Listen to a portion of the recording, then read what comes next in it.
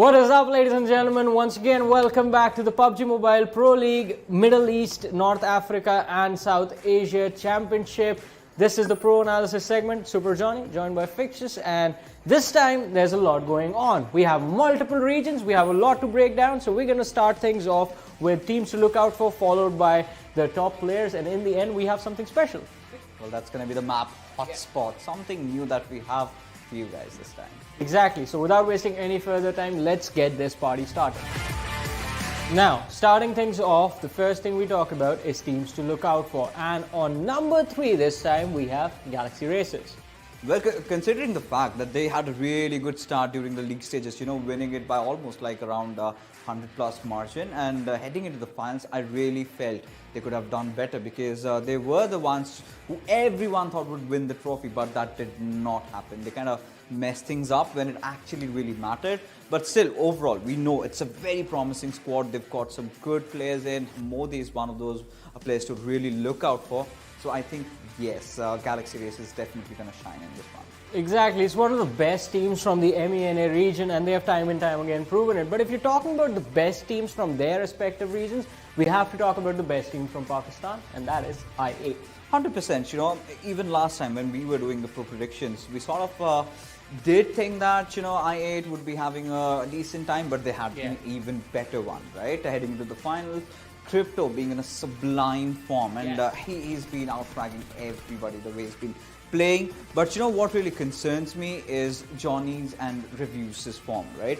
If they start clicking together, I think I8 is going to be a force to be reckoned with. And I think that is something that we see them struggle with in this recent PMPL South Asia Season 3, but the team did improve. Yes. And it is going to be a journey of improvement for the team. But talk about the journeys. On number 1, ladies and gentlemen, we have a team that has just started its journey, but they are looking really, really solid already, and that is Wizzes with Vibes. 100%. The Cinderella story being really alive over here. Yes. The way they have been playing, that was a clutch, right? Towards the very last day, they were not even in contention for the first spot, but the final day being so good and getting the chicken dinner, winning the tournament, being leveled up in terms of points. With, of course, Dead Eyes, this has been a dream run. Like, you enter the major leagues and you start winning it, and you've started feeling yourself. The confidence is on a different high right now, and this is what I'm going to expect from them. And you've got the players, Rules, Delta, everyone just contributing to the betterment of the squad. I think we're going to be looking at a really good performance from these lads. Exactly. I mean, these teams have been incredible in their own right, but a few honorable mentions. I mean, these are going to be the obvious ones, starting things off with DRS taking on the competition. I mean, the team definitely has quite a lot to prove for themselves with the way things went in PMPL South Asia Season 4, and it is going to be a lot of fans hoping that DRS walk away with the trophy in this one, but only time will tell what is going to happen. They're pretty moody, right? If they feel like having a chicken dinner, they just get it, right? That's as easy peasy for them. And on the other note, they've already qualified for the GC by the points that they were already accrued for themselves. But more than DRS, I really want to see as to how Dead Eyes, or rather Vibes, perform, because you're not talking about a team like Vibes. We know this is a team that can have the caliber to go really big. The chicken dinners that they get, that 17-18 kills every single time. But the only problem that they've been facing so far is the consistency. If they can manage to maintain that, I think we're looking at a potential top 3 for them. Oh boy, there's a lot of interesting mixes in this championship, and it is going to be really exciting to watch what is going to happen when the action unfolds. But we've talked about the teams, now it's time to talk about the players. And as far as the individual players go, I think from the MENA region, we have to talk about Yusuf. Yeah, I mean, being the MVP of that tournament, that is something that no one ever anticipated in their wildest of dreams, right? YALLA had always been a team that focused a lot of positioning, but this time was something entirely different. They were getting a lot of kills for them. They were also getting a lot of position points. The early points that they did accumulate for themselves, they did manage to hold it out in the very end, and he also did play a very important role in that. So for him to play in a different region, that's the biggest question. How is he going to fare off against the South Asian teams? But apart from that, I think I really have big hopes on this lad. Exactly. I mean, he has a lot as you said, I mean, you are hoping to see quite a lot from him. The fans are hoping to see quite a lot from him, and I believe YALLA Esports are going to be relying quite heavily on him as well.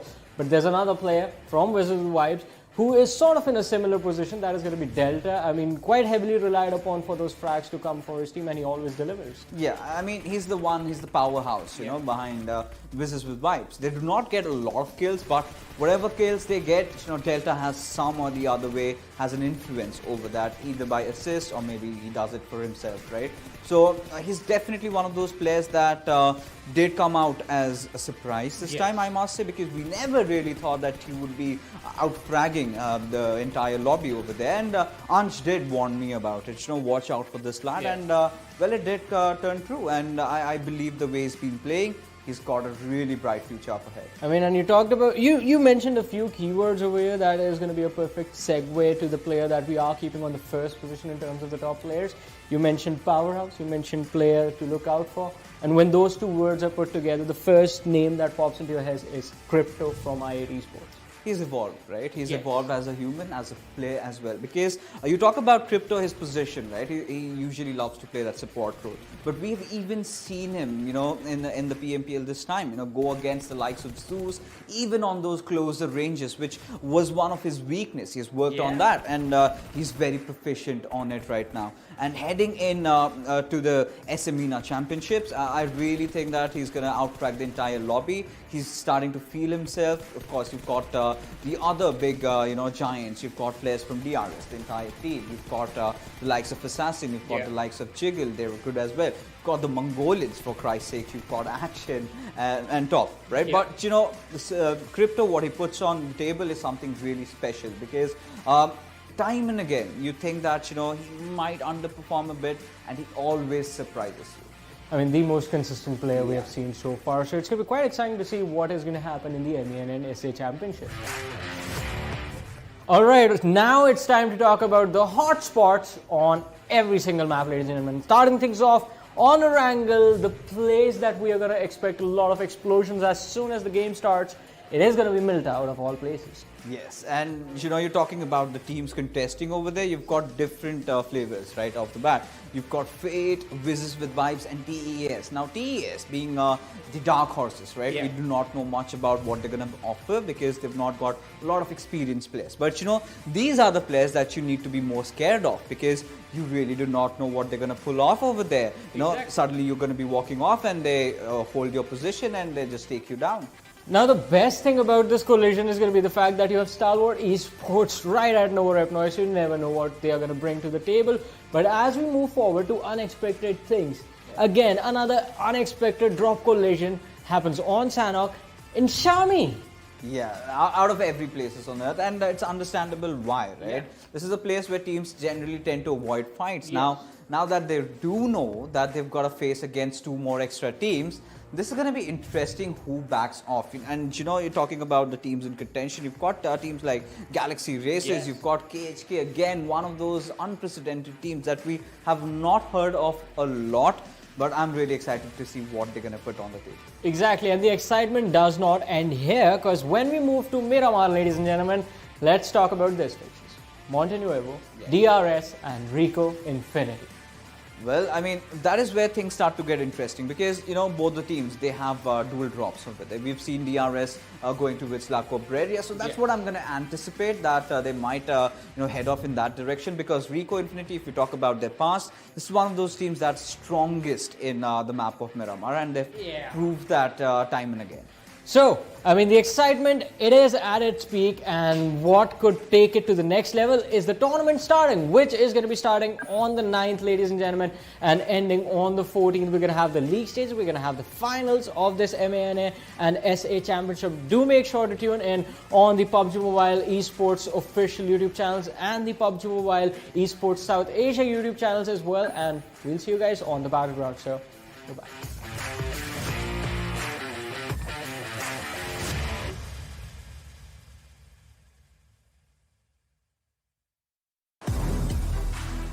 Hello everyone, फेरि पनि सबैलाई स्वागत छ। हामी आज गर्नेवाला छौँ special interview. PMPL season 4 त सकिएको छ, बट नेक्स्ट स्टप रहनेवाला छ साउथ एसियन मेना च्याम्पियनशिप, एन्ड देन त्यसमा जानेवाला छ विनर भएर विजेज विथ भाइब। त्यो टिमबाट हामीसँग प्लेयर रहनेवाला छन् आज जो रहेको छन् डेल्टा। स्वागत छ। Thank you so much. Okay, हामी कन्भर्सेसनलाई सिधै अगाडि बढाउनेवाला छौँ। म सिजन 4 को जर्नी बारेमा जान्न चाहे। विजेस विथ भाइबको एज लाइक जित्ने, अलिकता खराब फर्म पनि रहेको थियो, ट्रफी पनि उठायो, सो मिक्स फिलिङ रहेको थियो एज अ अडियन्समा पनि। बट टिमले के एक्सपिरियन्स गर्यो थियो यो पिएमपिएल सिजन 4 मा? हामी चाहिँ पिएमपिएल फर्स्ट टाइम पुगेको हौँ र सब प्लेयरहरू पनि नयाँ थियौँ पिएमपिएलको लागि। अनि हामीलाई कम्प्लिटली न्यू थियो लबी फर्स्टमा। पछि हामीले एडप्ट गर्दै गर्दै हाम्रो गेम राम्रो गर्दै गयौँ। जस्तो कि फाइनल्समा फर्स्ट दिनमै फर्स्ट 2 गेम्स चाहिँ हाम्रो 0-0 पोइन्ट थियो। अनि थर्ड गेमबाट हामीले आफूलाई मेन्टल्ली र फिजिकल्ली बुस्ट गरेर आफ्नो बेस्ट दियौँ र हल्का भयो नि पोइन्ट आयो फर्स्ट डेमा। सेकेन्ड डेमा we were finally prepared and ready for the race. अनि हामीले आफ्नो बेस्ट दियौँ अनि हाम्रो राम्रै पोइन्ट आयो। एन्ड थर्ड डेमा चाहिँ हाम्रो फोर्थ गेमसम्म पनि होप थियो #1 हुन्छौँ भनेर। अनि हामी यतिकै #1 छोड्ने छैनौँ भनेर। अनि हामी ढुक्क पनि थियौँ मेनाको लागि चाहिँ फिक्स नै भइसक्यौँ भनेर। अनि फिफ्थ गेम फाइनल डेको फिफ्थ गेम हाम्रो ठिकै नै गयो। अनि last game we gave our best. अनि त्यही हो, आफ्नो एउटा मोटो थियो हाम्रो टिमको, द्याट एक्सपिरियन्स भन्दा ठुलो पर्फर्मेन्स हो। अनि वी पर्फर्म अनि पिएमपिएल जित्यौँ, त्यही हो। ओके, पिएमपिएल जित्यो, एकदमै क्लोज कल रहेको थियो। सो विनिङ मोमेन्ट के चलिरहेको थियो? टिम्सको डिस्कसन के चलिरहेको थियो अथवा म्याच सकिएपछि पनि टाई कन्डिसन रहेको थियो? के कुरा भइरहेको थियो टिमको प्लेयरको एक आपसमा? हाम्रो चाहिँ सब गेम सकेपछि चाहिँ हाम्रो कोच ओनर हाम्रो ज्याकवार गगन दाईले चाहिँ हामीलाई बुस्ट गर्नुहुन्थ्यो आफ्टर एभ्री गेम कल गर्दै कि यो जर्नी यतिकै सकिन्न, हामी जित्न सक्छौँ भन्दै हामीलाई बुस्ट गर्नुहुन्थ्यो दाईले। अनि त्यही बुस्टले अनि मेन्टली हामी प्रिपेयर्ड भएर नै हामीले जितेको हौँ, यही हो। ओके, थोरै नर्भसनेस भए पनि समहाउ टिमले चाहिँ क्लच गरेर अनि टाइटल आफ्नो नाममा गर्यो। बट अबको अगाडिको खतराको बारेमा म कुरा गर्न चाहे। त्यो रहेको छ मेना च्याम्पियनसिप, अभियसली साउथ एसियन मेना च्याम्पियनसिप प्रिसाइजली भन्ने हो भने। यहाँ नयाँ टिम्सहरू रहनेवाला छ। सो त्यसको लागि के प्रिपरेसन चल्दैछ? किन भन्दा टिम्सहरू त कम्प्लिट नयाँ हुन्छ, जोसँग खेलेको छैन अथवा जसलाई पहिला देखेको छैन। हाम्रो त्यही हो, हाम्रो ड्रप क्लास हुन्छ। अनि हामी चाहिँ अब नयाँ ड्रप पनि ट्राई गर्दैछौँ। नयाँ स्ट्राटेजी हुन्छ, नयाँ रोटेसन हुन्छ, नयाँ गन फाइट हुन्छ, सब न्यू। अनि टिम्सहरू पनि डिफ्रेन्ट भएका कारणले हामी प्र्याक्टिस गर्दैछौँ अनि ग्राइन्ड गर्दैछौँ। ओके, सो प्रिपरेसन चल्दैछ मेना च्याम्पियनसिपको लागि। एन्ड एउटा कुरा अभियस भइसकेको छ कि अब टप 4 टिम्सहरू चाहिँ ग्लोबल च्याम्पियनसिपको लागि जानेवाला छन्। पिएमसी जित्यो, पिएमपिएल जित्यो, अब मेना च्याम्पियनसिप जितेर ग्रान्ड स्टाइलमा इन्ट्री मार्ने राम्रो मौका पनि रहेको छ। सो WZVले के सोचिरहेको छ यो सब स्लट्स एन्ड सो अन लिएर? हामी चाहिँ सक्दो हार्डवर्क गर्दैछौँ, ग्राइन्ड गर्दैछौँ र मेना पनि जित्नलाई ट्राई गर्नेछौँ। We will give our best, त्यही हो। ओके, सो योभन्दा एउटा राम्रो इक्जाम्पल कुनै पनि थिएन होला सायद पुरानो इतिहासको कुरा गर्ने भने, जुन WZVले सानो टाइममा गरेर देखाएको छ। त्यसको लागि त भनौँ न मनबाट नै प्राउड फिल आउँछ यो टिमलाई हेर्दा पनि। फ्यान मेसेज केही दिन चाहनुहुन्छ भने आफ्नो टिमको supporter and obviously family and so अनको लागि? त्यही हो, अहिलेसम्म पनि जति सपोर्ट गरिदिनु भयो त्यसको लागि धेरै धेरै धन्यवाद। अनि अझै पनि सपोर्ट गर्दै जानु होला। यो जर्नी यही सकिनेवाला छैन, अझै लामो छ जर्नी। हामी हार्डवर्क गर्नेछौँ र आफूले आफूलाई प्रुभ गर्नेछौँ। अनि जिसीको लागि पनि हामी लड्नेछौँ। यो रहेको थियो हाम्रो छोटो मिठो कुराकानी पिएमपिएल सिजन 4 को च्याम्पियन टिम विजेस विथ भाइबको खेलाडीसँग, जहाँ हामी टिम्सको प्रिपरेसन अनि मेन्टालिटी के रहेको छ त अपकमिङ च्यालेन्ज द्याट इज मेना एन्ड साउथ एसिया च्याम्पियनसिपको लागि भनेर बुझ्दै थियो। यस्तै कुराकानी हामी फेरि पनि गर्नेवाला छौँ अरू कुनै टिमसँग। फेरि हामी भेटौँला, त्यति दिनको लागि आफ्नो ख्याल राखौँ।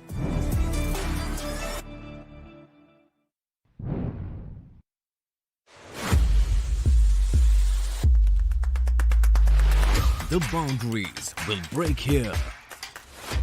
The biggest regions will come under one roof.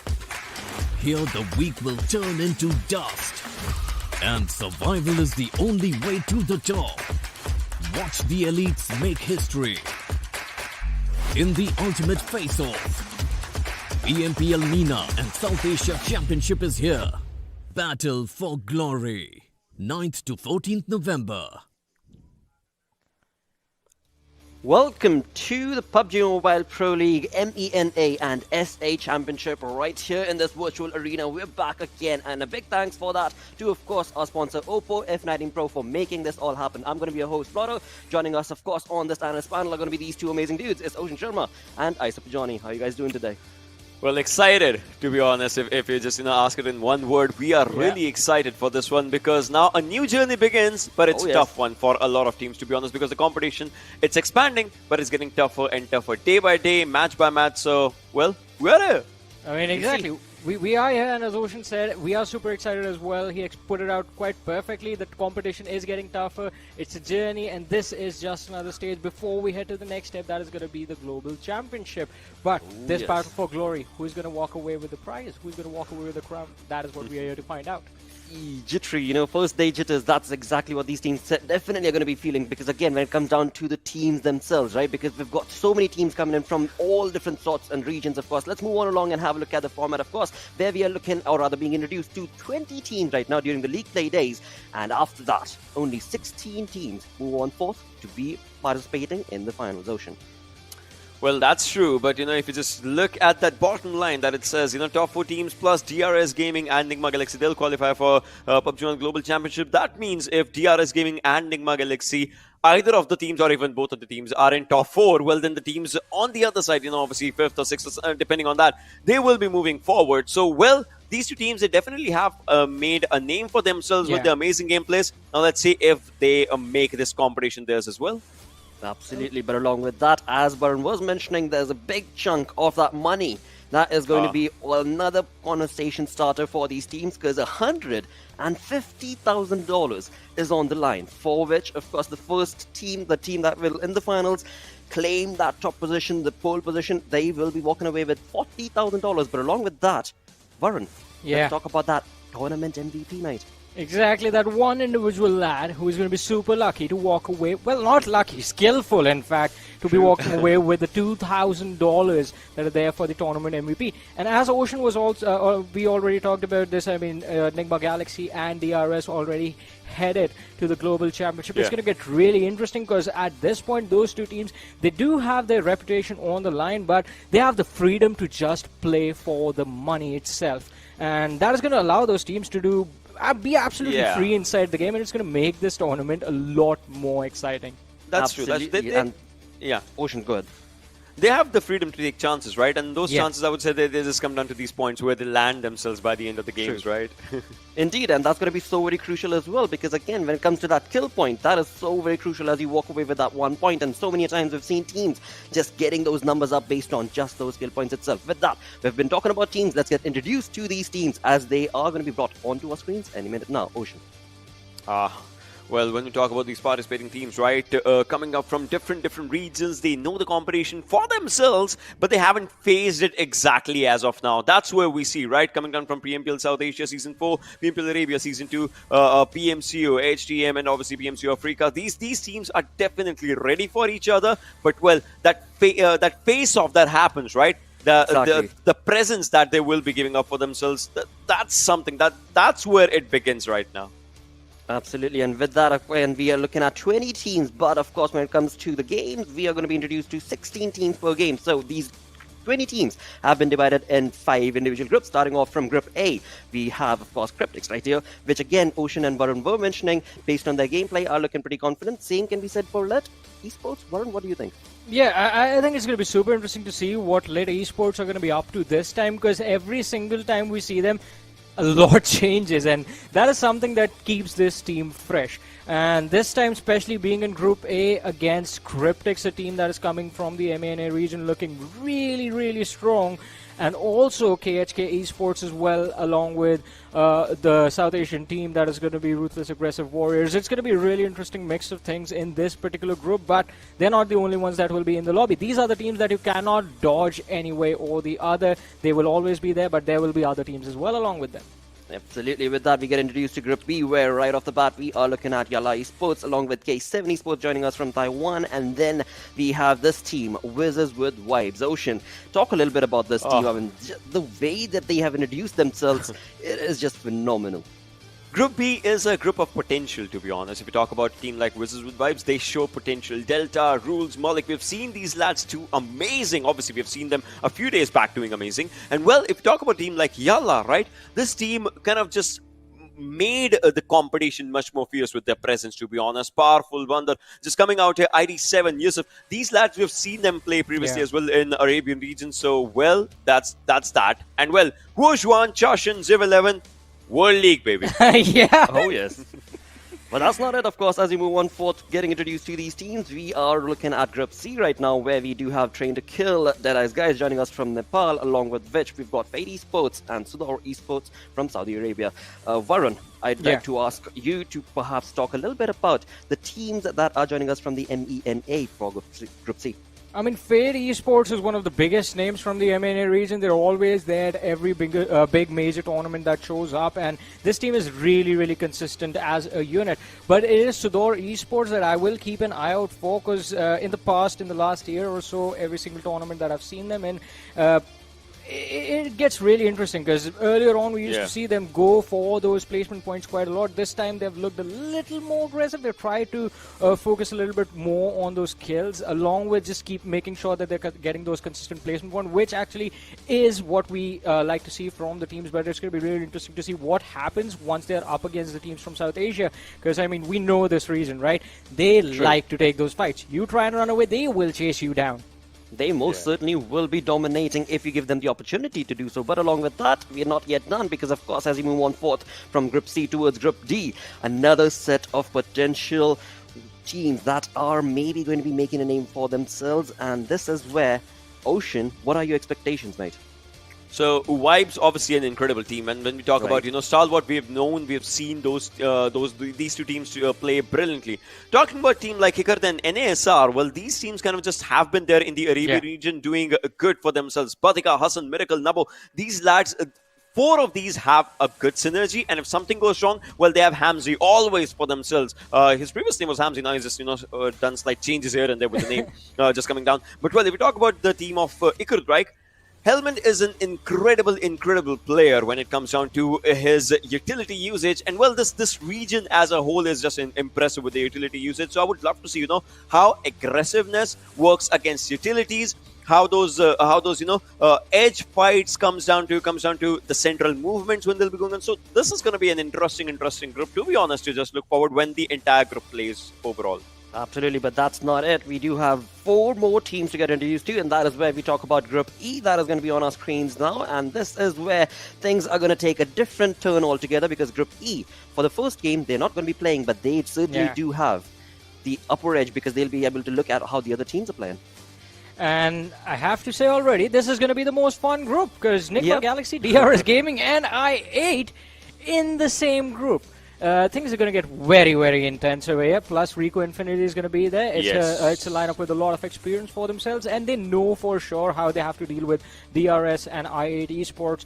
I8 definitely a team to look out for in this tournament, because I mean, as we always say, this is a team built on raw aggression, just like Stalwart Esports. And one of the teams that I know for sure from the MENA region that knows how to deal with this sort of playstyle, it is going to be YALLA Esports, because their positioning, their entire game plan in those team fights is always to not initially engage like we do see I8 and Stalwart do. They prioritize their position, they leave a few players behind, bait their opponents into an unfavorable spot, and then just pin them down from 2 different directions.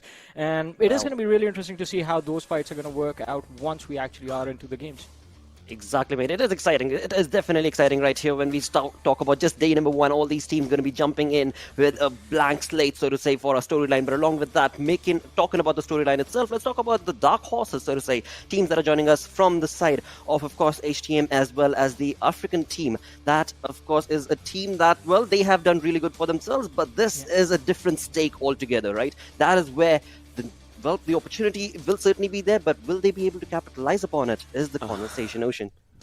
I don't know. So for Dark Horse, it's always about making a statement wherever they are, right? Right. It's always about not exactly proving themselves when it comes down to the lobby, but showcasing that yes, they are worth much more when it comes down to competition as it's increasing. Obviously, they are amazing teams on their region in their region when it comes down to the regional capabilities. But now, as soon as you enter a different territory, you kind of face a lot of things. It might be good, it might be bad, depending on how you're taking the pressure. First of all, right now they haven't played against each other, so it's a pressure of something out of the blue. And no doubt the other teams are facing that pressure as well, because they might not be knowing the exact strategies that these dark horses will bring, and hence they are dark horses. So maybe HTM.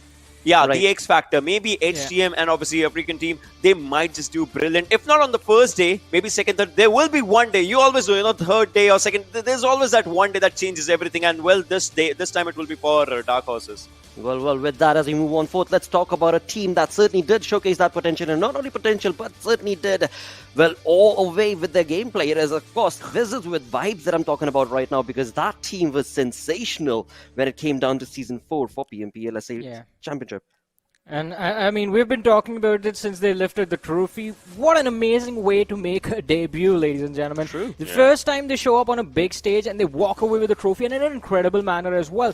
Remember before that last game when we were talking about who's going to be winning the PMPL SA, Wizzes with Wives were really far behind, but with that last game they were able to clinch away the victory, the trophy and everything. And this team is, in my opinion, a perfect team. Everyone contributes equally to every single win. I mean, the damage numbers themselves are pretty incredible. The survival times on Reaperbot and Delta just make sure that the team is consistently getting those placement points. And Malik and Rules, they are not too far behind, but they focus a little bit more on getting those kills and securing the frags for the team. So it is going to be really interesting to see what is going to happen to Wizzes Vibes Factor, if you remember, right? What I want to say is, during the PMPL finals, Wizzes Vibes, they were the X Factor, if you remember, right? True. This time, everyone is going to be prepped. I mean, so this is where, I kind of agree with this one. Plus, I have my own points as well. Just like you said, right? The team did really good. I get it. But talk about only one player's alive, maybe only two players are alive, and still they are just getting those points. I still remember it was some days first game when Delta was the last one surviving, and well, he was the one just getting in the top 3. Well, on the next game it was Reaper who was surviving, getting in the top 3. So they have done for themselves. If they know that they're vulnerable, if they know they don't have people for themselves, players for themselves to get them to good fights, they lay low. Even if it's a single person, right? He lays low, just stays on the back lines, and well, he bites when it will hurt the most, and well, he does that. He does that in a good way, and well, you remember Delta just coming down with the war cry, and well, just getting the final game for themselves. See, that sort of dynamic play when it comes to a team is so very important. Knowing where you stand in the match, and then just being able to dynamically switch your places from being aggressive to absolutely dominant, and still walk on with those kill departments as well as placing points. And that is where this team definitely outshone with the competition. Yeah. I mean, that's just how it is. But, so this is one thing. Look at this. First and second game for this team, right? That shows that this team would like to have a slow start if it comes down to it. But right now, this was obviously about the 18 games. Now, if we talk about obviously starting up now, but if we look at the journey of the finals that's going to be happening, that obviously is going to be just, 10 games. So if we talk about it, right, this time with 18 games, they kind of had a margin if they might have had a few bad games here and there. But now with the competition just growing, I don't see a margin. If you have to have a bad game, well, the next game should be so good that you kind of just forget about the bad game overall.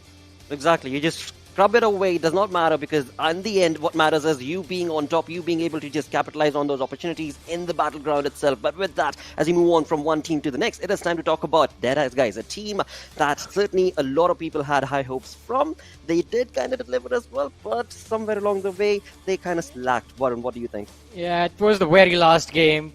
The last few games, in fact, the last day of the finals where Dead Eyes guys messed up, and they were off to a phenomenal start. On top, doing a really wonderful job during the entire tournament. Rated and Fraxer and Shifu just making sure that On Top was provided the necessary cover fire that he needed running into those fights and trying to secure all those frags for his team. But this time, Deadass guys, they need to be extremely careful, because the last time something we noticed going into the final day was they got a little too comfortable with how they were doing, and were well, basically caught off guard in every single team fight and throughout the last day itself. And as Ocean mentioned, we only have this time. It is going to be if they make it to the finals, they will only have to play 10 games. So they have to be quick with getting those points. And if they get a similar start to how they did in the PMPL SA finals, I mean, Deadeyes guys, they are looking really good if you just think about it. I mean, Johnny, so you said obviously, they got a bit too comfortable. I get it, but there were mistakes that were made as well. It was just about the way the competition was evolving against them. You remember there was such a brilliant game of Miramar. To be honest, I remember first day, second day they had good Miramars for themselves. Third day was just the only Miramar, and well, they kind of faltered down the way they were trying to play, and well, they could not. 16th position eliminations happening for the team.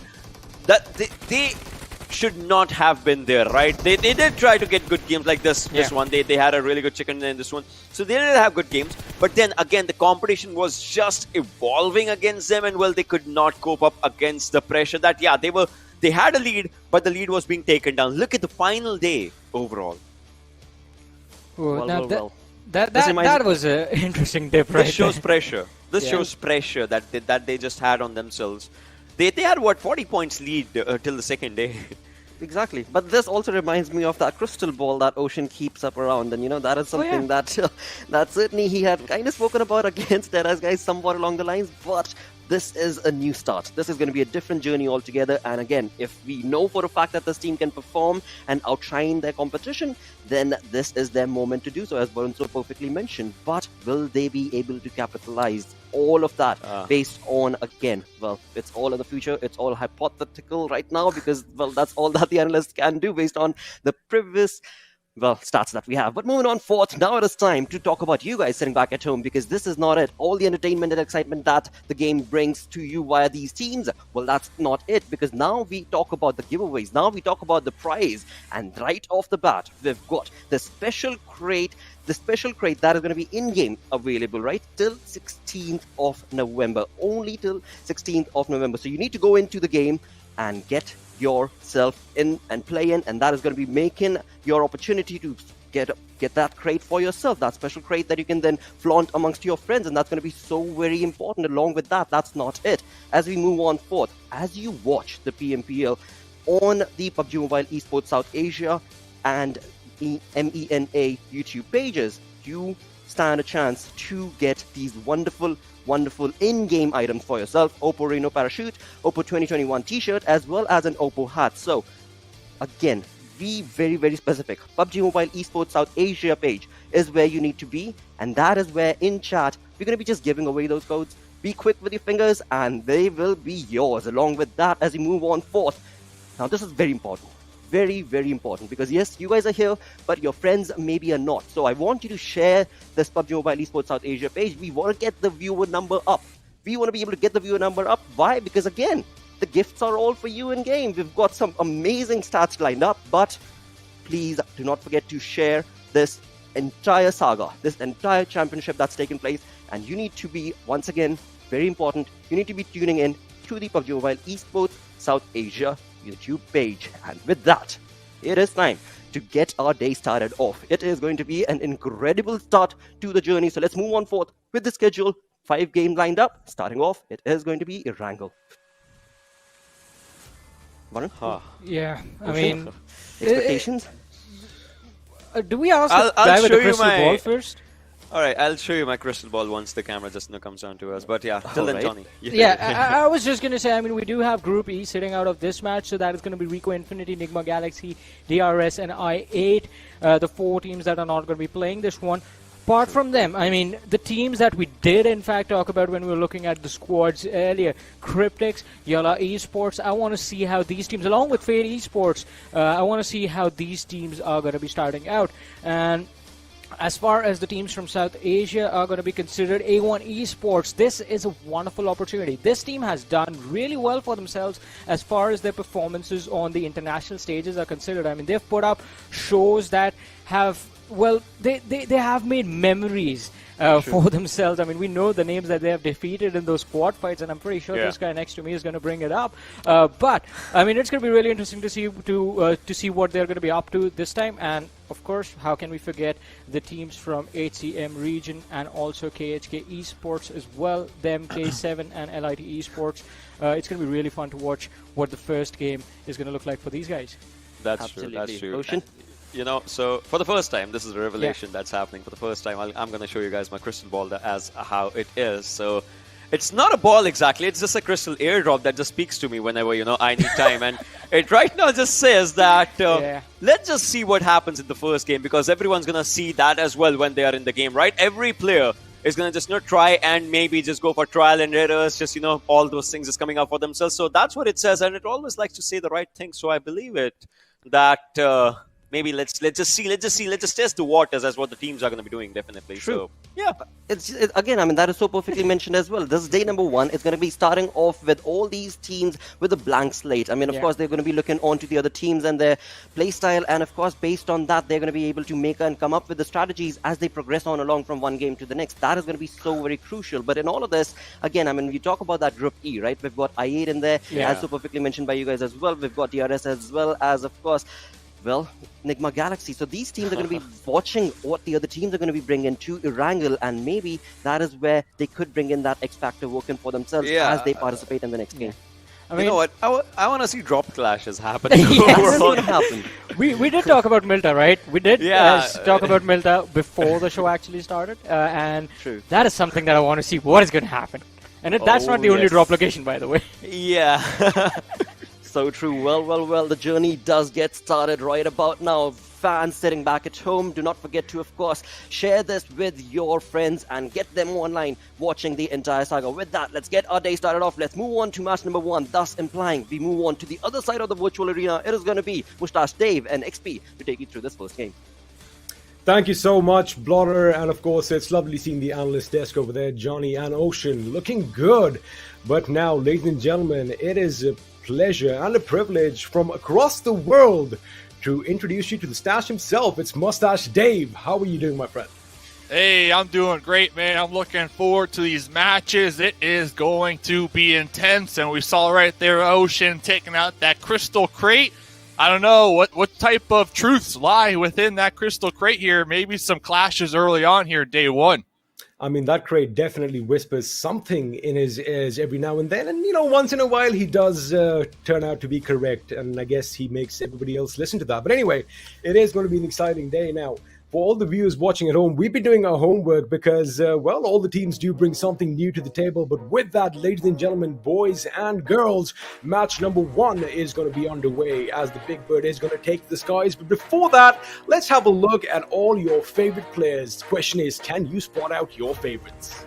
Hey, these players getting locked and loaded, ready to go, making sure those fingers are nice and warmed up, and we can see all their comfortable positions right now, a lot of different strategies. You got the pillow on the lap, you got the recline, Gotta have the pillow. 90-degree angle, so this is a really nice view here of the players preparing for game number 1.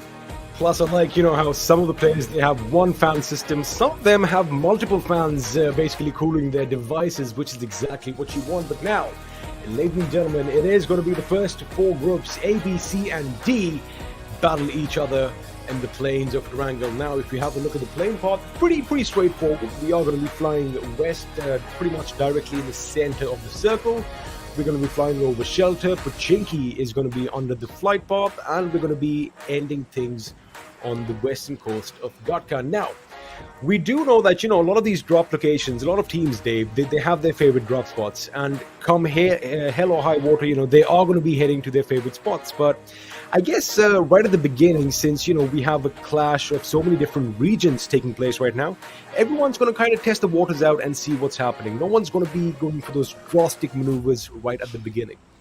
Yeah, I remember in the pre-show that we just had, they were mentioning that Fate Esports and Wizzes with Vibes might be dropping over there on Milta. So I'm really curious to see who will end up claiming that. It does look like Wizzes with Vibes will be the team to take that up for themselves for the time being. And okay, so Fate Esports actually pulling out last there towards the end of the flight plan. And to answer your question, like, that was exactly what I was looking for, because trust me, I love me a good old-fashioned hot drop, but when we get into a tournament like this with so much on the line, I just can't say it's worth it early game. I can't. Oh yeah, especially right in game 1, you don't want to, you know, show your cards and just have a little detrimental effect later on. But now, as you did have a look at the circle, it is going to be towards the north, which means all the teams down south are going to have to migrate sooner or later. And another thing, just to bring you up to speed on something. So Dave, in life we have a few things that are certain, right? Death, taxes, and Stalwart Esports always heading to military base, no matter wherever the plane path is, no matter how far they are from that island. These boys always love heading out to that military base, which I did see them there earlier. But right now, of course, we do have big names on our screens, ladies and gentlemen. LIT Esports, earlier known as TES Esports, and well, one of the better teams to come out of Taiwan, Dave. Lit. They're lit right now over here in Shelter. It looks like they got a couple vehicles to work with, and that's going to be the name of the game here early on. You want to capture as many vehicles, as much utility as possible. Like you mentioned, especially with this zone all the way out there to the north. You got Severny in play. It does look like we have, Train to Kill taking up that power position real early on and kind of doubling them back. Military base, it's full of loot. It's a good spot. But with this zone, your options, maybe take a boat all the way around. That'll be extremely risky. We know boats, they blow up in a couple bullets. The bridges, they might get gatekept, and it all comes down to how much studying, how much intel these other squads have. Right? They prepared to possibly gatekeep teams that they know for a fact aren't going to be in circle number 1. Yeah, and it all depends on, how much homework all these teams have done, as you exactly mentioned right now, because, everybody does have an idea that, all right, I'm going to assume or anticipate that, so-and-so team is going to be in such and such place. So that is, of course, all going to be a given. But what's going to be exciting is, so I love the fact that, we have continents colliding now.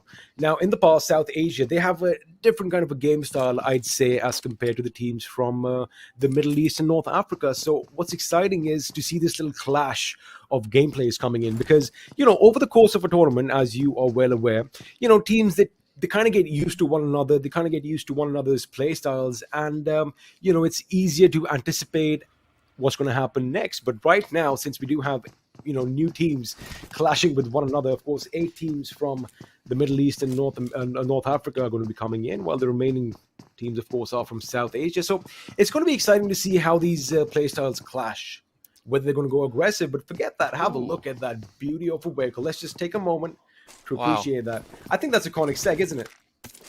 Oh, wow. Yeah, just look at that. The doors, the butterfly doors. You know you're going to win the game if you're driving that bad boy around here. That's just Plus a fact. 100 points.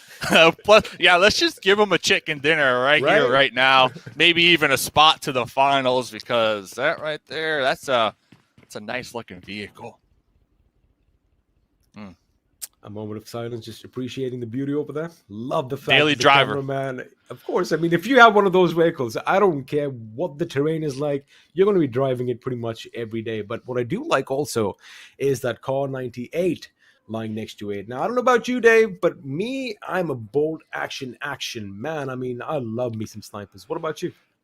Yeah, trust me, I like a good old-fashioned bolty here and there, but when we talk about competitive, we just don't see it that much. A lot of these players, they tend to favor the M4 and the UMP, that nice combo wombo, and recently with the ground spawn, at least I've noticed the M249 becoming kind of a popular meta weapon here. So, I don't know, bolty, I'll let you hold on to the bolty. Good luck hitting your shots. I think I'll stick with my M4 spray. So, getting into this game, it looks like Vibes got an interesting little split. They got one of their squad mates across the Roshawk Inlet, looking to possibly scout out a new position just to bone steady. And you're talking about all these regions clashing. I know a couple of these teams, they had the opportunity to kind of play in other lobbies to prepare for these matches. But one team, when I was trying to do my research, I didn't notice them was YALLA. So I'm really curious what YALLA Esports will be able to do here today, kind of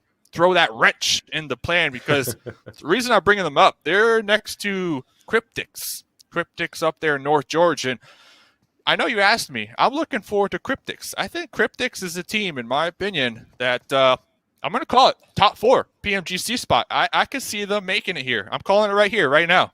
All right, I'm not going to go against that. Definitely one of the strongest teams in this tournament so far. And, just to brush up on YALLA Esports. Now, these guys have been playing together for a long time. I mean, I remember them from the World League days. You know, I mean, these guys have been at it.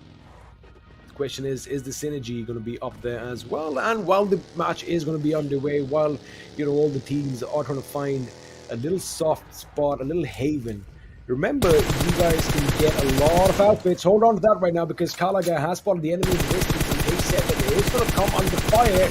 However, they are going to be in the blue right now, because a lot of the shots did not connect, and of course those vehicles are going to provide you with the cover. But there you have it, Dave. 7 minutes, almost 30 seconds in the game, and we finally have the first few shots let loose. Yeah, look at that power pose, by the way. That's how you know you're gaming here. So K7 looks like they're going to be taking up this spot here, using these walls as cover, doing a little bit of jumping around to try to get as much intel as possible.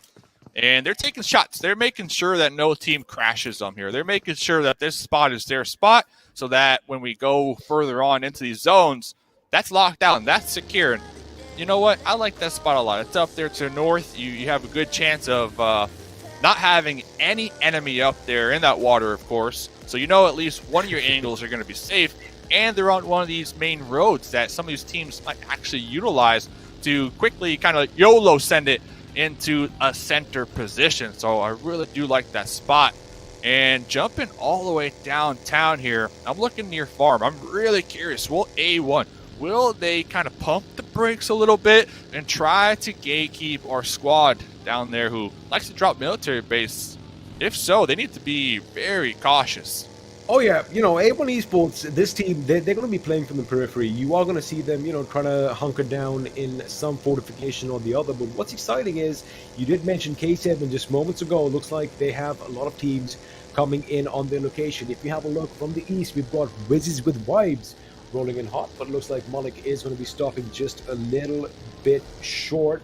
And, well, they're going to be holding on towards the edge of that circle. And as the circle is going to get little smaller, it is going to be imploding in on Severny. Now, we did see T2K in the city itself early on, so, you know, they're going to be hunkered down. However, they're going to have a lot of teams coming their way, and talking about teams coming their way, Jane is going to be unloading on Kalaga, and of course, the first knock is going to come underway, and just as Jane gets the knock, he gets taken down instead by Ikerd, and now it is all open. Finally, the first few casualties, Dave. I'm excited. I need some more action.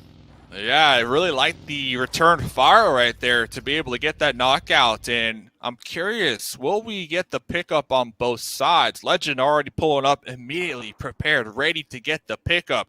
The question is, though, will that player out there in the distance kind of just bleed on out? Because they are in the open, essentially. Well, shots are being fired, and Deadeye's guys are going to be driving past as well. Just a little cavalcade in the distance, trying not to get in anybody's way. Of course, there's action already breaking out. You have a few options, like, do you go in for the fight or do you run away? But it looks like they are going to be in the fight, as Shifu Sir has been taken down, and now Hojuan is going to make sure that he's put in the ground, as well as multiple fights are going to be breaking out in close vicinity to one another, as T2K are going to be getting back to some cover. They do have this warehouse, which they are going to be calling home. Man, Ikerd almost did a devastating blow on them, but it does look like they have lost one member apiece, and they are going to be happy with that situation right now. Yeah, it seems like they got the pickup, and they popped in that buggy. They flexed out just a little bit to try to secure that kill point here, and immediately popping back. I mean, look at their spot. They got a nice 2-2 split going on right now, dead center for the most part. So they're pretty much waiting to see if they do get blessed in the next circle, which is, you know, highly likely. I'm looking at Wizzes with Vibes, though. They've been slowly kind of just crawling their way in on that edge up there to the north, and it's only a matter of time before they're in a nice position to possibly third-party this engagement. You know what's working for K7 right now? I feel like, you know, they're going to be in the thick and thin of all the action. Hold on, let's have a look at that replay, because we did see Hojuan just relentlessly spraying bullets, and there you have it. That M4, Dave, coming in handy, switches to the DP28, and is going to make sure he puts his enemy 6 feet under. Now, that is what this game is all about as an AUG. is going to be dropping from the heavens above. Now, again, just quickly coming back to K7, they are in a good position. However, you know, the fact that you mentioned Wizzes with Vibes are crawling in, almost creeping in towards their prey like predators, you know, that could get problematic sooner or later. But it looks like A1 Esports is coming under fire, and it is going to be SDR who's going to be doing all the dishing. We got Cryptics over here just hugging the blue zone, all on their pathway in. Shooting range, wide and clear. Free terrain here. So they should be able to leapfrog and play their time here. I was talking to El Chapo, and they told me their game. Ooh, we'll get back to that because nice little run over right there to secure the point. That's A1 Sinister. Roadkill.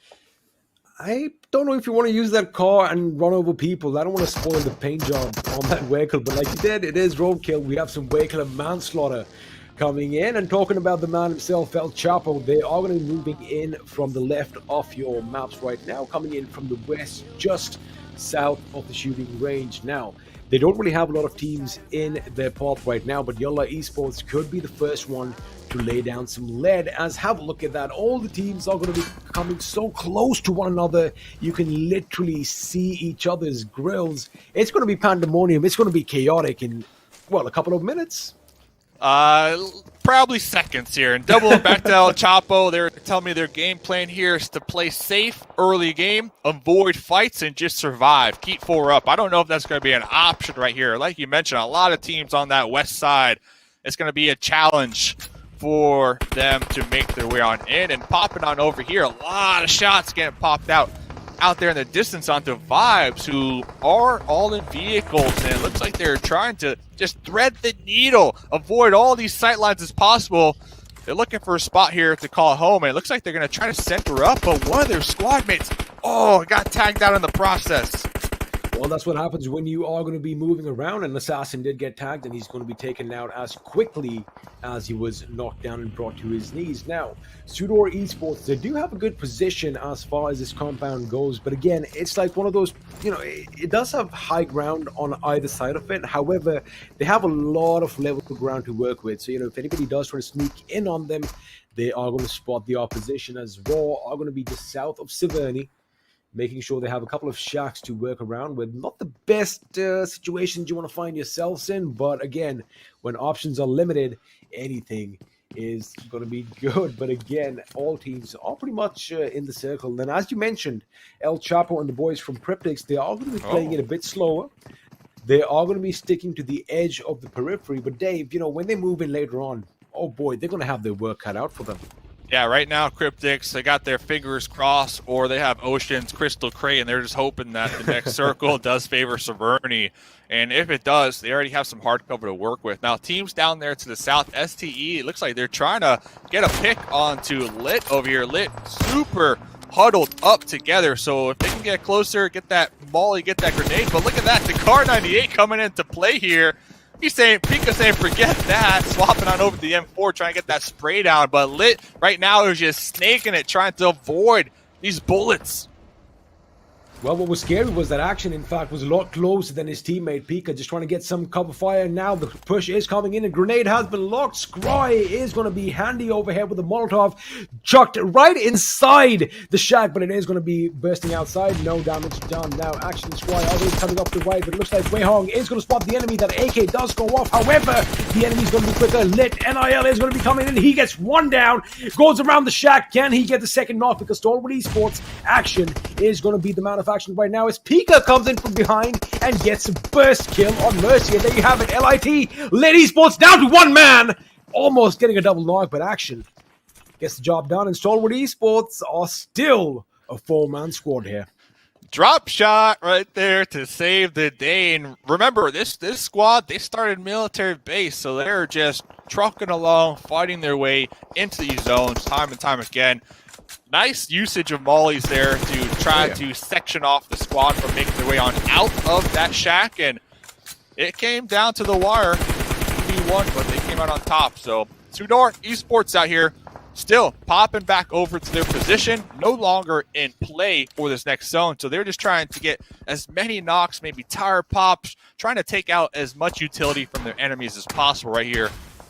I think as far as damage dealt or, you know, shots fired, SUDOR Esports definitely are going to be up there. But right now, YALLA Esports' Yusuf is going to be fighting the enemy as Cryptics. Chapo is going to be down on his knees. Now, he did lob a couple of grenades trying to get the enemy off guard, but his teammate from behind, Bunder, comes in from distance and is going to make sure that Cryptics are going to be at the receiving end of things as Lazy Boy goes down as well, which means Dave Marshall is the last man standing for Cryptics. This is not looking good for El Chapo and the boys.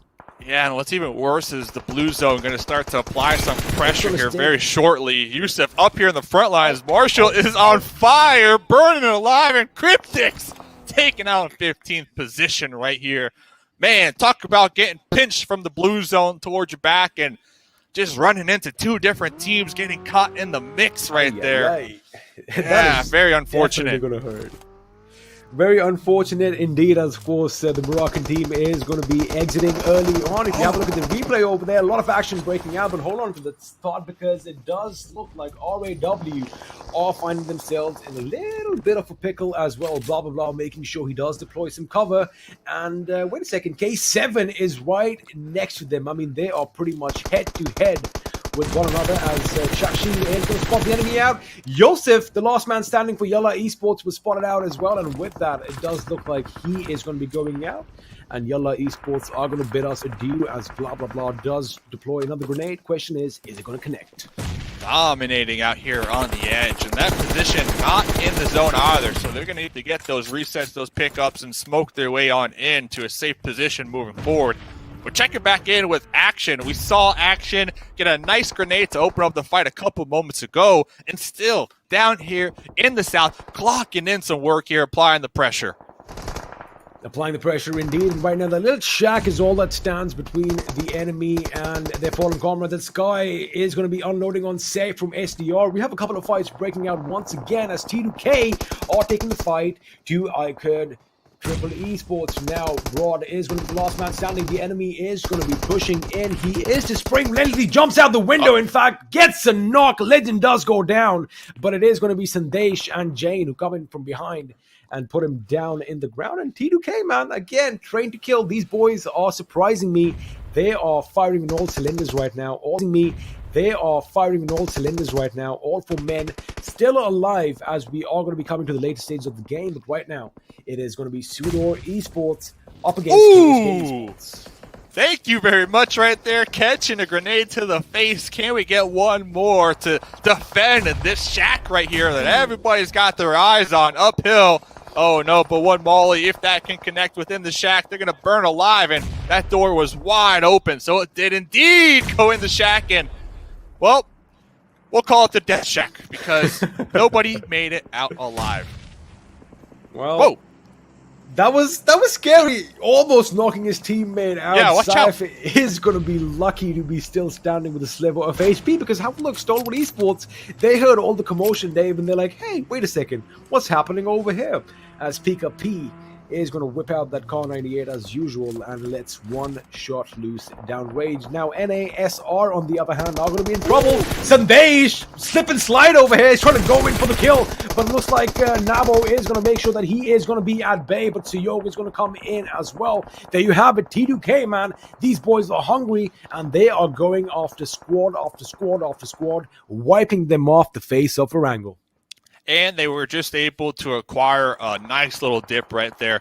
Now, I would have liked to have seen just the full up, drive up right there, try to get that run over instead of popping out, trying to take some shots. But at the end of the day, they came out on top. They're using their numbers to their advantage, and they got a ton of kills to go with it. And talk about a ton of kills, Stalwart Esports down here in the south just racking up all the kills, getting into fight after fight here. Let's see, can Action get another grenade off? No, Action actually going to be catching the grenade themselves. Oh, man, that was a good grenade over there. Scry getting out of harm's way in the nick of time as Al-Shamri is still going to be relentless with those bullets. Another grenade over here might just do the trick, but it's Scry who took himself out, Dave, and now SUDOR Esports, all they have to do is pick up the pieces and get a few points for themselves, which they have done right now. Again, a little bit of a mishap coming in from Stalwart Esports as Scry just pretty much fried himself up.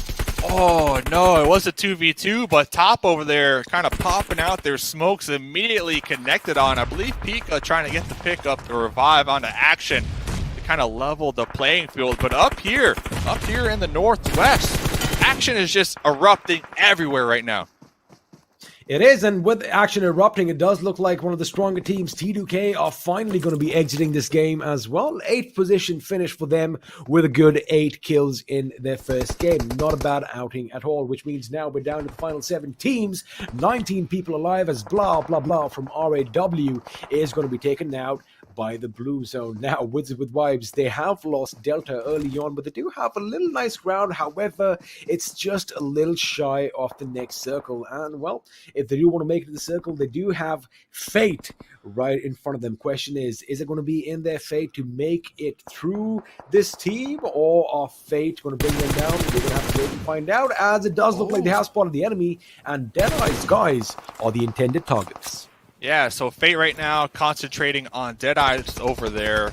This might be a good opportunity for Wizards with Vibes to kind of pop up, try to third party from behind. Wizards with Vibes, they're going to have to fight now. This whole time they've been playing it nice and slow. We see them with 3 kills. They've been playing the edge, but now is their moment to shine as they need to make that breach into the new zone. Well, the breach is going to be coming in sooner or later. Now, they don't really have a lot of options, right? Because if you have a look, they can't really go left because it's open terrain. As 6'9" Boy is going to find Frag Boy, and looks like he's going to be found out instead by True Love, but he is going to get into cover in the nick of time as Malik is going to be taken down by Chari elsewhere. Now, Frag Boy, he is going to be relaying some important, information as to the positions of A1 Esports, but again, these positions are already known, and you know what it is, one good grenade could be devastating for either party, as Deadeye's guys are getting decimated right now, as it does look like Fate are going to be joining in the party as well. You know what he was saying? He was saying, hey, team, they're right here on this boulder. They're right here. they're right here. Come and get them. Where's the send? Save my life. And it looks like they were able to use that knock and actually rotate around them. So A1 right now playing this one really smart, but they need to avoid the sightlines from across the way, because SUDOR right now trying to get some grenades right on top of their smoke pile. So the tables just might have turned as Wizzes with Vibes. Oh, they were not able to make their way into the zone over there. We saw them taken out. Again, you are going to be playing at the edge. You have some pros and you have some cons, and the biggest con is a lot of teams are going to gatekeep you, but of course they are going to be exiting the teams. Now, Deadeye's guys are going to be one man standing. Can True Love get a revive on his teammate, as it did look like Ragnarok was going to be firing uninterrupted, but from the distance he was taken down, and True Love is now going to be opening up on A1 Esports. In fact, a caught-on grenade was what did them in, Dave. 3 kills, I do believe, with that one big boom. True Love, sir, right there. I don't know if they're going to be feeling the same way after getting them taken out right there. So looking at the numbers, Fate Esports, the only team with 4 up right here. They're up there towards the north, and they also have a nice boulder with some high ground.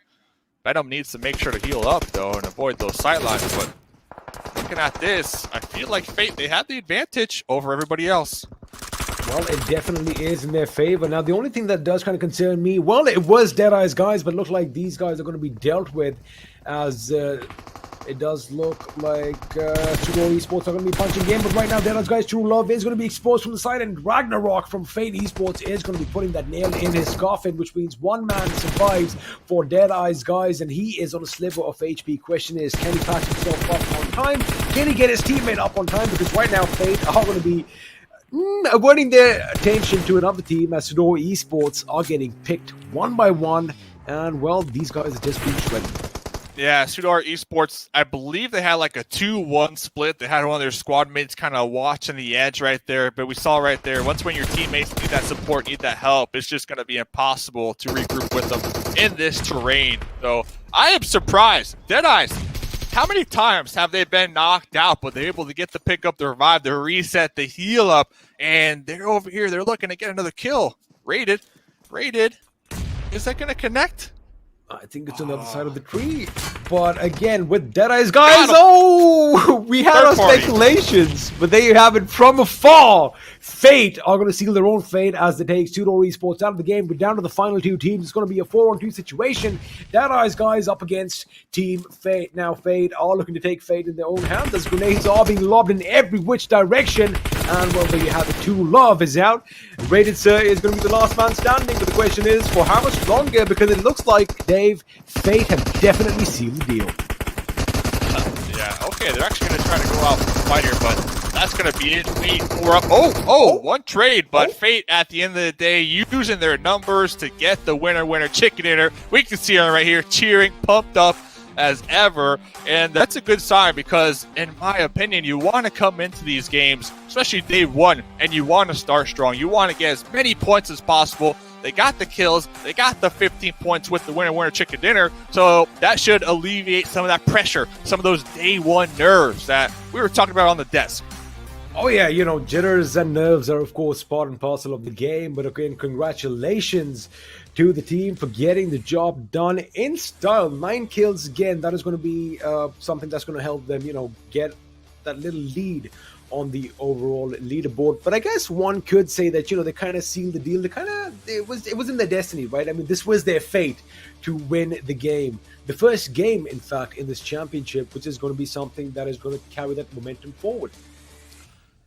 Well, ladies and gentlemen, that was game number 1. Don't go anywhere. We got a ton more PUBG Mobile coming up after the break.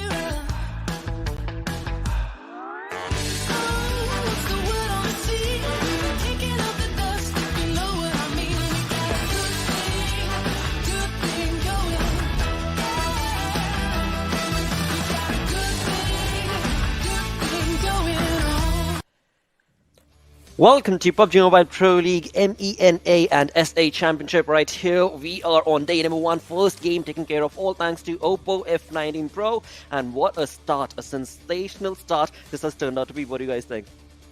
I mean, do you want to take this first?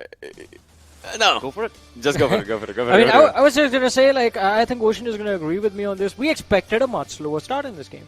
We did not expect the action to break out the way it did.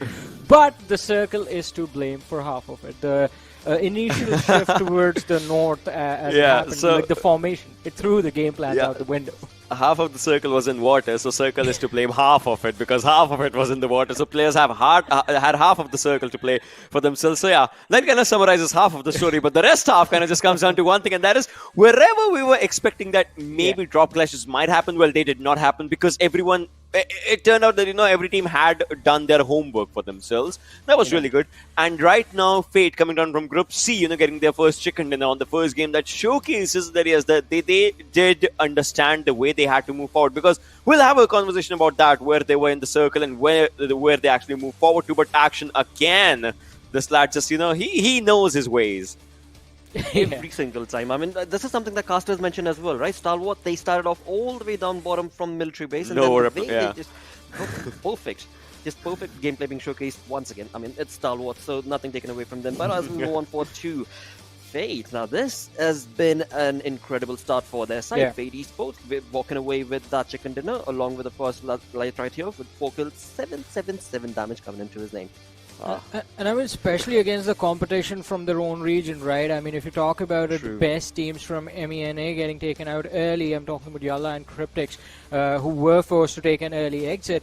Fate Esports and SUDOR, for both of them, this is a start that they need to make sure sort of the momentum carries forward towards the matches they're going to play next. And it was an incredible performance from them, especially in that final fight. The positioning, the way they were slowing things down. As soon as one of their lads would get knocked out, they would just step back. They would give space to DE to do whatever they want until they would get their own teammate back on their feet and then move in. Johnny. It was like the pacing was perfect.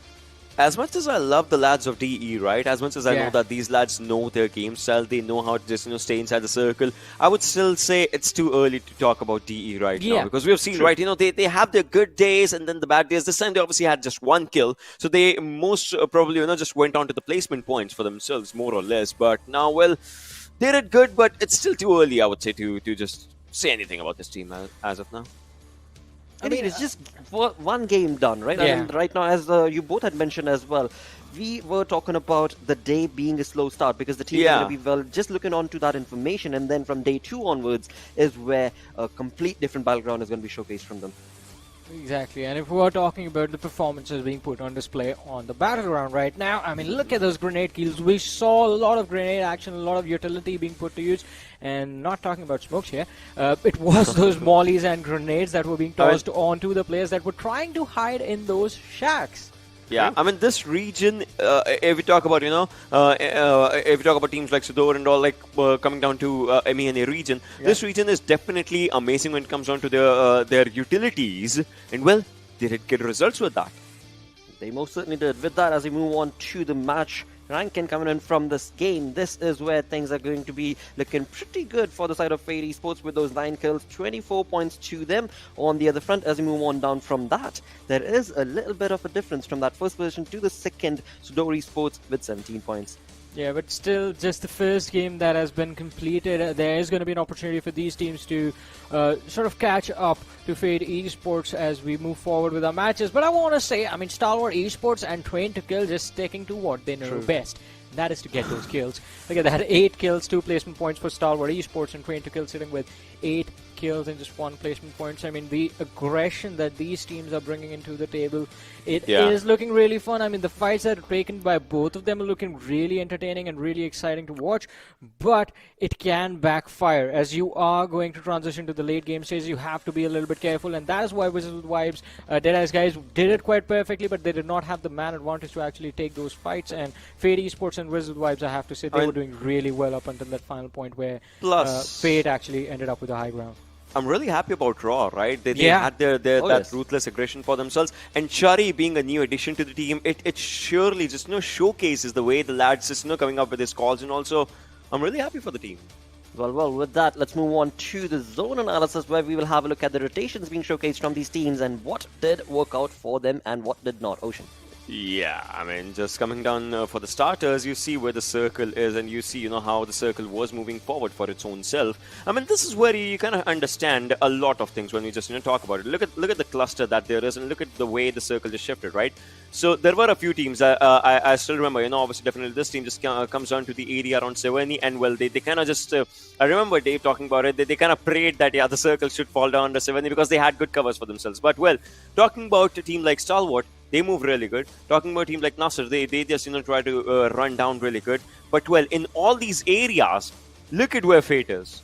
I mean, Johnny, this is such a brilliant and boldness. It's staying outside the circle, and that too on the other side of the northern side where the circle right now is. And look at where DE is right now, Johnny. Exactly. I mean, it was looking really interesting, as you mentioned. For Fade Esports, I have to say it was a bit risky, but thanks to Stalwart Esports, who basically cleared out every single team in the pathway. Fade Esports was sort of allowed a little bit more freedom to get out of their position. Rozok and move towards the circle. Yeah, just take the route from the west. And this is what kind of helped them. Yeah, this is kind of what helped them, because the circle shift kind of just goes to that direction, more or less, right? Yeah. So if they wanted to stay, well, they could have stayed on to this area, which kind of just helps them a lot again. A1 Esports, well, they did really decent for themselves, just coming down onto their entry sides and just trying to do really good. Stalwart, well, they had really good fights for themselves. But the thing is, after taking the fights, they did not have the adequate amount to just get inside the circle on the realistic time for themselves. And that kind of just went against them if we just talk about it. But, well, that's what Stalwart is all about, right? Taking those aggressive stances for themselves and delivering results with those. But well, somehow now I would love to see what happens, because look at the next circle where Fate is. They are kind of at the center lines, not exactly now, but in the previous circle they were at the center lines of the circle. Like this is the area which they were holding, and now, well, they're comfortable inside the zone, Johnny. Yeah, I mean, it was a really comfortable position, and this is what I was talking about. This is where everything changed for not just for AD Esports, but Wizzes Vibes as well, who were doing really well holding that northern shoreline. And once they were forced to get out of that position, it got really tricky for them, because as they came down south, I mean, they were under a lot of pressure. Fade Esports on the other side did really well to make sure they were able to maintain control of the high ground advantage that they had, and they were able to sort of convert it into pressure that they were tossing out on the opposite teams, especially Dead Eyes guys and SUDOR Esports as well. And again, there will be multiple opportunities for these teams to actually build up a lot more points for themselves, but consistency is something that we're going to be hoping out for. And that means, I mean, not just Fade Esports, but YALLA Esports and Cryptics, they will be required to step up. Most certainly will be along with that. When it came down to the game itself, as you guys were talking about it, you expected a slow game. Well, right off the bat, in the first 6 minutes itself, 7 minutes, we were looking at kills being showcased from the side of these teams. So let's cue in the Oppo F90 Pro moments. I mean, already once you just you spot down someone, you'll try to just punish them all out. But, well, you're getting punished down as well. That's what happens in the fights of the open areas, and that is one thing that did happen. But, well, early eliminations, they did happen. Like, just going down and all those things just coming out. Those were unexpected ones, but, well, they did happen. When we did hear the experiment worried about the paint job on that very, very good-looking vehicle, and I agree with him. But, I mean, talk about worrying. Vibes, it looks like we're quite worried about, as Ocean mentioned, how you're supposed to rotate within those open positions. I guess that is why these shacks became a really high priority. And Stalwart Esports, again, they were able to sort of exploit the teams that were trying to use this really constricted space as cover. As we did see, that was the first team that they took out. It would come again in another fight where we did have a sort of sandwich situation between Stalwart and two other teams, where they did hold the high ground advantage, but that's going to happen much later in the game. Yeah, this one just... So they had really good area for themselves. Yeah. And, well, this one, Nasser, it looked like that they were winning up the fights for themselves, but all of a sudden, well, the things did change. Look at Seok just marching in brilliantly, bravely taking down Nasser's players, and that gonna change a lot of things. But now, moving forward, wherever they thought they had a safe place, well, that's where they were being pinned down. Exactly. I mean, there was no safe space, to be very honest, in this game. Because my expectation was, and I think majority of the teams, YALLA, Wizzes Vibes, they were thinking the circle is going to keep moving up north. And Fade Esports, they were forced into those fights sort of when the teams were forced to come down south. Otherwise, even they would have just stayed back and moved from edge to edge, just trying to make sure that the competition, rest of the team stayed ahead of them. But again, as I said, kudos to this team for dealing with the pressure that came upon them slowly as the circle. They all of a sudden found themselves in the center of the circle, and it was something that needed to be done. Otherwise, what would have happened is Wizzes Vibes would have been the team that would have traded places with them, and then they would have been in an amazing position towards the end. True. Absolutely. But perfect play being showcased on the side of Fate Esports indeed. With that, they get that chicken dinner, 24 points to that team. On the other front, we do have, of course, Deadeyes, who did get only that one kill, but certainly were part of some decent fights. 820 damage for the side of this team, but of course, placement points is what this team walked away with. But as the day progresses on along, we are bound to see some changes on this graph overall from one game to the next. I mean, this amount of damage for DE right now kind of shows that they were playing a bit defensive as well with their approach, right? They were trying to get inside the circle, they got inside the circle. But holding that area for themselves was kind of a bit of a challenge for themselves, given the fact that they were losing their players one by one, right? And that kind of just puts them to that position. And, well, look at where Stalwart is, right? They did really good for themselves alongside T2K. These two teams were really aggressive. Looks like they have cracked the code for the lobby already. Well, all they need to do is just get a bit more placement points here and there. Absolutely. With that, as we move on forth, this is just game number 1 done for the day. We still have 4 more games remaining, so let's move on to the schedule, where we will be jumping from first game to the next, where Group E now is going to be chiming in, and this is going to be an interesting affair from the side of course, well, you've got incredible teams that you both did mention. Group E is going to be that X-Factor potential, perhaps. Yeah, definitely. I mean, we did talk about Group E, and that means Rico Infinity, Nigma Galaxy DRS, and I8 Esports will be returning to the battlefield. In the meanwhile, Nasser Esports, Ikud, Triple Esports, Whites, and Stalwart Esports are going to be the 4 teams that are going to be sitting out.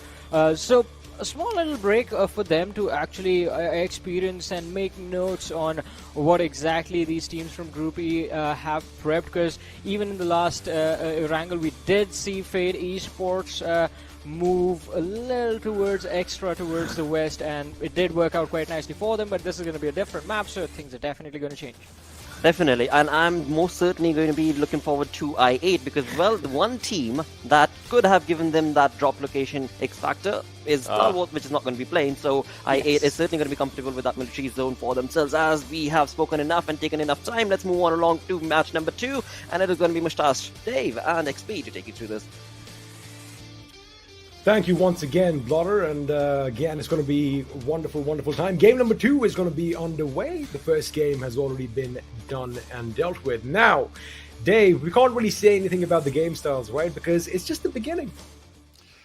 I8. I hear the fans in the crowd screaming, I8 Esports looking to come out on top here, maybe get this winner chicken dinner. I'm also a true believer in momentum. And last game, Fate, they currently got 24 points. They will be playing in this game, if I'm not mistaken. So I'm really curious what they will be able to acquire here in game number 2 as we get a nice glimpse at the players. And let's be honest, if your room doesn't have the LED setup, are you really gaming? Right? I mean, can you call yourself a gamer if you don't have some RGB in the background? I mean, come on, guys, you gotta have something or the other. But of course, all jokes aside, the plane is going to be in the sky one more time. And a similar plane path as to what we saw on Erangel, we are going to be flying west, pretty much just a little above the center of this map. We are going to be flying over the junkyard, over San Martin, all the way south of El Pozo. Now, all the teams are going to be dropping off to their favorite spots. Again, that is going to be what everyone is going to be looking out for. But what I'm looking out for is Group E. Now, there are a couple of names. You're excited for I8, as was the entire stadium back there, because, like you said, the chant was going on. But I'm looking forward to Nigma Galaxy. Now, previously known as Galaxy Racers, so I'm sure a lot of the people in the audience know exactly who I'm talking about. Dave, how is this team going to fare today? Yeah, NGX, right? Pretty interesting squad because they already qualified for PMGC. So right now they're pretty much playing for all that cash money on the line. And talking to Freak here from the squad, they're telling me that for the most part, a lot of the players on the team are together in one spot at a boot camp, if I'm not mistaken. So that's going to help them out when it comes to looking to build that synergy. I also asked Freak, okay, Freak, since you guys already got the PMGC spot, are you going to hot drop? And he's like, nah, we're not going to do that. We're not going to do that. And I said, well, if you're not going to hot drop, are you going to gatekeep other squads? Hold up. We'll have to get back to that because A1 possibly contested from Fate, but two members of Fate. It looks like they're pulling off because they don't want this smoke, because you have to assume the first player, the first team to make it into the compounds, they're definitely going to get that gun. So we see those two squad mates from Fate just running away, full blown. Oh, absolutely. And the funny thing is, we were talking about hot drops. Looks like we were really close to having one right now. Of course, all this action is going to be taking place, I do believe, just a little north of, or south, in fact, of Los Leones. But in fact, we have another team trying to break into San Martin. Now, Deadeye's guys, they are going to be holed up in that massive building all by themselves. They do have a couple of teams in the vicinity. If you quickly have a look at the circle, almost the majority of the teams are going to be in the circle, and they are going to be happy with their drop spots. And I only see a couple of teams outside. Now, as far as Cryptics go, I really don't see any issue coming in the circle, because, I'm going to assume teams like R8T and NGX, they're going to move further inland as time goes by, so they shouldn't really have any opposition in their path. But it does look like they are going to be heading down south, possibly looting up near Valle del Mar, and looks like we might have a clash with LED Esports sooner or later. But elsewhere, things are looking pretty calm for the time being. Lit in the chat. So Deadeye's had a pretty decent game number one. YALLA, they need to be very cautious. They need to watch out. Back to Cryptics. Game one, not the best. We can see they only got went. I'm going to be on that bandwagon, though, the entirety of the event. So I'm not worried at all. I called them finals, top 4 PMGC spot. I'm definitely confident. But pulling back to my NGX talking to Freak, going back to that. We see them in El Pozo. Roll it back. Roll it back. They're not going to hot drop. But one thing that was interesting, that was mentioned, is that as the event progresses, and we only got 4 days of league play and then 2 days of finals, so there's not a lot of games to play here. But as we get towards the end, say there is a certain team on the leaderboard that they do not want to make it to PMGC, so in a form of gatekeeping that team, when we talk leaderboard points, Freak did tell me that maybe we will do that. So keep that in mind. Yeah, I thought that was really interesting, because at the end of the day, we're looking at DRS, we're looking at NGX. They both have spots to PMGC. So they have a lot of power. Yes, obviously they want to get all this money that's on the line. There's a ton of money on the line. But at the end of the day, bigger picture, PMGC, they can kind of decide, right? Like who they want to make it to that lobby, who they want to verse on the global stage. So keep that in mind. Very interesting little, tidbit that, in my opinion, might play crucial as the event winds down. Oh yeah, absolutely. And of course, they can dictate, like you mentioned, which all teams come through. But again, it is going to be hard work, and they are going to have to go up for some fights. They are going to have to target a few teams and hot drop if they want to do that. But again, 40,000 big ones on the line, $40,000. That is not an amount to laugh about. I mean, of course they're going to go in for the money, even though they have the GC spots confirmed. Now, if we quickly have a look at the winners of the last game, now Fate, they were firing on all cylinders. They had all 4 up right at the end, which is, again, something that goes to say, communication was well in that team. They were synergizing to a good extent, which means they had all the grounds covered, and basically they had a good 360 vigil. But again, it is Miramar, and in Miramar, especially in the South Asian circuit, Dave, what happens is, yeah, you do have a few engagements, at distance, but again, it's just to deplete the others' utilities and, make sure that they are just pegged down, they have all their armor chunked out, and you don't really see a lot of action until the vehicles start moving around. And more often than not, I do believe the first few kills are going to be the kind, when a vehicle goes boom and the bodies inside burn. The vehicle goes boom. Yeah. I'm trying. It's in my head. We're not talking about the new vehicle, all right? Because that paint job. Nobody touches that car. Okay, yeah, I can only imagine. I think it's sacrilegious if anybody even shoots at that car, Dave. Yeah, it might cost a prize pool to even get that thing painted again if you get a scratch. And Miramar, definitely one of the most challenging maps in my eyes when it comes to rotating with vehicles. A lot of times these main roads are going to be gate kept, like we're kind of seeing right now from from True Lover. They got a nice little position here and a nice clean road right ahead of them. So we'll see what ends up occurring here. It looks like the clean pickup will occur. They're going to pull back to their squad mates who are a little more out there on the west side. It looks like they do have a nice little mountaintop to work with. So Miramar hours, baby. It is podcast hours, early game.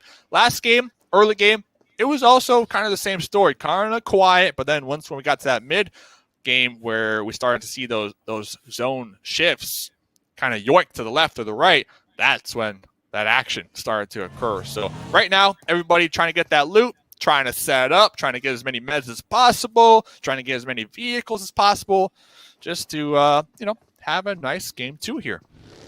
Well, have a nice game. That is what everybody wants. And talking of loot, all the teams are going to be looting up, but all you wonderful people watching at home, you guys can loot up as well. You did see that graphic on your screen just moments ago. Remember, the PMPL 2021 Special Crate is now available in the in-game store. And let me tell you one thing, guys, it has a lot of goodies that you do not want to miss out. But right now, Fate, Lathe, he is now going to be keeping his calm and composure. He cannot move a muscle as the enemy is going to be driving around him. Now, good job on him not even to go prone, because again, any movement gives that little sound cue, right? And he could have been in a world of trouble, but looks like he has relayed that information. And it is I8, a team which is on the lips of a lot of people, and I'm pretty sure everyone wants to see them in the thick and thin of action, Dave. I was just looking at Leith. I was looking at the concentration on their face right there, that reclined position, 90 degrees with the phone right there, and not even blinking, trying not to move a muscle, like you said. They didn't want to. You blink, you die. You move. So looks like I8 did actually drive past them. Didn't expect a thing.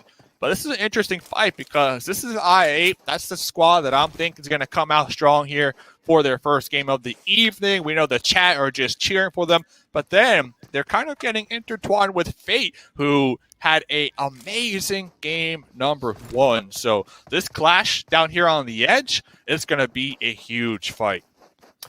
Oh, huge fight indeed. And, just like you mentioned at the beginning of this game, even I'm a firm believer in momentum, right? If you have that rhythm, if you have that ball rolling in your court, you can definitely, help it carry you forward. Now, that is something that Fate is going to be looking at. Now, I8, it is going to be the first game, and talking about the two teams, looks like Crypto is going to be the one who gets first blood in this case, as Venom is going to be brought down to his bloody knees, as the remaining members of I8 are going to be making them move, trying to encircle the enemy and trying to get as many flanks as they can. And it looks like Reef is going to have the opposition right at his face. He does make the right decision to, fall back a little bit and make sure he doesn't have enemies on all sides. He could potentially be shot in the back right now, courtesy of I8's blade. But again, Fate, they have been caught out in the open, and now they are just scrambling to get an idea of where the enemy is. I love this aggression. They got a knock, and they just sent it uphill. They're trying to isolate these players from Fate one at a time and use their numbers to their advantage. Right here, looking at I8, looking at their playstyle this early on, if you are a I8 fan, you have to be happy, because right now they're looking like a smooth, oiled machine after, what was that, maybe even 3 points early game that they might acquire here? It is going to be possible because, Crypto is going to come and make sure that Venom is going to be ended. He's going to be searching frantically for him. There you have it. The target has been acquired and the enemy has been put down. And now you have all that loot up for grabs. Now, Fate again, we did talk about them, and, looks like they are going to be at the receiving end of things right now, as they have lost a couple of their members early on. And actually, we just saw breaking out on our screens, and of course this is happening at La Bendita, all the way to the southeast of the new circle. But it looks like the fight is still not over yet, as Crypto has ascertained the position of Ragnarok, and now Ism and Crypto are going to be putting in on the position. He comes out, but it's the Wakel that's going to be chucking him aside. And there you have it. I'm just impressed with how I8, they're able to, the aggression, but they're able to isolate these players one by one. Like, it is extremely impressive. And now Fate Esports down to just one, trying to survive here, trying to go for those placement points, trying not to get spotted out. But I8, they have a good feeling where they might have ran. One good thing, though, I guess on a positive note, if we are looking at Fate, not talking about the fact that they just got mopped up right there, but their points, right? They have a lot of points from their game number 1 that even if they get taken out first here with 0 points with the goose egg, they can afford it, right? They can afford to get 0 points this game because they have a nice little cushion from their game number 1 performance. Yes, absolutely. But again, you know how cushions are. They can be depleted in the blink of an eye. And if IA does something extraordinary this game, they might just overtake them instead. Now, the circle is going to be closing in about 5 seconds. Question is, are we going to have a curveball thrown at the players, or is it just going to implode in on itself? It kind of does implode in on itself. San Martin is going to be where we have the last few circles going to be taking place. Of course, the teams are going to be kind of happy with this situation because, you know, you have a lot of buildings, you have a lot of urban areas for cover, a lot of fortification in the city, and of course you have the power grid, you have the mountains around as well, which brings me to the next question. What's your preferred game style as far as casting goes? Would you rather cast fights out in the open, or are you like me, like up close and personal the better? Dude, I just want some clean fights, right? I'm talking 4v4, no third-party action, so we get to really see the skills of these teams when they clash. At the end of the day, the favorite zone of mine personally to end in has to be water. Okay? Nothing but swimming. A little troll here. So I'm still following with them because they had a great little pull-up early on. I'm curious, Train to Kill now in their sight lines? Yes, how will Train to Kill? How will they make it on out of here alive? Because once when they smell that blood, oh man, there's nothing stopping them. Once they smell the blood, they are like sharks in the water. It can sniff you out from miles away. But right now, Train to Kill definitely are trained. But are they trained to go up against an aggressive I8? Now, you know, again, kudos to I8 for the fact that, you know, they've been a team. They've been playing together for so long that they haven't really broken up. They haven't really had a lot of infighting. That synergy is just phenomenal in that team. The communication and the team plays, you know, that is, of course, what gets the job done. You saw that earlier on when they took out Fate. The moment they got the knock, they already had the rotations coming in and all the flanks for the opponent team were cut off, which is exactly what you want to do. But right now, it is going to be K7's Hojuan. He has spotted the enemy. Now, the Hacienda del Patron, the house of the boss, is occupied by SUDOR Gaming, but I do believe it's outside the circle, which means they're going to have to come in sooner or later. And I think that's exactly what Hojuan is waiting for. Yeah, the thing is, though, with Hojuan, K7, they are on the roof, they are gathering that intel, but if they're spotted, if they decide to take some shots and they get knocked out, you have to assume, like, they're going to bleed on out or get thirsted immediately because their squad mates aren't really close enough, in my opinion, to be able to provide that support. And to make matters worse, there's another squad raw here on the edge looking to breach. So there's going to be 3 teams over here on the edge of the boss's mansion, as you put it. Well, it is 3 teams, but a little glimpse of the map just showed me a 4th one could be coming in as well, because it does look like KHK Esports are going to be nearby. Have a look, of course. This action is taking place on the right side of your screens right now at Hacienda del Patron, whereas elsewhere we do see we might have a little bit of a skirmish take place just north of Picardo, because A1 Esports could be going up against Cryptics once again. But right now, it is going to be RAW. They are pushing in on K7's position. Chuck Sheen and Zivi have their work cut out as one of the members, Hojuan, was taken out by SUDOR Gaming, as Chari is now going in for the kill. Ruthless, aggressive warriors looking to make the pull-up, looking to get these kill points underneath their belt, and they don't have a lot of time to do so. They need to clear this building out, they need to heal up, and they need to reposition, or at least think about it, because the next zone does not favor them. And like you pointed out, there's a lot of teams in the area just waiting to take advantage, waiting to third party if they are caught slipping. Now, what's kind of fascinating is the fact that, you know, SUDOR Esports, they just had a godsend in the way of RAW. They should start moving a bit further towards the circle right now. Hopefully, you know, trying to cut off whichever team makes it out alive from this little skirmish, or they can actually join in on the fun and just start spraying bullets third party. But right now, it looks like NXG are going to be in a world of trouble. 2 of the members down on their knees as Freak is going to try his best to keep the enemy at bay, but that one grenade by Anas is going to make sure the job is done. And with that, ladies and gentlemen, we have Rico Infinity creating a little bit of a ripple as MGX, one of the favorites, were taken out, but right now it's actually is down on his knees as RAW are taking the fight directly to K7's face, and it looks like RAW are the ones that come out on top. Now's the time for SUDOR to immediately send it. Go. Immediately send it. You know, we need to see that aggression. They heard the gunshots. They saw it lit up. I'm actually surprised they're being a little passive here in this situation because there's only one squad mate down there healing up. Man, it looks like they will be getting a pickup. That's when the confidence comes in, right? I mean, yes, they all have the skills. They all are amazing players. But again, you got to have that confidence to go in.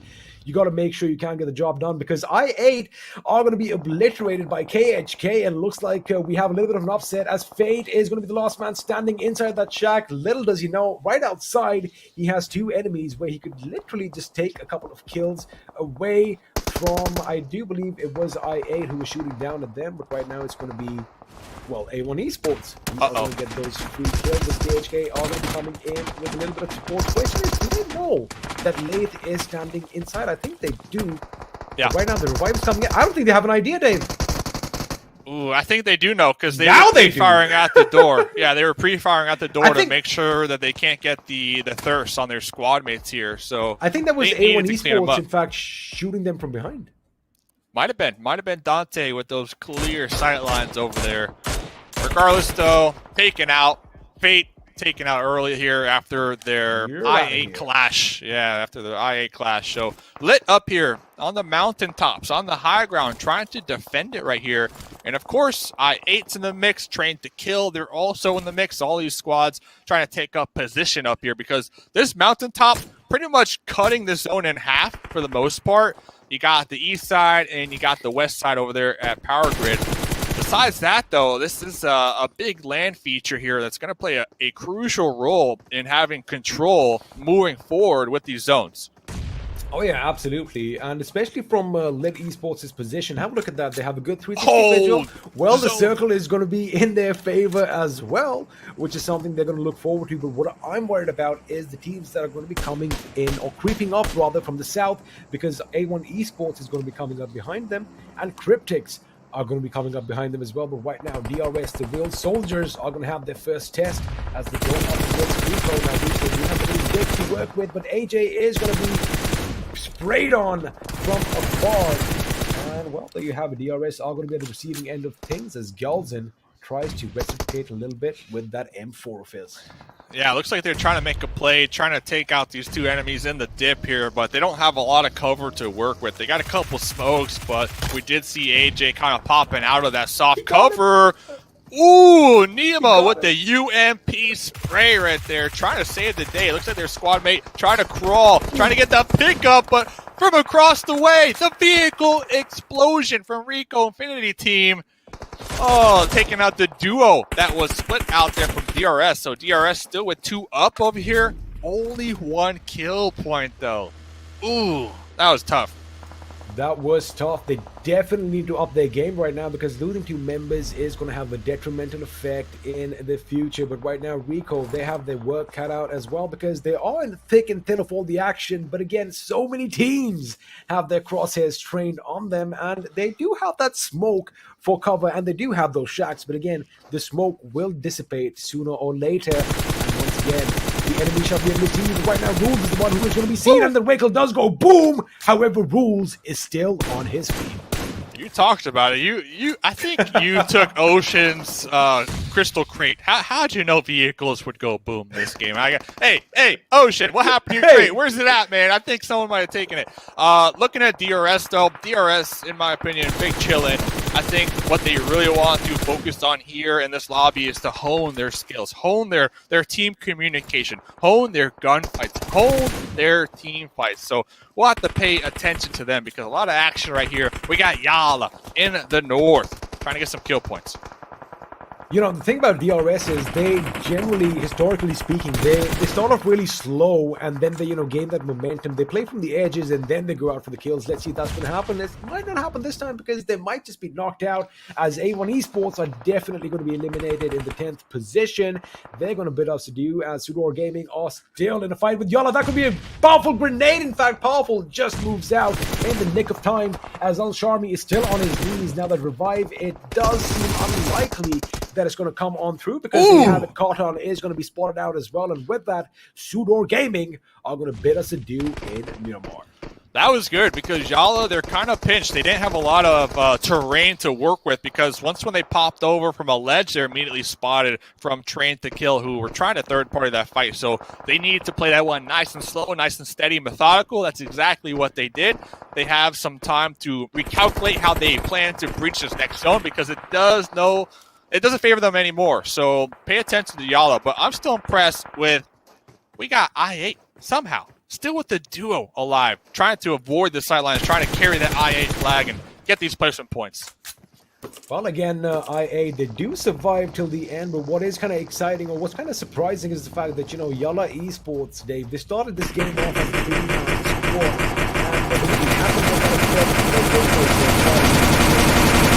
better numbers are something that are always going to be in your favor. But right now, looks like Cryptics are going to be going up against I8. Reviews is going to make sure he puts 1 and 2 down. And wait a second, that is all she wrote, ladies and gentlemen. Cryptics once again have been snuffed out, and it is going to be the 2-man squad from I8. Well, one name in particular, Reviews, take a bow. Wow, Cryptics having a rough go at things here, trying to get that thing kick-started ready in the lobby. 4 days of league play. But over here, Train to Kill up here on the high ground. Looks like Jane going to be popping down with that spray down from the AKM, receiving a lot of shots. Not able to hit it. Powerful. 1 HP right there. UMP, YALLA Esports, this is what you like to see. Only a trio this game, but they are not scared to take these fights. 7 kill points so far. They aren't scared. Indeed, 7 kill points is just phenomenal right now. They have been really wrapping up the action, and right now T2K is going to be right under their feet. But Emperor from Lit Esports does see the enemy in the distance, as his teammate Mercy is going to make sure Rico is at the receiving end of things. This Legend from T2K is trying to get a position on the enemy, but YALLA, Powerful, is going to make sure he keeps them at bay, making sure the Molotov is going to force them in one direction, and that grenade could be devastating. So York might just be in the blast radius, but he gets out in the nick of time. And right now T2K, they have to work that out, because they are going to be focusing all their attention on Powerful from YALLA Esports. But we know IA, they're close by. They could come in and, well, be a thorn in the side for that team. Yeah, and Powerful also needs to be aware that up there on top of them, you got Lit and you got Wizzes. So not a lot of room to work with here, but still trying to make a play here on the high ground. 1 molly, 1 grenade could spell disaster for Train to Kill. The blue zone going to be pushing in just a little bit. Powerful knows this, knows they have the high ground, swapping on over to UMP, looking to get some more kill points, because right now their back is against the wall. Their back is against the wall, and Powerful's teammate just blew himself up. Bander is going to be out of this game, as Powerful is going to have that UMP unleashing on Sandesh. Sandesh is going to be the first one for T2K coming in the line of fire. He wants to kill. They are sick and tired of it, but he's going to be taken down instead. And now Suyo comes in, almost getting knocked out as well, but it's going to make sure he puts Powerful 6 feet under. And with that, YALLA Esports, 7 kills. Not a bad outing for them. Not a bad outing, especially all things considered. They only had a trio, so they did better than most of these teams with a whole squad. But getting back into this game, like I8, they were taken out during that fight with Powerful. Now we're down to just 3 teams. Lit. 4 up right here. Numbers advantage. And they have a crate. I'm not sure if they looted that yet, but that level 3 gear could come in handy. So this one's going to be interesting. Well, if you look at it on paper, Lit should definitely walk away the winners over here, right? They have the terrain, they have the high ground, and they can pretty much suppress anyone in any direction. As Powerful is going to be taken down, I think that was a little bit of a lag in the kill feed, as T2K are going to be going up against LIT, and it looks like Wizzes with Wives wanted to play as well. But T2K are going to come under heavy fire, and that is all she wrote. In fact, Reapbot is going to be one of the last guys to get that kill in, which means without the 4-2 situation once again. This time, however, it's LIT who have a 4-man squad. Correction, they've been reduced to a 2-man squad in the nick of time right now, and Reapbot is the last man standing. A 1-on-2 situation. I think they've got it. They got it. Winner, chicken dinner. Game number 2, Miramar. Wizzes with vibes, though. Shout out to them, because I believe this is 2 games in a row that they show up in that late game, right? So talk about consistency when we get those placement points. Yeah, they might not have a lot of kills, but it's all about trying to get as many points as possible. Lit, I think we pointed them out Mid game, weren't they up there? Didn't they take up that high ground position very early on those mountain tops? And they just played it nice and slow. The zones kept popping on top of them, and they kept controlling that high ground, making sure nobody could pull up there and take it from them. Well, nobody could take it from them. They were indeed the kings of the hill at the end of this game, getting the job done. 9 kills again, that means another 24 points for this team, something similar to what we saw in the last game.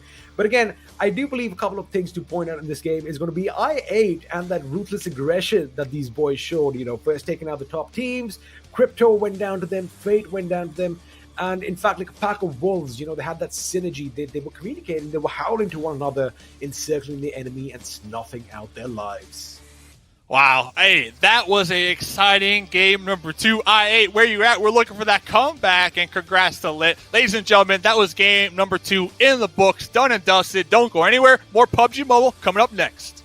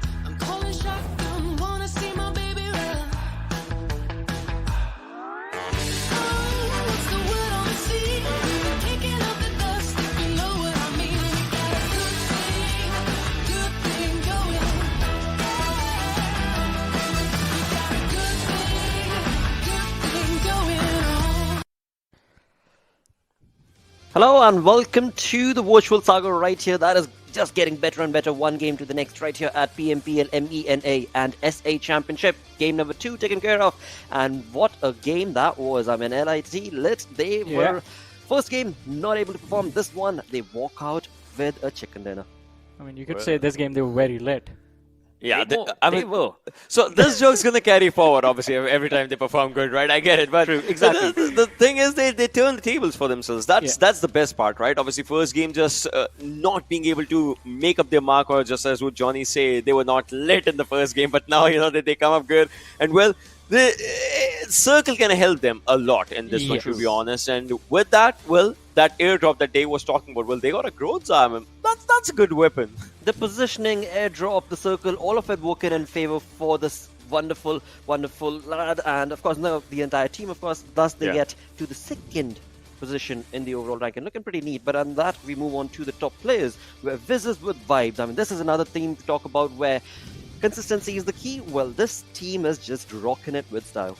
Yeah, definitely. Wizzes Vibes, they had a decent run in this game, getting off those kills and those placement points. But I have to say, there's another team that I want to say have been pretty consistent, because the last match they got a lot of kills. This match they got a lot of placement points for themselves, and that is going to be T2K. That is, well, no representation from the lineup in the list of top players. But we do have a representation from I8. Yeah, I mean, Crypto comes down there. I mean, I8 had a really good early fight, right? Their early skirmish was just so brilliant when it comes down. And well, if we talk about Rico Infantry, we have one lad from that as well. And just now coming down with 4 kills, 421 damage coming down for this lad. And well, KHK lit these teams again. Lit, obviously, we know what they had an impressive chicken dinner for themselves. So all the teams that are here, right? They had a good area, good spacing for themselves around the final zones, to be honest. Yeah, definitely. I mean, the positioning, the spacing, as you mentioned, towards the final circle was quite critical. But I have to say, I mean, Lit Esports, they were doing quite a lot, putting up a lot of pressure on the players of T2K, because Wizzes Vibes, they were in that final, well, top 3 sort of skirmish. They were stuck on that small little flat surface that was there between, well, Lit on the higher ground and T2K trying to climb up from down below. But it was an interesting performance, and I have to say, I mean, we have talked about these teams. Lit definitely a good way to turn things around. Wizzes Vibes sort of being consistent right now at this point. But Rico Infinity, they and I8, these two teams had a really good start. This was their first game, and they definitely made their presence felt. Yeah. Oh, yes, of course. I mean, you talk about those kill feeds. I8 was just there again and again. Mustache Dave was talking about it, and every single time he would bring it up, well, I8 was in a fight against one team or the next. But as we move on forth to the match summary, now this is where things certainly are looking pretty interesting, because as we move on to KHK's player, well, he finds himself with the high skills. Yeah, higher skills coming down. Their rules as well, you know. And well, all the lads are out here. They have 4 kills for themselves. Crypto coming down with most utilities, given the fact that it's just 12. And well, previous Erangel had 17 as the highest number in the utility department. Well, we have grenade kills here again. And this time, again, if we talk about the MENA region, well, the teams are just doing really good with the results that they have with the utilities that they use. So it's impressive. It most certainly is. And again, I mean, this was Miramar to bring in the stats, but as we move on to the match ranking, this is where we do, of course, see Lit Esports walking away with the chicken dinner, 24 points to the team. Previous game also, the team walking away with chicken dinner, 24 points. So pretty interesting performance being showcased from these 2 games. But in all of this, I do want to mention YALLA Esports. The team sitting on that 4th spot, 3-man army, dominating in style. Yes. I mean, we do talk about. I'm pretty sure this was not an experiment for them, but that was definitely a surprise for us. In YALLA Esports, I did not know how to feel about them when the game started. I was like, all right, 3 players, this is going to be a tough match for them. All they have to do is try and survive. But everything changes once you are past the 21-minute marker in Miramar, and they were forced into the fights. They took them quite nicely, getting all those kills secured. YALLA Esports is doing really well, and they had to, because the last game was not a good exit. I mean, Johnny, I get it. That team is doing really well. Nigma Galaxy, DRS Gaming, the 2 teams that are there, you know, that we were talking about, that how will they deliver the competition. Fate Esports, previous game, so good. Ruthless Aggressive Warriors, previous game, so good. DE, previous game, so good. Things turned out like it was like what, a 180, or like what Blotter says, ayayo. Exactly, it certainly is. But it is, again, it's still pretty early in the day to bring up that sort of a performance, or rather that sort of expectation. Yeah, right? It's just they're just trying to find out what is going to work best for them. And again, we do know the names that we're talking about. We can definitely see a comeback from them. But before we talk about all of that, let's move on and have a look at the zone analysis. Ocean, it's your time. Take us through these teams rotations. Yes, sir. So when we're just talking about the teams that there are, and obviously the way they were playing, look at this. I mean, all the teams were ready to just move inside the circle around the areas of San Martin. Not this circle that was just moving forward, right? We'll see a few circles that will just deliver a lot of things about the mentality of these lads overall, to be honest. Till this time, obviously, we have a cluster, we have a lot of teams, but now comes the main part, I would say. So a lot of teams just outside the circle. This is where, Johnny, I mean, you and I, we definitely had the conversation. And that was, you know, the way DRS likes to play, right? They were really slow. We have seen them play really slow around the days when they had their hat trick as well in the PMPL Season 4, right? They tried to move really slowly, tried to get inside the circle. Well, that did not exactly work out in their favor, but they were definitely trying really good stats for themselves.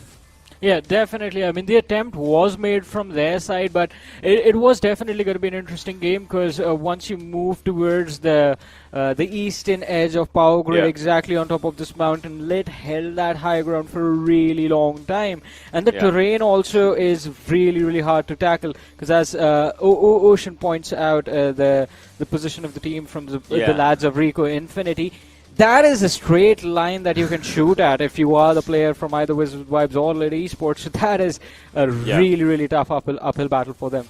Definitely, and you know, just moving forward, that was a really good point, Johnny, but definitely, you know, moving up forward, if we talk about the way Lit was playing, in the next circles, it would be just really, really catastrophic as for what they were doing for them. So look at where Mercy is, right? He is the only lad inside the circle right now, whereas his team is just, you know, trying to gatekeep the areas. If you just have a look at this, They have all the players surviving. They have the numbers advantage when it comes down to the lobby for themselves. So their players are trying to gatekeep different areas. Look at where Wei Hong is. He's taking a fight against, different lads as where to whomsoever he sees. And well, there's one lad who stays inside the circle trying to mark up a safer space for the team. Yeah. Just such a good decision by the team that actually paid. I mean, you can do this only and only if you have people in your team just surviving, like players surviving for yourselves. And well, they had all the players surviving. They had a really good high ground, all thanks to Mercy just staying at that position. And well, they had the game. Oh, yes, they did. They most certainly did. And it was required as well. It was most certainly required for the side of the team to be able to bring up that performance. And again, first game not working in their favor. Second game, they just rise up onto the top. The third one, we'll see where that goes. But before we move on towards the third game conversation, let's go through all the wonderful moments that took place on this Miramar game. Let's bring up the Oppo F19 Pro moments. And I mean, it is going to be an interesting point, as we did see the lads from Fate Esports be the first ones to get destroyed when they went up against the lads from I8. And I mean, that was something that we did not expect, because Fate Esports off to a good start in the last game. The momentum is going. They need to make sure the momentum is going to hold strong in this match as well. But I8 is the worst possible team to come across in the early game situations, because this is one team that will never back off. They will push for the kill. I mean, they definitely will. That's just the way they like to, play for themselves. And hey, given the fact it's a map of Miramar, they like to have those advantages of those ridges and just moving around those areas, like playing with the minds of their opponents. Those macro decisions can just come down really good for themselves. Whenever we're talking about understanding of the map, and well, I8 has it. Not just I8 though. There are multiple teams. Wizzes with vibes, right? They know how to just play around. Well, things kind of just did not work out for themselves exactly the way they wanted to. I mean, they definitely had the run till the final moments for themselves. I would love to see a chicken being scored by Wizzes with vibes, to be honest, because personally, because the lads, they have done really good for themselves with the consistency that they are bringing down the table right now. I mean, either them or T2K, if either of the teams gets the chicken dinner, I'm going to be a happy man. Both the teams are doing really well for themselves. I mean, we do see some form of consistency in their performance, be it getting those consistent placement points in one game or securing the kills in the next. But as Ocean pointed out in that final fight, I have to say I completely agree with him. Wei Hong surviving over there was the perfect win condition for Lid Esports, but look at the damage numbers. Yeah, and talking about the damage numbers, right? Previous game, it was DE, 820 damage and just one kill. This time it's T2K, right? 927 with one kill, but Nigma Galaxy, oh, that's low.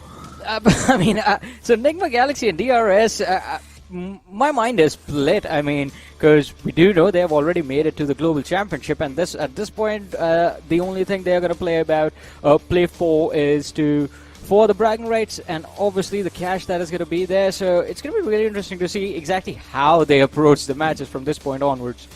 Absolutely. With that, let's have a look at the storyboard, which is going to be brought on right here with the overall ranking, where we do see, of course, Elite Esports in this game walking away with 24 points. That is going to be bringing them up 14 positions to that second place, and Wizzes with Vibes find themselves with 27 points on that first position, on that pole position for themselves as of now. Wow. No chicken dinner though, but the consistency that I was talking about, right? True. This is the exact thing that I was talking about. No doubt they were playing really good. They are consistent. They have just taking them down to top 2, top 3 positions for themselves. But I would still love to see that chicken dinner coming down for the lads, right? That would guarantee one thing, and that would be a higher gap between first and second position if they manage to get a chicken dinner in upcoming games for sure. Well, the crystal ball might just bring in some luck for the side of Wizzes with Vibes. Maybe. The way Ocean is expecting it, it might just turn out to be the case. But on the other front, as we move on to the second page, this is where teams sitting on that 18th position, 20th position, not anticipated, 15th position, Cryptics, just not anticipated.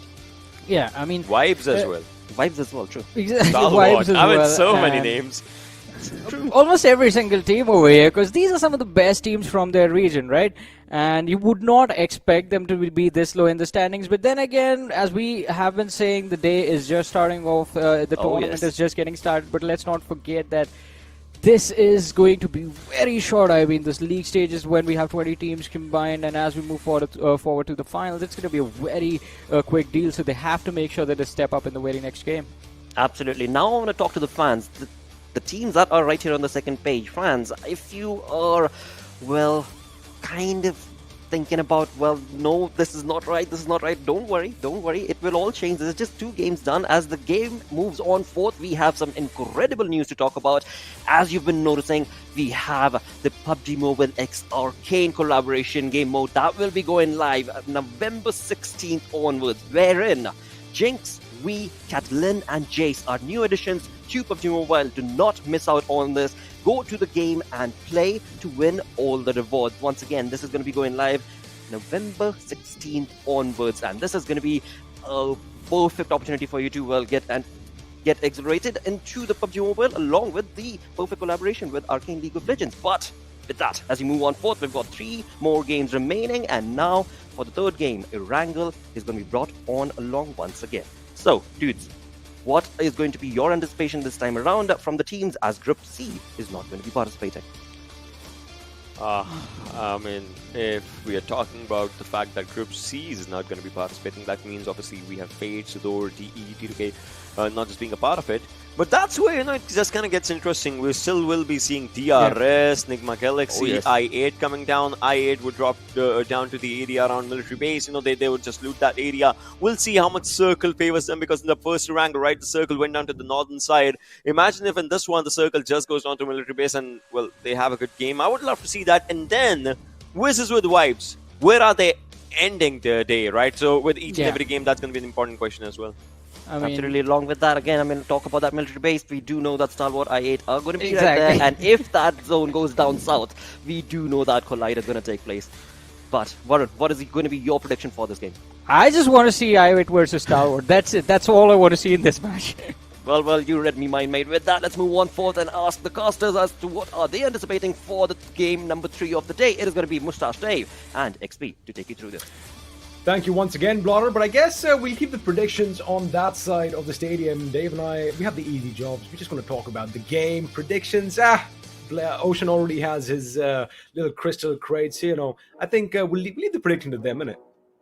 Hey, one thing that I am excited for, though, the 16th, the Arcane collab. Dude, I'm going to get in game with those 5 mittens. I'm going to be punching everybody out. So I'm looking forward to that. And getting back to what they were mentioning, I8, Stalwart, who's going to come out on top down there in military base? Hey, I'm looking forward to it, man. I'm looking for the early action, the early fights here in game number 3. Well, before the action does break out, have a look at all your favorite players once again, because by the end of this game, maybe only 4 of them are going to be left standing on their feet, walking away with that chicken dinner, as that C-130 is going to take to the sky once more. This time, however, looks like the flight path is going to be a little different, as we are going to be heading up north. We are going to be flying over Novo Repnoid, which means a couple of teams, Stalwart Esports, I'm looking at you. You can actually drop out right about now, as the plane path is going to end all the way to the north at Severny.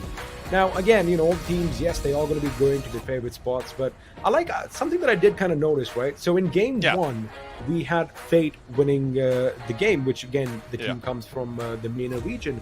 In game 2, we had the PMCO HTN team, LIT Esports, win the game, which means, you know, even though we have different locations, different geographical areas or whatever, there really isn't much of a difference in the gaming styles. I thought it's going to be a little, you know, problematic at the beginning for, you know, teams from each region to keep up to one another, but it looks like pretty even Steven out there. Even Steven, my favorite show. And talk about my favorite show, well, we also have a Lit down there on military base. So we got I8, we got Lit, and we got Stalwart. So listen, I8 are the Titan killers, the Titan slayers, because to add to your point, game 1, Fate got the chicken dinner, I8 took them out. They gobbled them up. Game 2, Lit got the chicken dinner. Look who's, you see where I'm going with this? I8, is I8 gonna take them out? Like, I8 is like, hey, y'all can eat as much chicken as possible, but we're gonna take you out the next game, no worries. And also, something that was interesting on the overall leaderboard, I8, they were on the first page, and they only played 1 game. Everybody else around them, they played 2 games, so pretty impressive. Well, talking about people around one another, YALLA Esports are going to have a field day, as they are going to try and run over teammates, or rather opposition, from SUDOR, from Cryptics, I beg your pardon. I did see SUDOR in the beginning as well, but that was at another place. Looks like a lot of teams have jumped pretty close to one another as Senke and his teammate Lazy Boy. Well, he better not be lazy right now because he has quite a long trek up in front of him. And just to make sure that I have my information absolutely correct, I do believe this is going to be happening just south of the shooting range. And again, a lot of teams have opted for that northern drop, which makes sense, judging by the last game, in fact, in Erangel, everything was up north, but looks like we have a little bit of a drive-by over here. Are we in California? Because looks like drive-by is not going to take place, and Raw Joker is going to be the first one to bring Radu off his vehicle, and they weren't expecting that at all. Oh, man, what a bait. How are you going to do your squad, mate, like that? You had them on the back of the buggy. They had the pistol in hand. You're like, yeah, use the pistol. Take them out. You got this, champ. And then immediately after they got sniped out the buggy, nope. Quick U-turn. See you later. I don't even know you type of deal. So that's what it was. That's what it was. That's that guy. Point. That guy just yeeted out of there. He's like, I'm out of this place. No. I mean, NGX. Hey, no stress though. No stress from them. They're trying some new things out. They're trying to build that synergy, prepare for the battle ahead. Of course, they want this cash money here, but PMGC, bigger picture, they already got that ticket punched, man. So going back, I forget who it was. I think it was somebody from A1. We saw their player cams. I wanted to touch on that because they were laying on their stomach. That's a new meta here, and it caught my attention. I'm really curious if that is better than laying on your back. I know it's kind of off topic, but sometimes things just stick out to me. I'm pretty sure you do not want to be caught out laying on your back in this game right now, as the pistol is going to come in effect, something that you don't see every day, as Ollie from KHK Esports is going to knock the teammate, his opposition out, and put him 6 feet under, as KHK Esports in a world of trouble right now, losing 2 members early on. Now, mind you, I like the weapons being used over here. Of course, you do see Ali with the pistol, but just moments ago, we did have Gallagher knock out one of the members from KHK with the VSS. Again, another gun that is really underrated in my opinion, and isn't really used enough. But there you have it. You called it, Dave. You wanted action right off the bat, and well, we have had little spurts of action, break out on different parts of the map, but I guess action is action as bodies have been dropped. But the question is, what is going to happen next? Now the circle is still going to be pretty much center of the map. Everyone's going to be nice and happy about it. I wonder if there's actually going to be a bridge block, because let me tell you one thing. Over the last PMPL Season 4, I've been wishing for a bridge fight, Dave, but it never came through. Maybe today might be the day that LIT might just put up a little blockade over there. Yeah, it takes is some VOD review, and you know what? If we don't have it today, experiment tomorrow. I guarantee you, these teams are going to go back, they're going to review the footage, and they're going to be like, okay, Stalwart Esports always drop there, and all it takes is just noting their preferred passing, which bridge they like to take. Do they take a boat? And just setting up a camp, right? Honestly, in my opinion, it's going to get sweaty when we look at day 3 and day 4. So if you could take advantage of your enemy's habits, especially early game, those are points. To me, Stalwart, 3 points. They always drop here. They always have the same pathing. To me, if I can get my gun, set up a camp, that's a free 4 points. And we see a lot of these tournaments within competitive, it always comes down to a team qualifying by 1 or 2 points, right? So every single point matters. And if they could take advantage of their enemy's habits, in my opinion, that's huge, especially early game and early on in the tournament too. I mean, you're talking about, it all coming down to 1 or 2 points. I mean, PMPL Season 4, Wizzes with Vibe, South Asia, they won. They were tied. They won on, I think, chicken dinners and kill points. So, it is really razor-thin competition out there, just the way we like it. And I like the fact that, everyone's on a level playing field, and it all comes down to your gun games, your skills, and your presence of mind, because that is one aspect, is kind of overlooked in gaming, because the average viewer, the average gamer, is going to talk about skills and all that, right?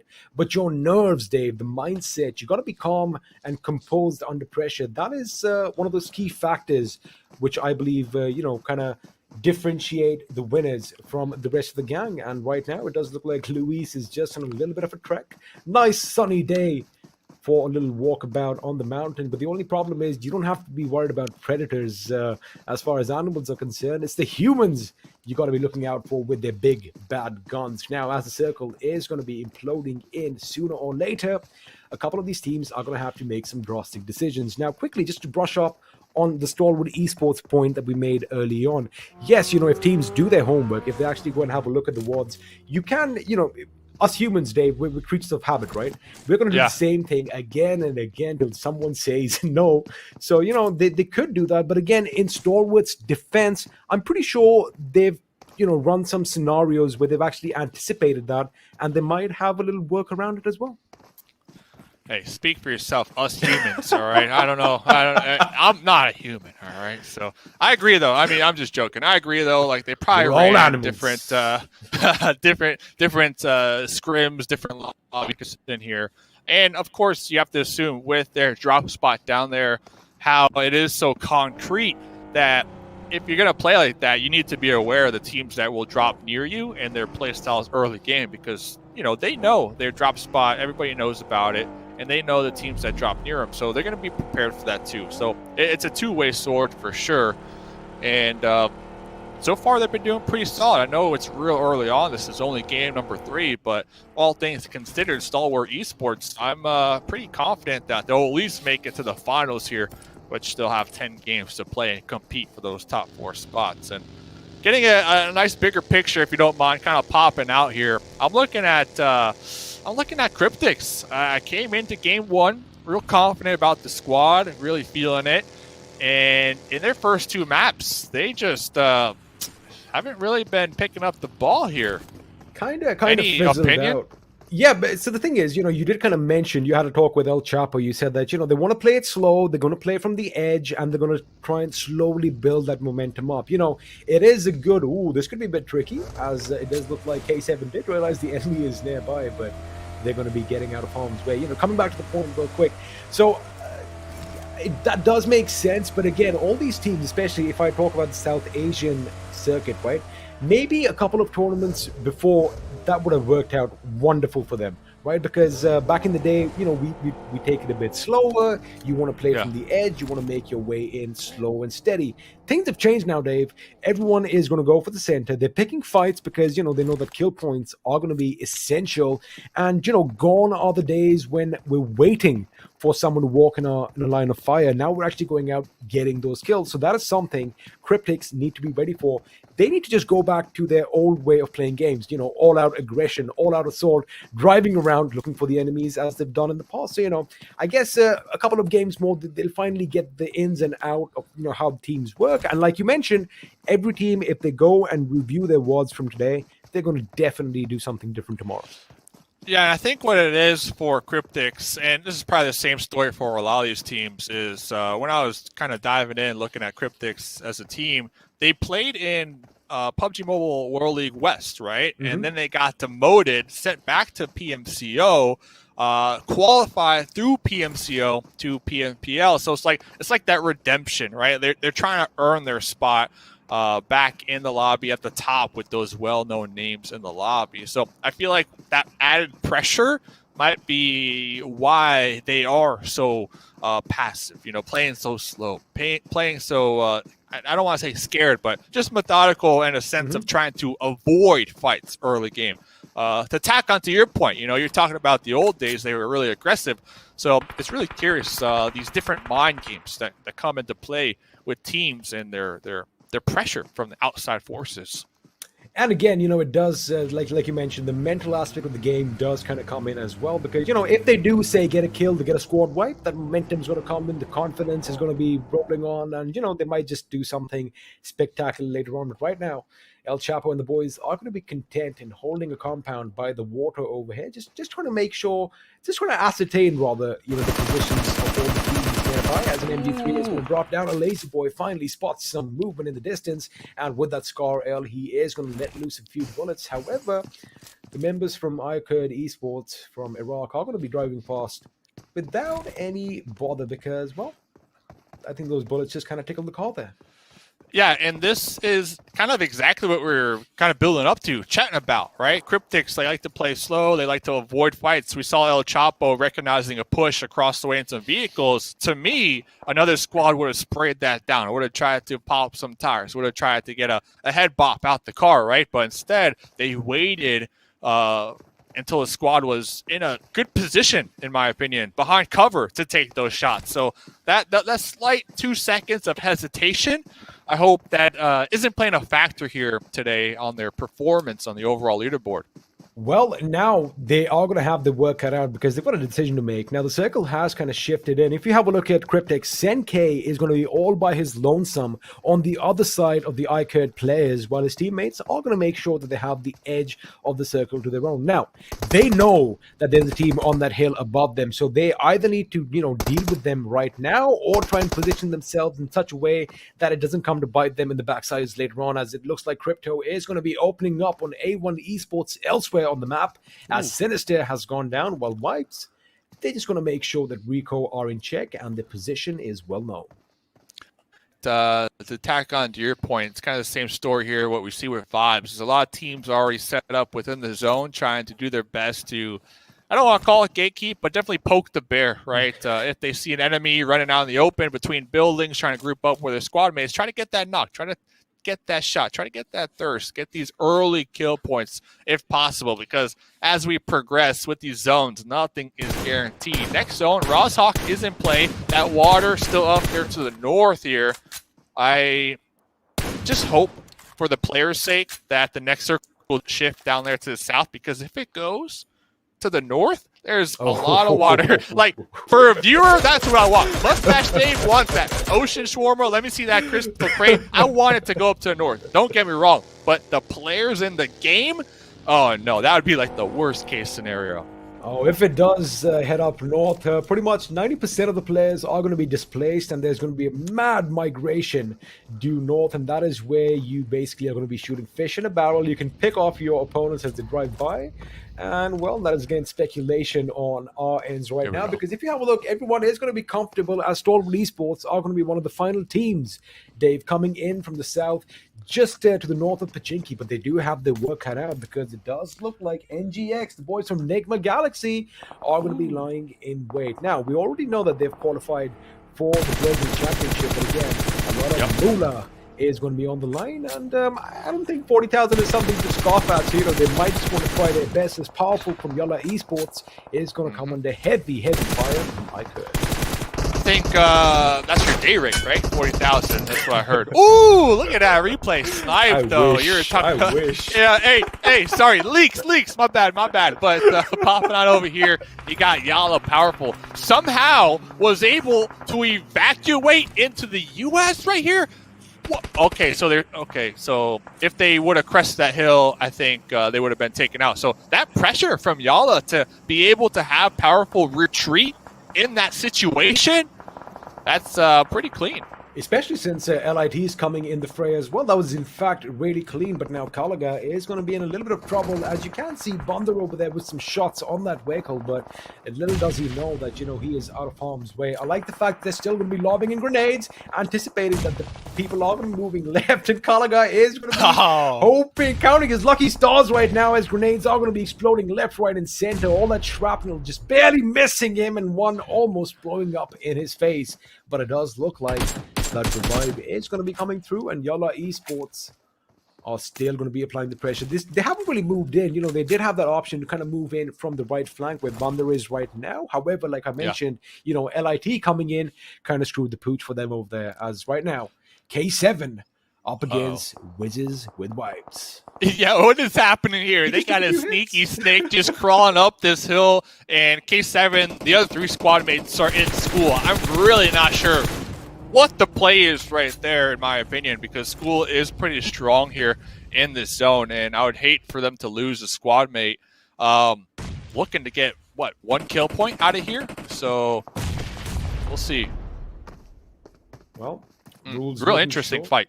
It is, because again, it is kind of surprising seeing Hojuan up there all by his lonesome. But again, that is where, you know, you have that little faith in your teammates, right? That they are going to have me covered, because you are not going to be in any position that you get outflanked. Right now, Powerful is going to find himself in a little bit of a pickle, because I do believe his vehicle is now out of commission, and there you have it. Crypto is going to make sure he puts in the distance, and now I8 once again in the thick and thin of all the action, laying down lead in every direction. It looks like IKUT could be in trouble, as both those members are on a sliver of HP. One bullet could be problematic, but looks like Caliga just fell out from his vehicle and knocked himself out. Lucky for him, his teammate is still alive. Yeah, and they need to worry about the blue zone now pushing on in. But Cryptics, Lazy Boy, making the pull-up. This is Wizzes with 5. Oh, Lazy Boy sending it a little too far. Look at Reaper with the double knock grenade right there in the garage. It is up to Marshall from across the road. What is the play, man? Last one alive. Oh, Cryptics looking to make a play, looking to make a stand, looking to get some points here. Marshall, though, responding. He is responding. He needs to lay down the law right about now if he wants to do anything for his team. But it looks like El Chapo is going to be bleeding out as well. He's going to bid us adieu, which means Marshall now is going to be the last man standing. Now, his position is well known, because we did see one of the members from Wizzes with Wives lay down some lead in his direction. Now, the question is, he doesn't really have a lot of options taking this fight, because, you know, he can't really cross the street. He's going to get shot down, because a lot of teams are coming close to one another right up in their faces, as RAW are going to be saying hello to A1 Esports. Now, 6ix9ine Boy, it does seem like is going to be one of the last few members alive from his team. Now, his teammate Jax is going to be out by the tree in that little plume of smoke for cover, but looks like he just took a few shots. Oh my goodness, Dave, that first aid came in at the nick of time. Yeah, 6ix9ine Boy, and this should be the call here for Ruthless, aggressive Warriors to make the push, make the collapse, get another kill point underneath their belt. Currently with 4 here. And it looks like they'll be able to clear out this 3-story just like that. Just in time, too, because the next zone goes up. NGX dead center here. But Raw, I think they're going to be getting pushed here from I8. The aggressors in the lobby. I guess it is the right call overhead, because again, I8, they do have those, you know, those glitches, those little ridges and crevices for cover, but it's not going to be enough, as Uzum is going to make sure he comes back to his teammate, as now they could be in a little bit of trouble, because the circle has shifted further inland, and now they're going to have to make a move for it. Funny thing is, from Cryptics, Dave, Marshall is still alive and kicking. There you have it, just as I call his name out with that M24, he pops that head off, clean, quick scope. There you have it, some bolt action for you. Oh, man, I'm looking at the minimap, too, and it looks like they're going to be clashing with DRS. I don't know how long they'll be able to survive here, but Vibes out here trying to survive, talk about surviving. They also need to avoid those sightlines from Crypto, from I8, trying to third-party this. Oh, that's a good nade. Oh, just a little bit too long. That would have been detrimental, but Assassin over there, Dave, just ran in that Molotov. In fact, he could have avoided being knocked out, but right now, Vibes are going to be in the world of trouble. Killer is going to be the last man standing, as Rico are giving their everything to make sure they put them in the ground, but now that grenade is going to be a bit to the left. Not going to do a lot of damage on Rico, but it looks like a lot of teams are coming in from behind. Now, forget King of the Hill. This is going to be a mad dash, because we have 1, 2, 3, 4 teams all vying for the same spot. Question is, who is going to come out on top? Yeah, and DRS are awfully grouped up with each other. One grenade, one volley, or one vehicle explosion might do them in, as they are going to be looking to push into the next zone. We do see, I believe that's K7, who pushed up on that hill, trying to get the high ground, trying to pretty much gatekeep these squads up in the north, making their way on in, but they're receiving some shots from Rico downtown.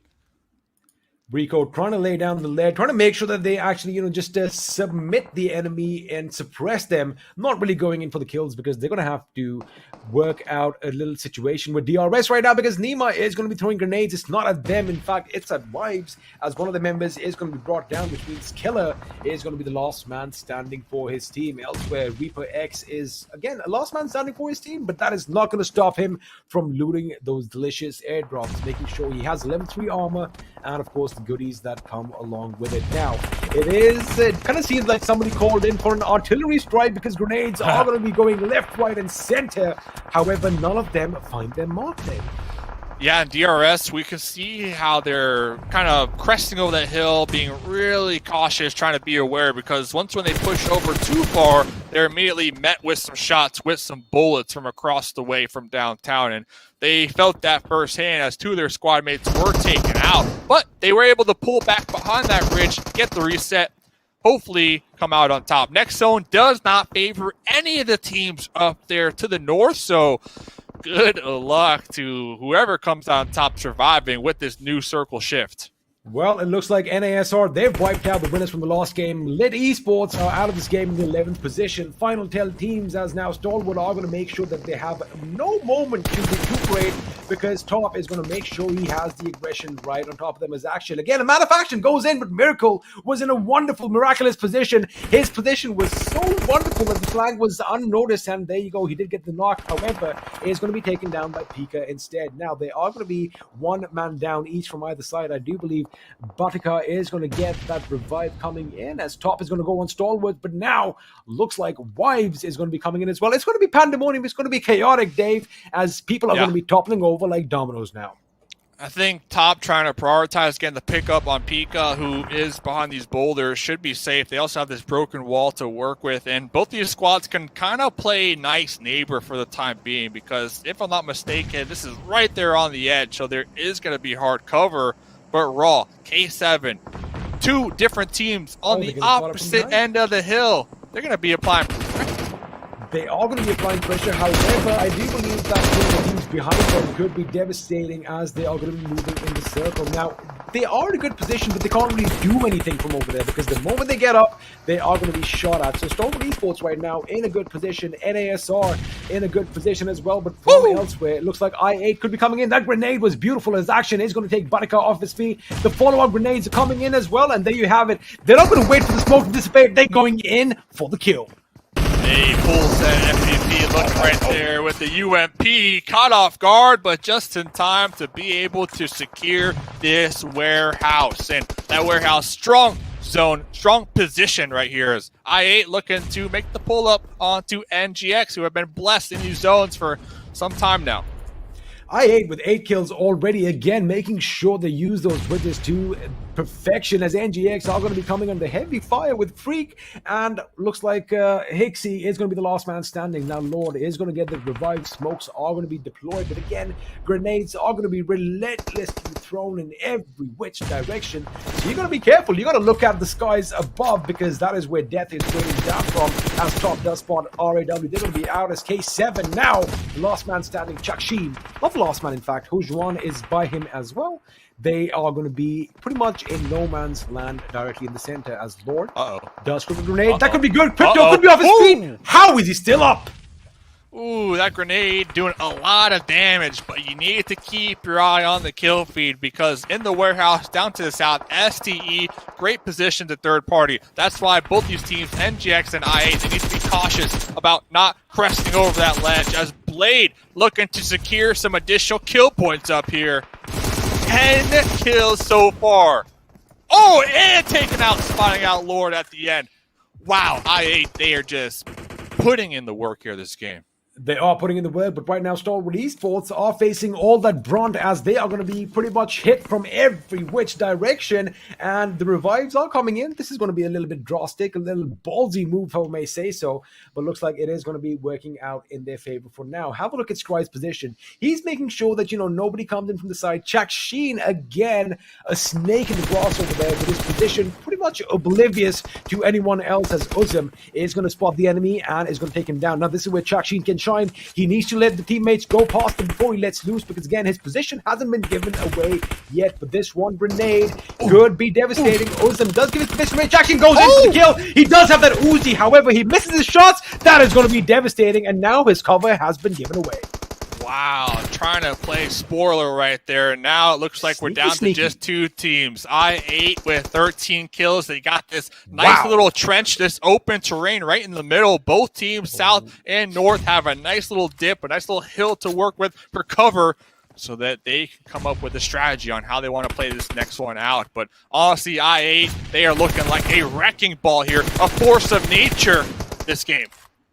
A wrecking ball indeed, and looks like they are going to be making the opponents inscribe with a beautiful Molotov thrown on point. He's going to make sure he goes in the back drop. He needs to drop and roll, but it's not going to be enough as that fire is going to burn him to a crisp. And with that, Stalwart Esports are now down to a two-man squad. Now, we've seen them do it in the past. They might just move around. There you have it. They're on the move. One is going to go on the left flank, while a couple of them go on the right. Blade is going to be the first one up against Action. He does spot him now. In fact, the grenade comes in. He switches over to Pika. Pika almost getting knocked out. Reviews coming down instead, as Pika is going to make sure that he keeps the enemy at bay. But now the grenade is going to come up. Blade is trying to make sure Molotovs are going to force the enemy out of their position. But again, they are fortified in, as Stalwart Esports have to work out. Wait a second. Are you kidding me? A couple of members are down. It's down to a one-on-one situation. Sliver of HP. Dave, this is maddening. Ozem up against Action. Who is going to come out on top? He jumps, he shoots, he gets the kill. Oh wow. My goodness, that was a close wow. one. I8, they had the numbers advantage, but their aggression in the end, their aggression in the end, almost losing them. The winner chicken dinner. Oh man, that has to have been the most intense final kills. Final zone right there. Yeah, the kills, that's equivalent to a chicken dinner. So they practically got 2 chicken dinners this game alone. I8, we talked about it, the fair cheer, and they're cheering for a reason. Man, we knew that this team was going to be hard-hitting, but 16 kills, 3,000 points of damage. Again, we said it, they were in the thick and thin of the action, right from the get-go, basically getting the job done. And there you have it. A lot of viewers are going to be happy with this little outing in Erangel. But again, I love the fact that, even the final few teams, Dave, they kind of surprised me. I love the fact that, we've actually got some tactical gameplay on display right now. People are thinking. Honestly, STE almost winning too. They had their backs against the wall. They were burning alive. They almost came out on top right there, making it a 1v1 at the end. All it took was a couple more bullets, and that would have been it. But regardless, I8 Esports, a ton of kills, a ton of points. Ladies and gentlemen, that was match number 3. Can they do it again? Well, you have to find out after the break.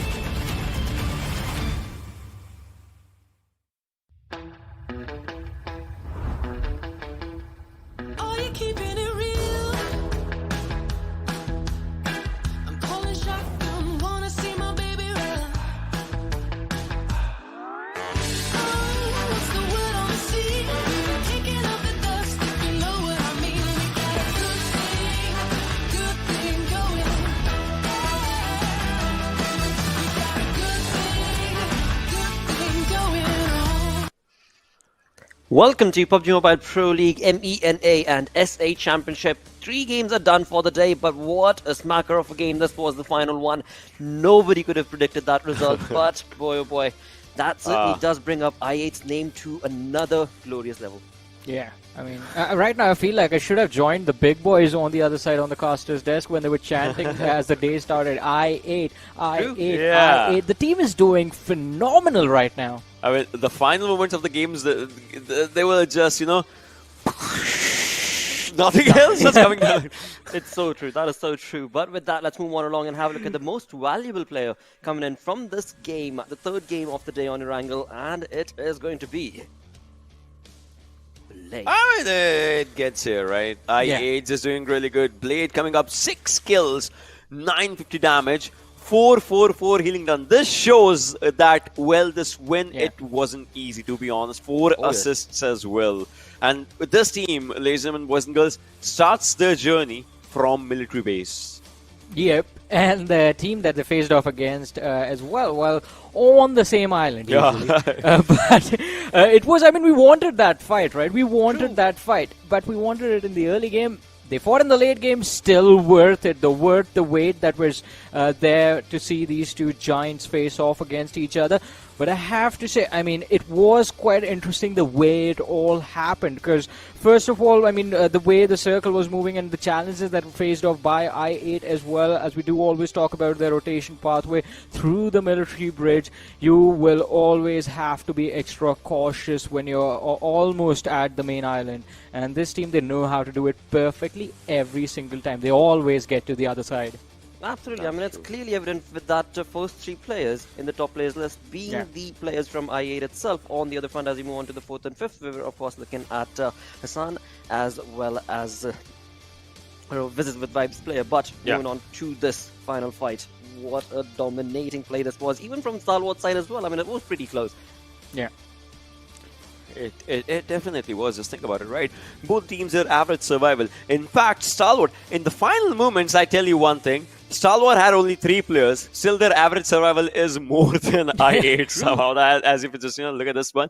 But 3,000 plus damage coming down from i8 side showcases the way they were taking a fight. And with one lad just, going down to what, 900 plus damage, that just shows amazing, amazing skills that they were just, coming up with for themselves. And well, Blade. I mean, was the person who actually got awarded Terminator, if I would say, because he was the last. He took down the last player. And along with that, another point to bring up is going to be the Glisu Duduzin was brought down so many times before. Had he not been given that revival again and again, it could have been a completely different outcome. I mean, out of 4 players, 3 players of i8 are just here in the highest skill department. Just think about it.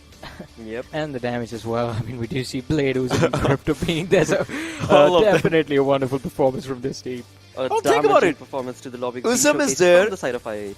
Uzum is there in the most grenade kills. Uzum is there in the most utilities. Uzum is there in the highest damage. Uzum is there in the highest skills. Well, Blade and Crypto are there in longest distances. They had the area for themselves. Thus the points. I mean, 16 kills along with the chicken dinner. 31 points to this team. Perfectly said by Ocean. It's just a complete dismissal of all the other teams in the lobby from i8. And coming back to what Ocean just mentioned a few moments ago, Stalwart Esports, they were down to the 3 players, and that is what actually changed everything, because even the casters pointed out when the fight was happening, the most important fight for i8 wasn't the final fight against Stalwart Esports was definitely important, but before that, it was the fight against Nigma Galaxy, because if you remember the terrain they were fighting with, there was a ridge that was being used as a cover by both i8 and Nigma Galaxy, so that Stalwart wouldn't aggress. Scry did try to get himself into a position from where he could have actually used the utility, or maybe if they had the numbers, they could have gone for a 2-2 split, just put i8 under a little bit of pressure, and maybe the numbers would have dwindled down, worked out in the favor of Stalwart Esports. But i8, they made quick work of Nigma Galaxy first, and then in the end, Stalwart were the ones who were sort of just waiting to suffer the rat. This team is just on a path of absolute destruction, because even in the last game they were being very aggressive this time as well. And I remember what I said during PMPL SA for i8 to slow things down and be a little bit more controlled. This time I would say, lads, it's time to go all out. And they are. That's true. But, again, this is where I just get down to a few things. Well, now we're down with 3 games, right? Yeah. Vibes still just they're kind of struggling. Not exactly though, but they're kind of struggling. And if we talk about Cryptics, right? Not exactly the kind of gameplay that we were expecting from this team. Yalla's just here lit. Well, they had a really good game for themselves, but then things, it's kind of a curve that I would like to see from down to up to down again. I don't know. Not the kind of day that they would have anticipated to start off right here in this championship. But again, there's just day number 1. Only 3 games are done, and there's still so many more opportunities remaining. So we can keep our fingers crossed for that same exact regard. But on the other front, when it came down to this game and the final fight that took place, now it's time for both of you guys to break this final fight down for us. Well, here's a lecture on maths, ladies and boys and girls, if I will just, talk about it. Because you see this one at this moment. So this distance is around approximately, I would say, 63 meters. How do I know it? Well, when they threw the molly, it just hit here, which is the distance of the way molly just moves forward. So this is 63 meters. That's 6. I'm telling you, that's 3. But, talking down to it, right? 100 meters distance gets covered in 17 seconds. This means a distance of from this area to this area will be covered in approximately 5.88 seconds, if we talk about it, right? So 5.88 seconds was the distance that IA8 needed to move forward and take down the players of Stalwart. Well, they did start really good. As Scree was taken down by the Molotov, you see that happening, right? As soon as that happens, they have a green signal for themselves. The green signal is that one player, obviously that is Blade at this moment, will try to move forward with his own cover, and whenever he sees the players or something, they kind of know that the players are here because there's a cluster of smoke onto this area, and well, there's one player taken down onto this area. So they know that this player is vulnerable because it's 7 alive and they have 4 players from their team. So they know it. Both the players might just be onto this area. It's just about the perfect calls that they had to give for themselves. That, we need to rush, we need to push, we need to keep the pressure aligned. But, well, it was Action who was still surviving. Action was spotted down. But look at the way Action was giving out damage, right? If you look at his perspective, he was doing really good with the damage as he had his own cover as well. Look at this. Pika and Action.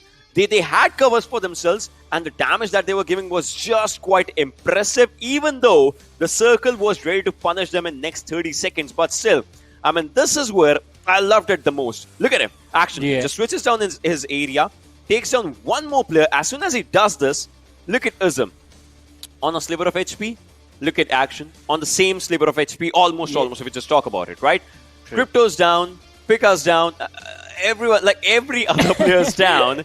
And then comes the moment of truth on 2 things. First thing, obviously, you see the helmet was just completely damaged. And then who puts up the first aid first and who moves forward first? That was just 0.5 seconds. Because a first aid takes 4.9 seconds. And now look at this. 0.5 seconds coming down in Action. Just that minute difference.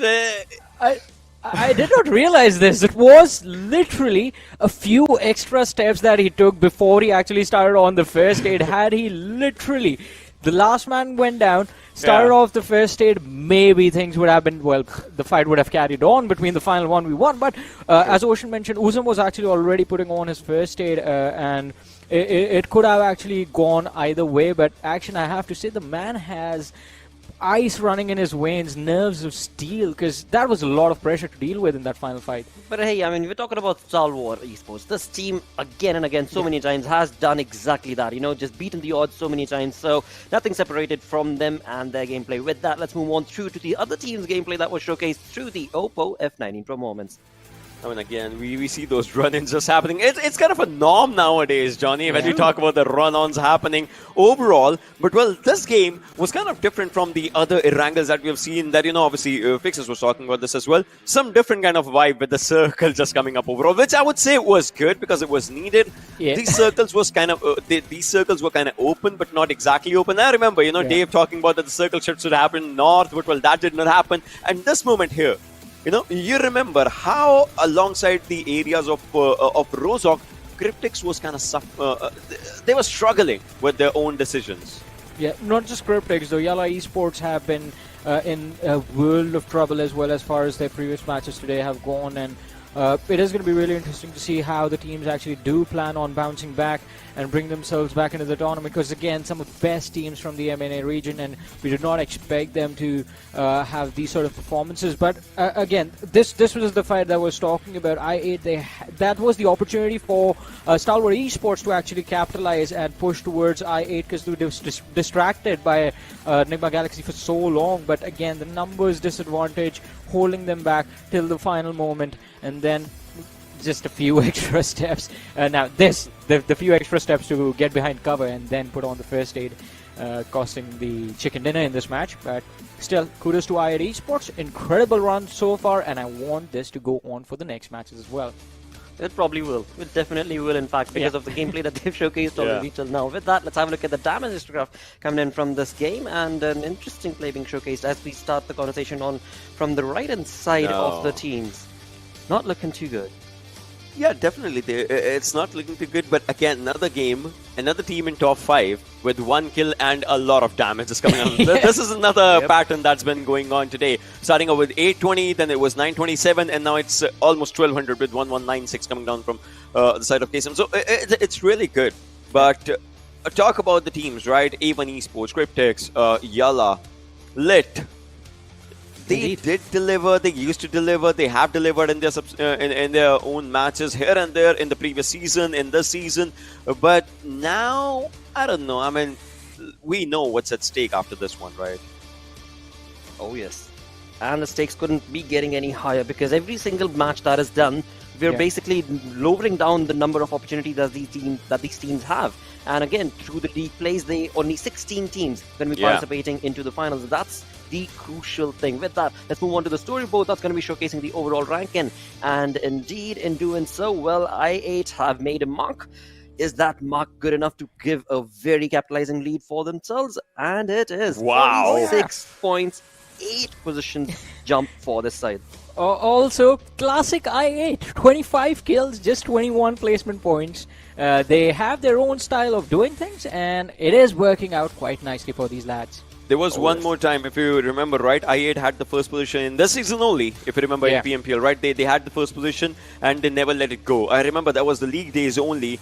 I would want the same performance from I8 right now. I would want them to be in top 3 by the end of this this entire saga as of what happens, because this team knows how to deliver. This team, we know they have had the ups and downs, but now, well, they are coming up with really good ups, and, well, this team is just doing impressive. So I would love to see them stay in top 3. Absolutely. With that, we also have Stalwart jumping up to that 3rd spot with 9 positions lead that they've been able to create. But moving on to the second page is where things are not looking too good for quite a lot of these teams. Well, Enigma Galaxy certainly making a comeback for themselves, jumping up from that with 7 positions on the 13th spot. So a decent play showcased from their side. And again, the day is not yet done, because we still have 2 more games remaining. I mean, definitely. As you mentioned, Enigma Galaxy, I want to say, I mean, it is going to take them another game or two to sort of adjust to what is going on at the top of the leaderboard, because everyone over there in the top 5 is looking to just go for this fight. But this time, it is going to be really interesting to see how exactly Enigma Galaxy is going to deal with the situation. Also, DRS sitting on that 17th position. I'm pretty sure they want to make it to the finals as well. And they will. It is DRS, so yeah, exactly what Ocean said, they will, but how? Well, time will tell. For that, time will tell. But right now, we just incredible fight that was showcased from these two sides, Stalwart and I8. That was exhilarating, but the exhilaration does not stop right there, because now we move on to a very special thing that I am honored to announce. It is the PUBG Mobile Reunion Party. Yep, you heard that right. The Reunion Party. And what all does this include? Well, get ready. There's quite a lot. There is quite a lot. So, join the game to participate in this exciting global festival, which is only available for a limited time, mind you, viewers. So, you definitely need to be tuning into the game every single day. Alongside that, as we move on forth, all the modes of the game are coming back. All of them. Look at that right there. Each and every single thing that you have been participating over the years, they're all coming back together. And you, if you have not experienced this wonderful awesomeness, from the Vikendi to Payload to Metro Redux Reunion, it is just a gala affair that you are certainly going to be allowed to, well, participate in. With that, as you move on fourth, like I said, you have to be tuning into the game. Daily rewards. Just log in and get permanent free items, time-limited UC, and a brand new character. A brand new character, Anna, along with her amazing outfits that are also available for you, lads. So don't just sit back and watch and enjoy, but also tune in as soon as the stream is done. Tune into the game, and you, of course, will be participating in all of these wonderful opportunities that are available for you. With that, as you move on fourth, last but not the least, we also do have this world-leading hypercar, a custom-made Jesco by Conseg, is available to try out the lightning fast ride. Go to in-game and get one for yourself. Only available till the end of November, so you better get busy with PUBG Mobile. With that, we are also going to get busy. Let's move on to the schedule. As game number 4, there's a little bit of change.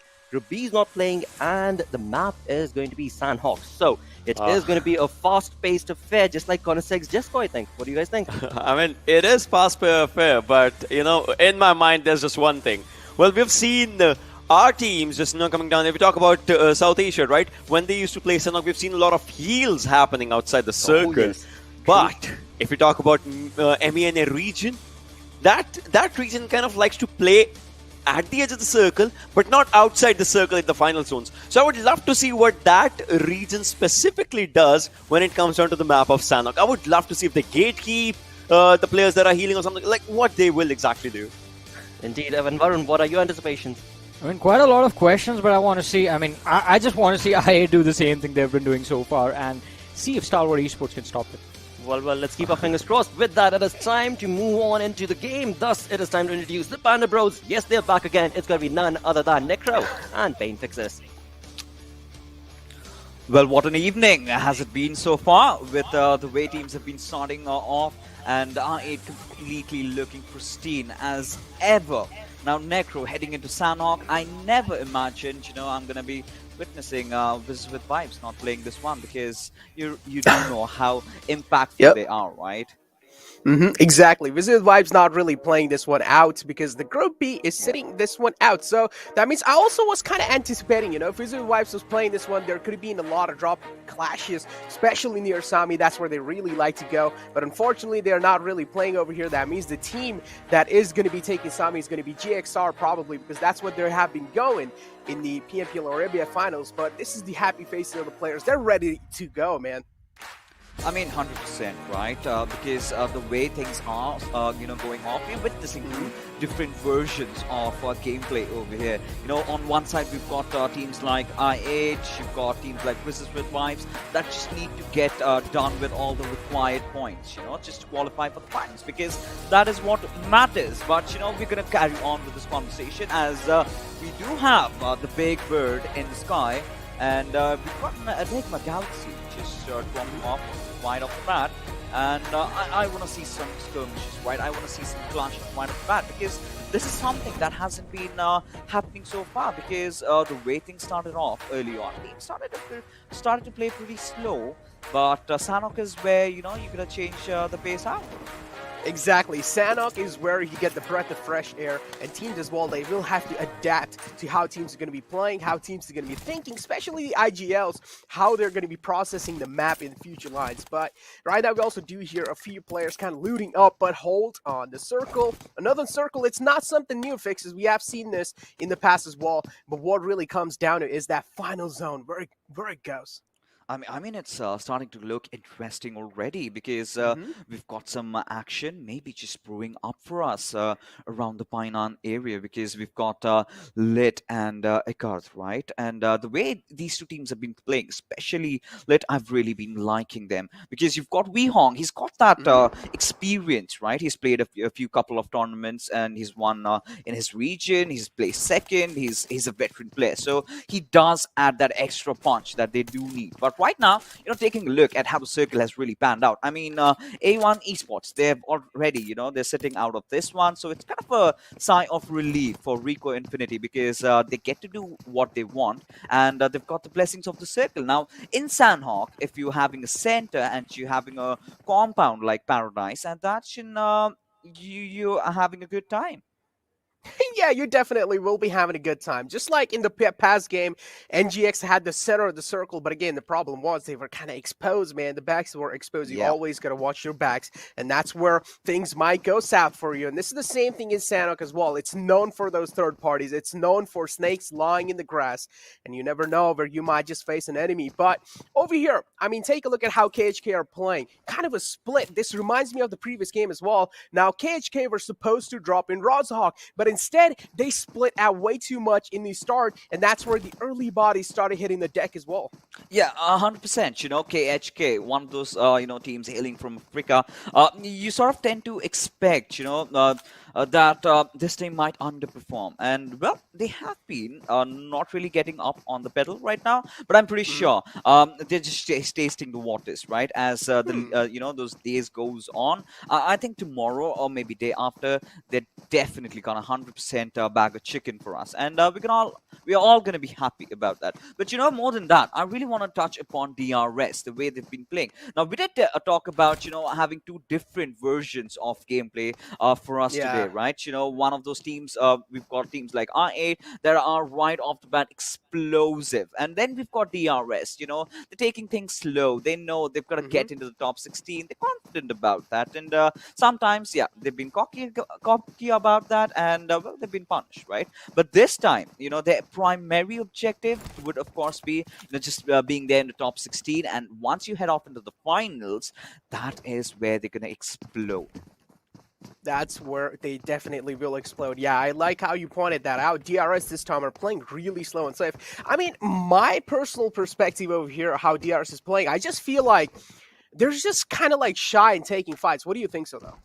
Well, yeah, they are 100%. Right now, what all these teams are looking forward to, because come on, we have got an amalgamation of cultures over here, right? We've got teams from Middle East, we've got teams from Africa, we've got South Asian teams. They've got different play styles, and that has been pretty much visible throughout, even right off the first game, right? Where we did see the Middle East teams just trying to kind of go on that back rotation, but we do have a fight brewing amongst us.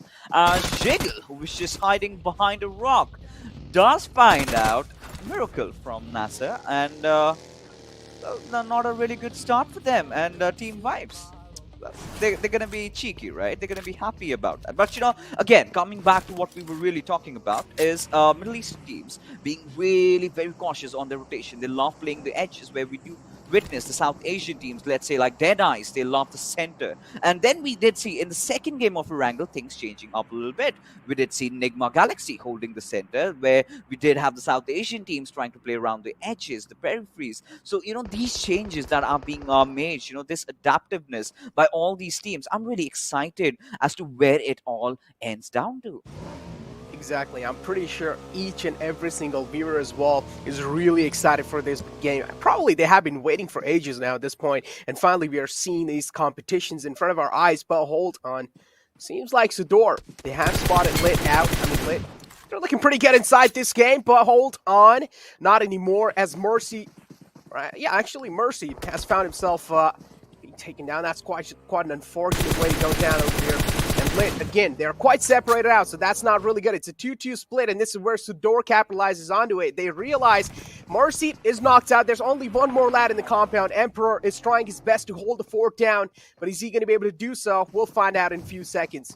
Oh, we certainly will be, because taking a look at Safe, I mean that is one of those things about Molotov, right? It does not ricochet. Had it been a grenade, I think Emperor was also donezo. And finally, Cotton is gonna do that. He explodes the players of LIT. Now, the way this thing started off, right? Lit did manage to drop off at Painan, but look at how things have happened. The fight eventually took down someone towards the eastern side of Ruins. Now, quite an exciting start to the game so far, I must say, because considering how the past 3 games have been, I was starting to get worried. Why aren't the teams fighting? It's the first day. You're supposed to be going aggressive. Now, finally, teams did have an understanding of that, and we have the first airdrop, the MK14 with an extended quick draw mag. Now, this is the best attachment you could ask for with this weapon. 100%. Exactly. I mean, for sure. I mean, you know, that's the best thing, of course. Extra bullets in the magazine. That's all you need The to at least reload spray speed, someone down man. with this weapon. Yep, exactly. That's also adds a little bit more reload speed as well. So, but I would still say the extra kind of magazine size that helps you out so much with that MK14 in those close range combats. I mean, I'm a kind of person I like to put on the red dot on it and then use it in the close range fights, but we did see a few shots being rattled off over here. Now, LIT, they're running really far away over here. They do not want any smoke with any kind of teams on the bottom left side. So they're just like, all right, we're going to be taking a safe rotation all the way from Tambong. They're just in a no man's land. They're so scared at this point that they don't even want to be anywhere near any teams.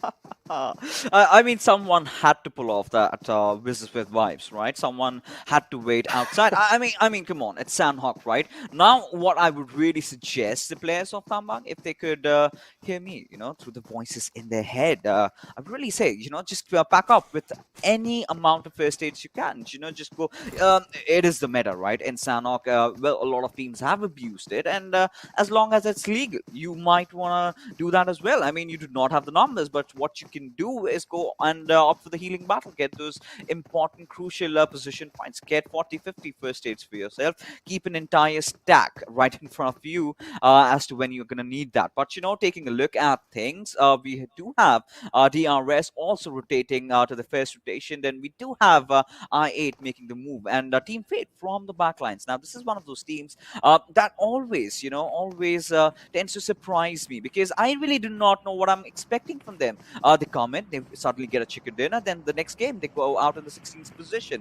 And that is the kind of consistency I do not want from them, because Fate, I know it's a veteran team. I have casted them in the MENA region, and I do have a lot of high expectations, especially Ragnarok. You know, you gotta watch out for that lad. Faye, of course, is one of those stronger components inside this game, or stronger opponents, I would say. And I mean, of course, they got the first chicken dinner.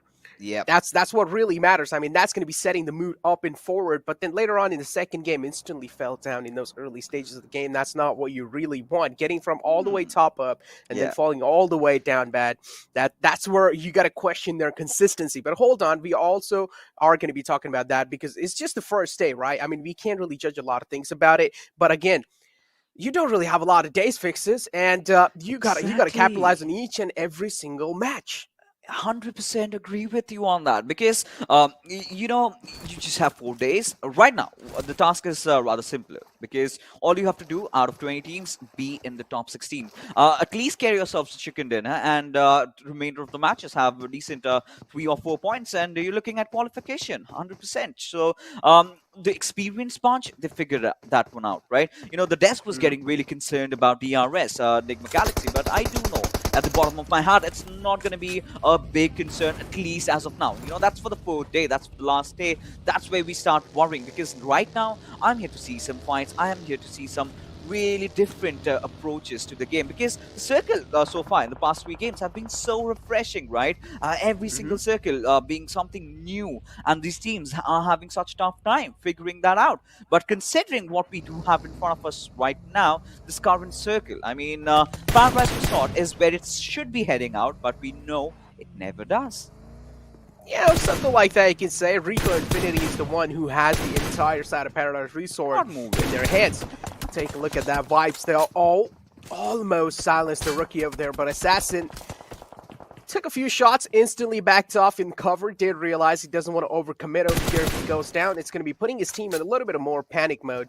And Fate is this team that they're going against. It's not a team that you want to challenge a fight like that up on up in duels. And I mean, of course, Vibes as well, they have all-star lineup. So this fight can be a worth watching fight, but again, they're really far away from each other. So I just think they're just going to be tickling each other a little bit. Yeah, I mean, just making their presence felt. You know, they do not mean harm right now, unless not until they just go head on. You know, just trying to apply that extra bit of pressure. But we do have Starwood making the move, right? They've left boot camp. They're gonna take those compounds just beside it and try to keep the center as much as possible. As Ragnarok, just what I was telling you, need to watch out for this lad. He does, you know, take a few shots at Assassin, and has managed to, you know, dwindle him down. 20% HP. Of course, he's gonna heal himself up, but now Vibes, they've got to be extra careful. Stalwart Esports have a pretty good position. They have the entire hill for themselves. Looking pretty good over there. But, so you can take a look at Lit as well. Now, in the start of the game, they were looking pretty much like extroverts, and now they're like introverts. They just don't want to be with anyone. They just want to party for themselves. They want to stay away from the crowd. And they're just like, all right, guys, we're going to be taking our sweet little time. We want to find as much as loot as possible. Probably those first days, as you mentioned, the heal battle has been one of those things, especially in Sanhok, that has been prioritized a lot, especially by a team like Wizzes with Vibes, which is not really playing over here. Yeah, I mean, Wizzes with Vibes, this team, man. I mean, you even talk about the MENA champions, right? You've got Cryptics and Wizzes with Vibes, two of these teams that, well, we never really thought we would be witnessing. But that has been the underdog story so far. And well, that has been so beautiful, right? The way they've been playing. Now, they've got two different styles of gameplay. Now, Cryptics, they've had a really interesting roadmap, right? They were known as Road to Glory, and they did play the Arabian region last time. And I, in fact, did also cast them during the World Invitationals. And then we did witness, you know, the rosters being shuffled out. You know, I do not know the backstory, however, but they had to rebuild themselves up from scratch. They did play the CEOs.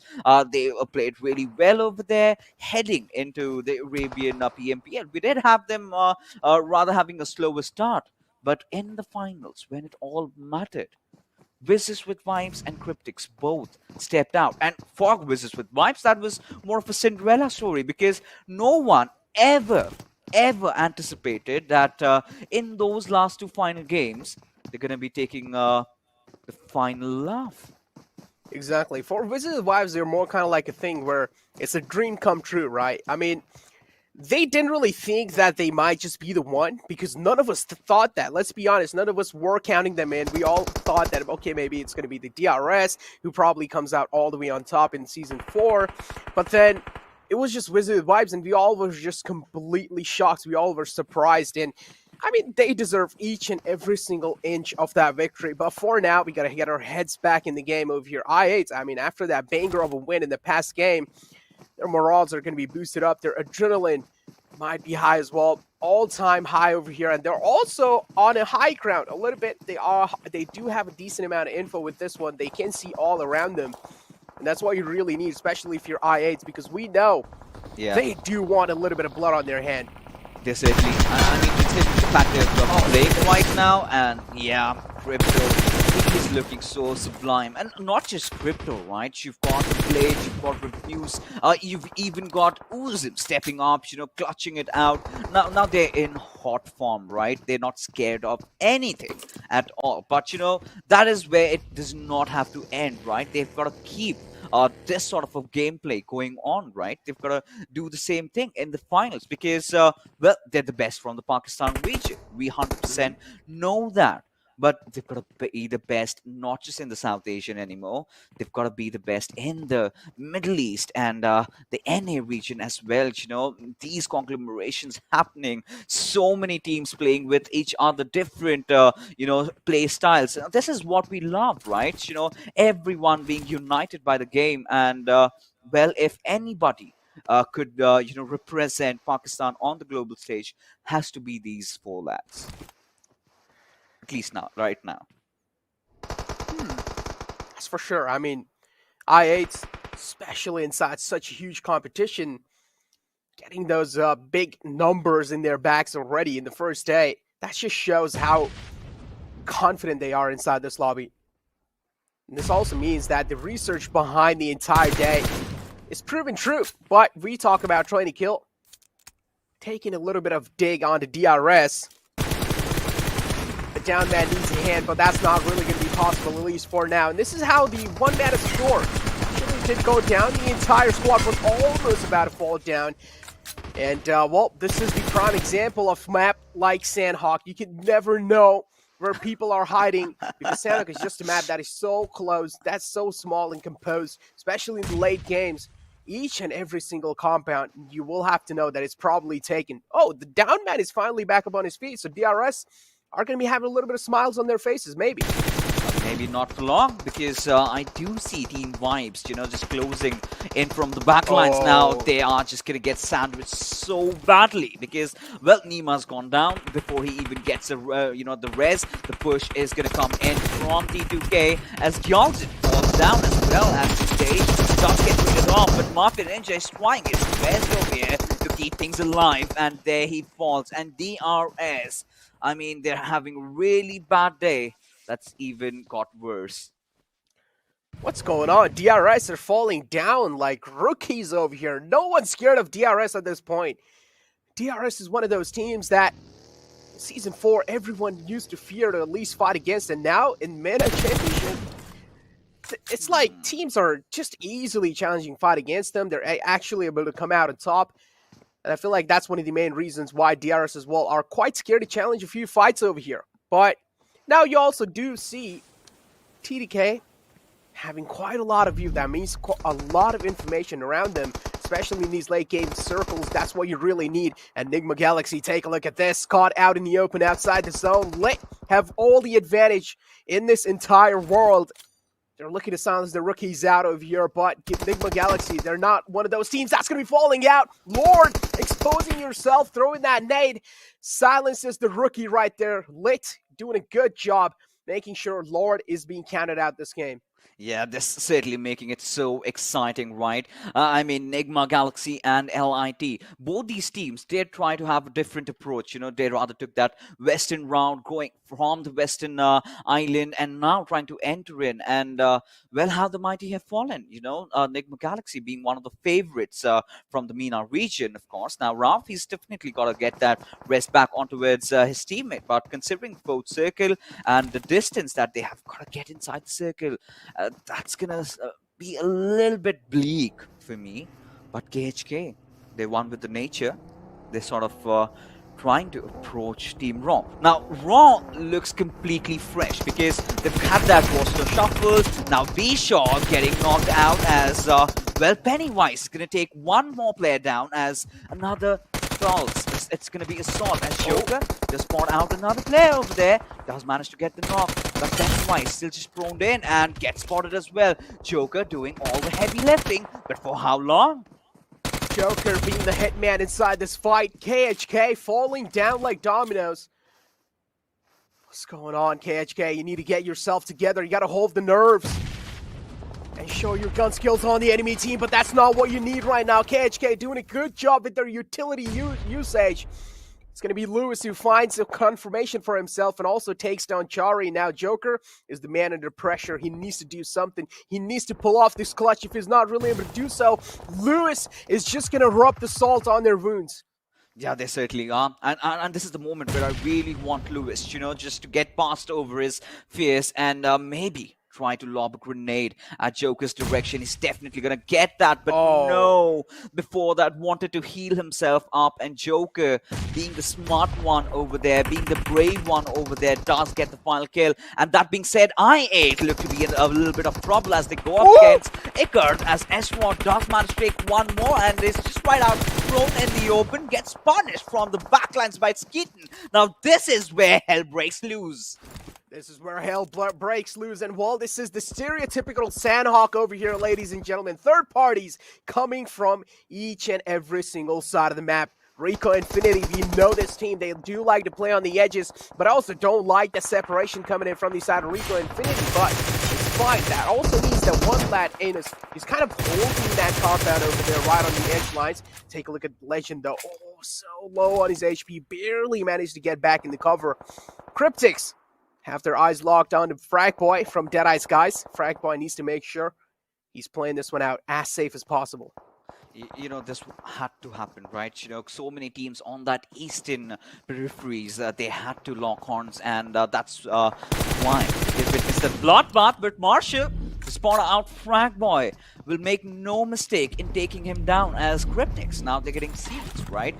They're playing for the objectives. They've managed to get that one knock. They know it's a good circle. There's no chance that they're going to get the res up as Jiggle will manage to take one more for himself as Rico Infinity, they do bite the dust.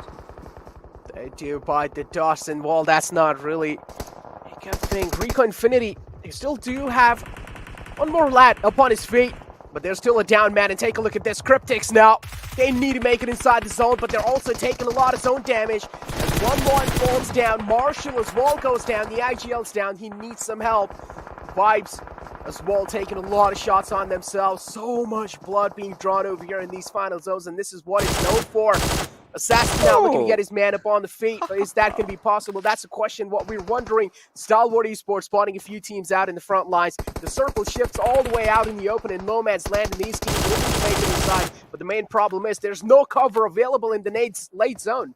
I feel Stalwart, man. I mean, considering the position that they have, there's no one behind them. They're going to have no issues getting inside the circle, right? But at the same time, I'm really excited to see this fight breaking down. And there you have it. Scurry just spotting out Hassan from afar and makes no mistake in taking him down, putting him 6 feet under. But right now, what is going to be really important is that northern side area that we do have, as we do see a few teams, first aiding themselves. But right now, Stalwart, they want to engage against I8. They're already marching at Uzum's direction. Now they smell revenge. They want it, but Uzum does not back off without a fight as he gets a trade, as he does manage to get a knock with that grenade. Considering Blade changing his position, this fight has been reset and it's looking better than ever.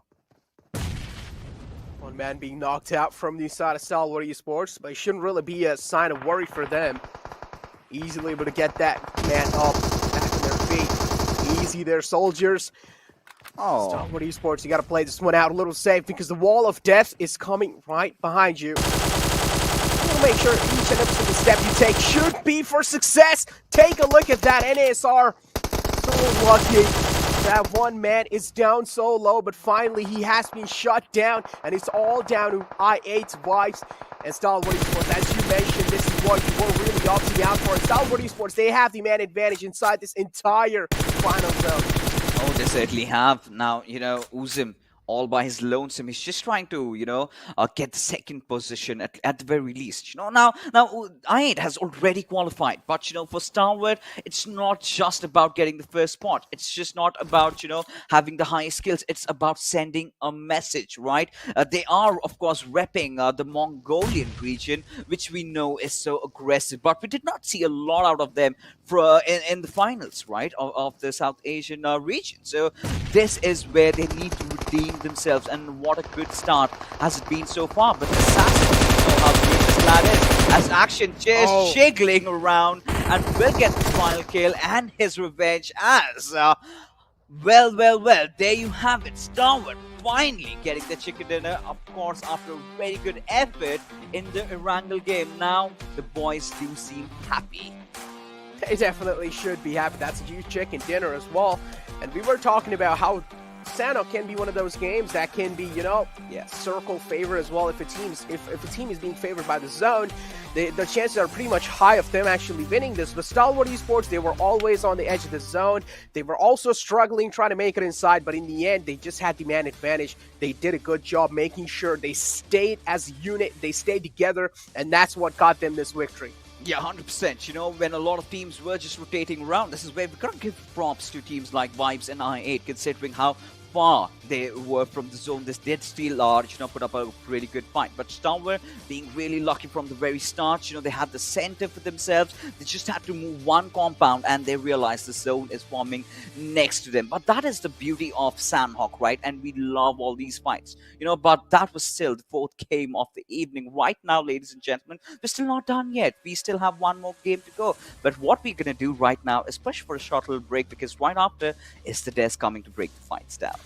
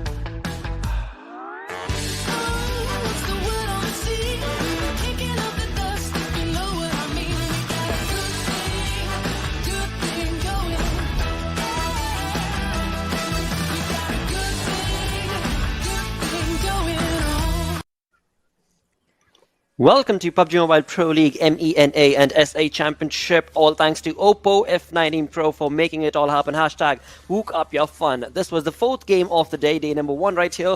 And it has been an interesting one. As Ocean was commenting upon it, the MENA, well, they love to take those fights head on.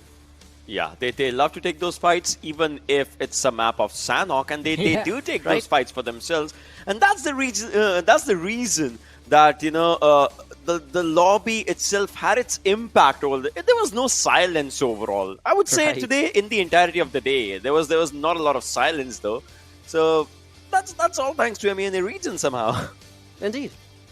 Yeah, I mean, I would completely agree with that, but again, we do have the MVP of this map right now in front of us, and that is going to be Jiggle from Wizzes Esports, doing a phenomenal job, I mean, getting those kills, and especially with the damage that he has dished out, securing the 6 kills, 6 points for his team was going to be very important, and maybe with this game, we're going to see things take a turn for the better for Wizzes Esports, as far as the overall rankings are considered, but I want to say this, I mean, the winners of this game, they've been trying for so long, Stalwart Esports today, and finally, the game is theirs. Well, it does put them to the 2nd spot, though. Yeah. And, well, it's all thanks to, you know, IR and their brilliance. Even they did not have the numbers, though. Still, they managed to have good placement points for themselves somehow, and that just worked up in the field. It definitely did. Again, I mean, when it comes down to the gameplay that has been showcased from IA throughout the day, they are maintaining that lead in terms of every single point that they can possibly capitalize upon. With that, as we move on from the MVP to the top players list, this is where Stalwart Esports definitely is going to be shining along with their players. Action and Scry. 7 kills. By Scry. 7 kills, 652 damage. That's just a lot by an individual. As of now, I would say, Action 4 kills. I mean, he loves to be he loves to have his name right in top 5 always. So that's just really good. Batika coming up from Nasser, if we talk about it, and Suyog as well. T2K. We were hoping for T2K's performance, and well, they kind of delivered here and there. Yeah.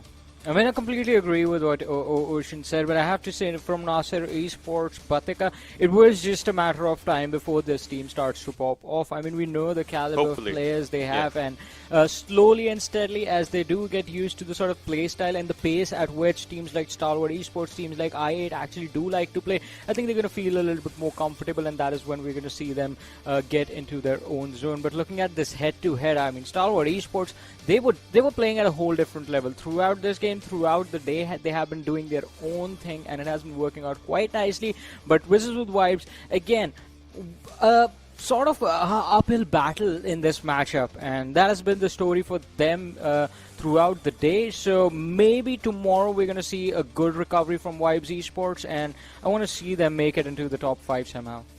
Well, why talk about tomorrow? There's still one more game remaining. Oh, yeah? We might just anticipate that Erangel to be YB Sports' lucky charm and bring their gameplay all around. Maybe. But with that, it could be the case. It's all speculation right now. But moving on to the facts itself, we've got the map summary right here on our screens, where indeed you talk about those kill department and the highest damage. I mean, it has been an unexpected Sanhok game. Well, yeah. I mean, yeah, because me and Ocean, we have had this conversation for a while now that Sanhok is where you see the most aggressive teams take a back foot, and this time things were looking different. I mean, everyone just wanted to go for those fights. Yeah. Indeed.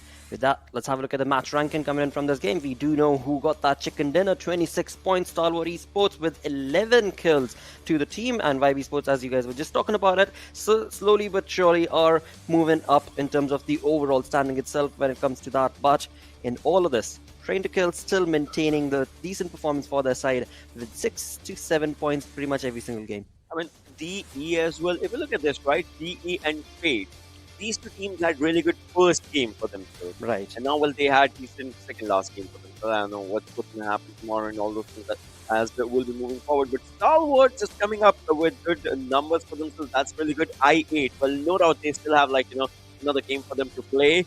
So I would love to see what happens in that another game. As for what the difference is as of now, with 26 points in the favor of Stalwart and 14 for I8. Might just be close to, you know, just close out the day overall. Oh, absolutely. But on the other front, when we move on to the second page right here, once again, the teams that are on the 13th position, and lower than that is the teams that I would want you guys to talk about. Where do you think, or rather, what do you think could be the reason for the lacking performance from these teams? I mean, I don't know, but I just want to say that Nigma Galaxy and DRS Gaming, they're just toying with my emotions right now. Not And all just the you, fans. Not you. Yeah, definitely not just you. But I have answers. I feel like I have answers to both your questions. Where and what?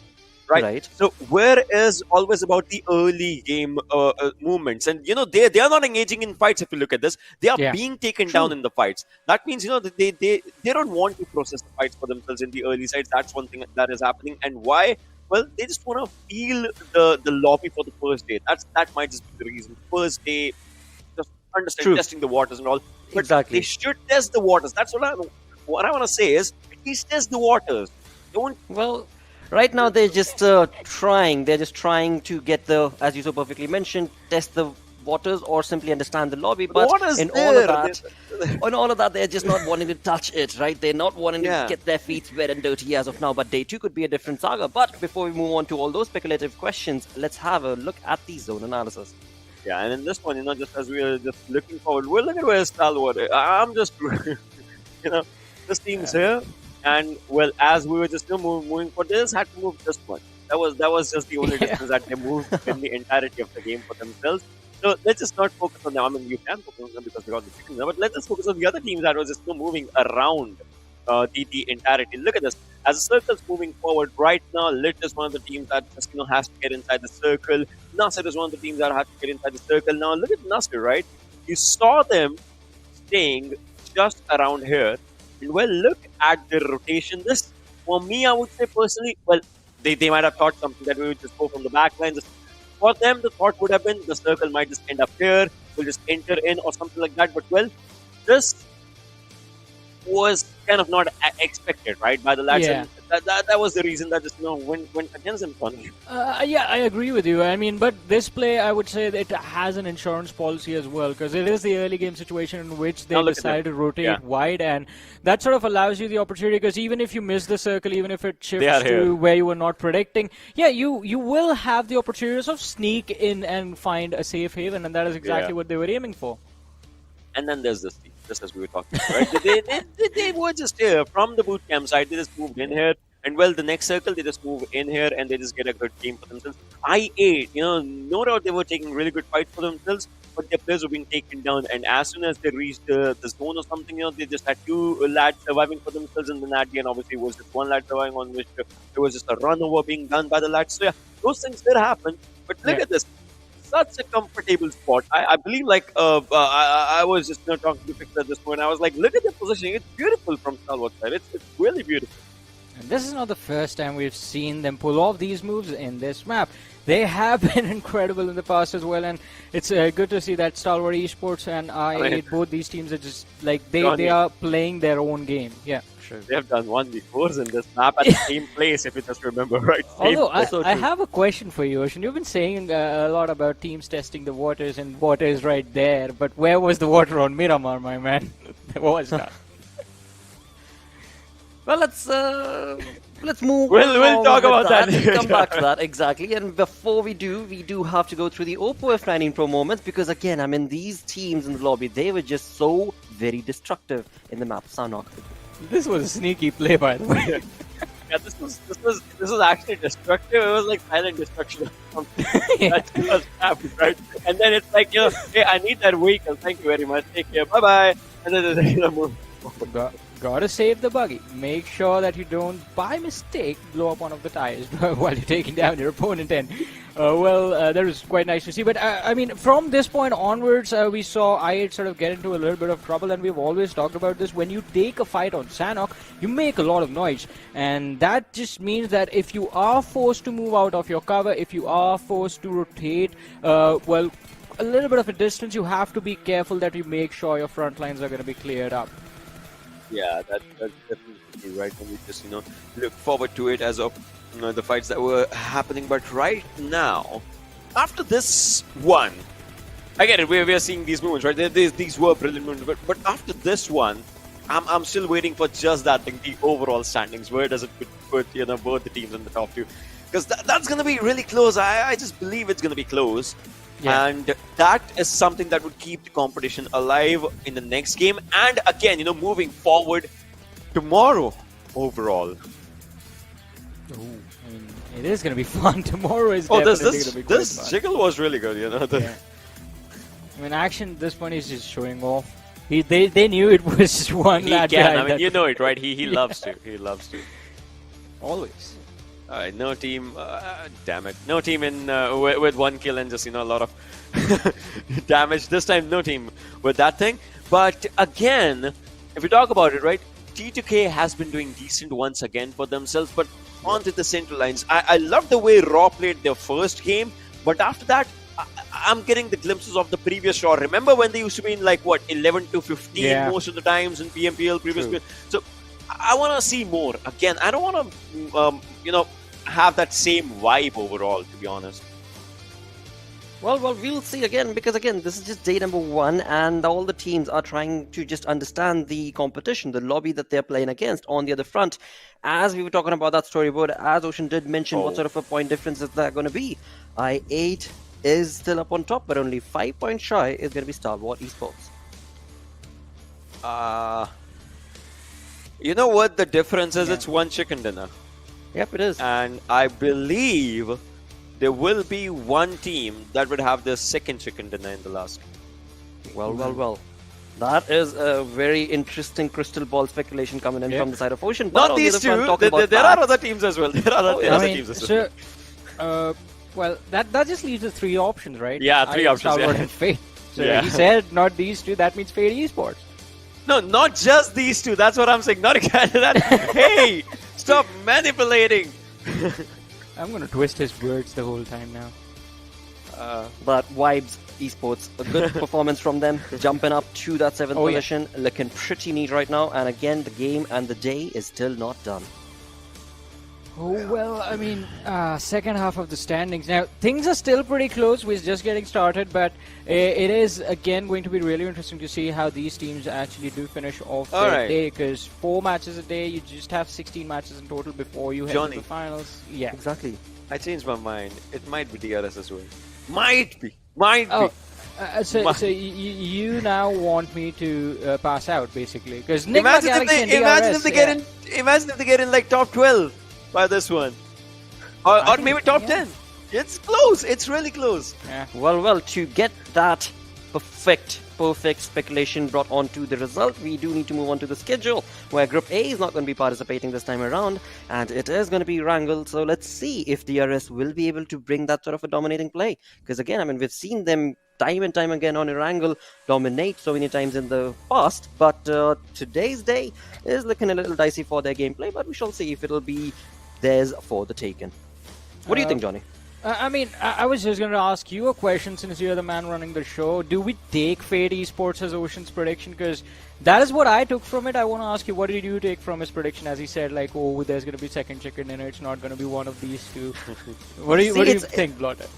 It's more of biting your own tongue, right? Like Ocean predicted that, yep, all right, one of those teams who got the chicken dinner will be getting a 2nd one. I mean, that's weird, right? On the safe side. If I take chances, that's wrong. If I don't take chances, Ocean plays safe. I mean, well, with that, we're going to get moving along into the game itself. The final game of day number 1 right here. It is time to introduce once again the Panda Bros, who are going to be none other than Pain Fixes and Necro to take you through this final game.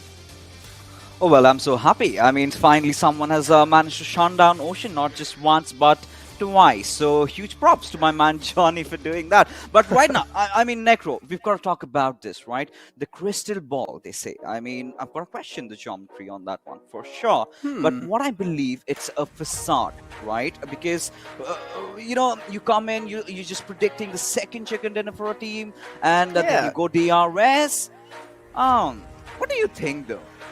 Nah, he's just playing it safe, honestly. Like, he's just staying on the safe side. Now, I know he did say, if I don't predict, people say that he's playing on the safe side if he does it. Well, then, I feel like right now, all he's doing is just playing on the safe side. He went with DRS. Now, he does know DRS probably has gotten themselves a lot of time to get comfortable inside this lobby. So maybe DRS might just deliver, but I disagree with that. I don't really think like DRS is going to be taking this one home, but what do you think? I'm telling you, bro. DRS, they've got it. they've got this in the bag. Maybe not this chicken dinner, but I'm certain I'm gonna see them in the finals. They're gonna be there.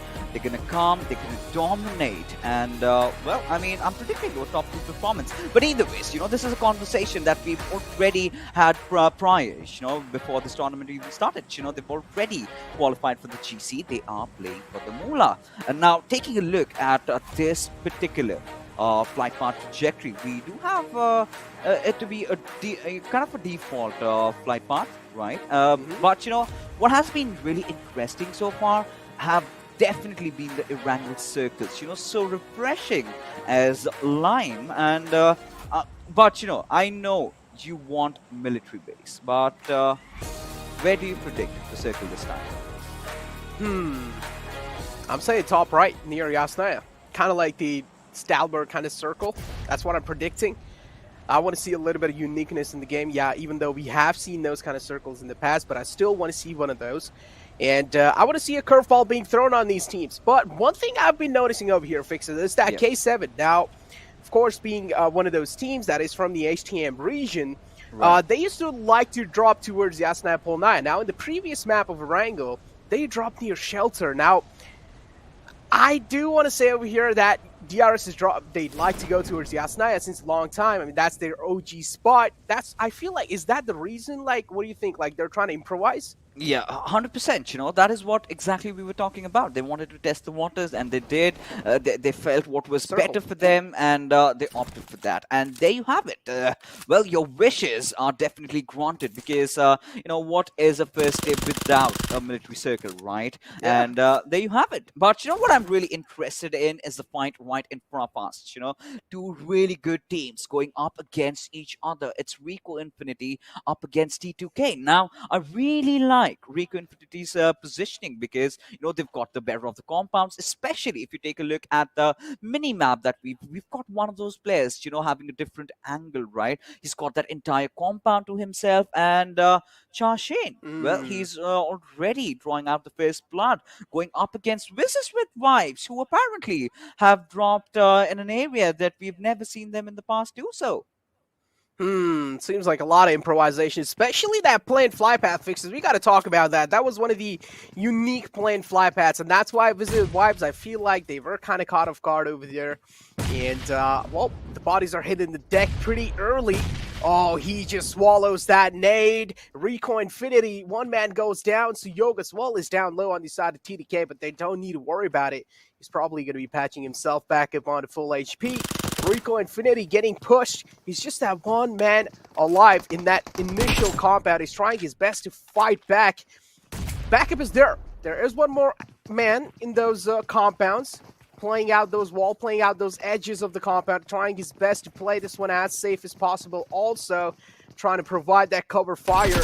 We just want to see, is that going to be possible? Is he going to be able to fight back in this kind of situation? They're being stormed by TDK. Well, the second half, Street's position has been completely compromised. Will switch his weapons and has to reset, needs to heal himself up as Pidan. He does need that res up, but Suyog, he's not going to let it happen. Does manage to take down Skeeton though, and instantly finds a good position inside the compound. Would want to get a few finishes over there for himself, as Chain is also wanting to rush in. And Prestige, does he have his headphones on? Because now the push is definitely coming on towards him. And Anas, really dicey position. Anas and Prestige, two players surviving. Does have the SKS to play around with, but still does manage to find a knock Necro. Oh, making that SKS work in that close range, and that's what we like to see, a unique choice of weapon. I feel like he just didn't really have time to choose over there. And take a look at this, Jane. With some jumping shots, wasn't really able to connect much, but he's also taken a lot of bullets onto his body, so he needs to back off and retreat for a while. He needs a little breather. He needs to patch himself back up. There should be a res back up for Rico. So Rico as well, they do realize Jane is down quite low, and that's why we do see them on the aggressive footing over here. Jane, it seems like he has no meds, that's why he's just on run. And TDK, what's going on? Early bodies falling down for a team like TDK, and we're not really used to seeing that.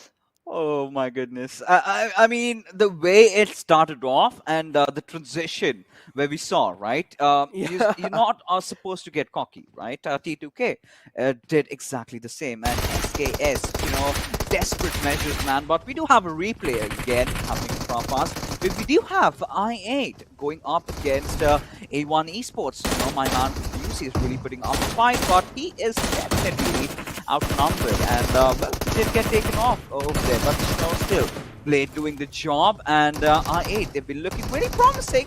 They had fielded his SKS, but you know, it's going to be Crypto who did come in for the clutch and did manage to get the final kill. And of course, you know, we've got well, 2 teams eliminated already. And Rico Infinity, man, we've got to give it to them. The way they held themselves, you know, the moments you need to hold on to your nerves, that is where they did, and were just a better team, right? T2K, they were just scattered along, and they realized they got a few knocks. They wanted to capitalize.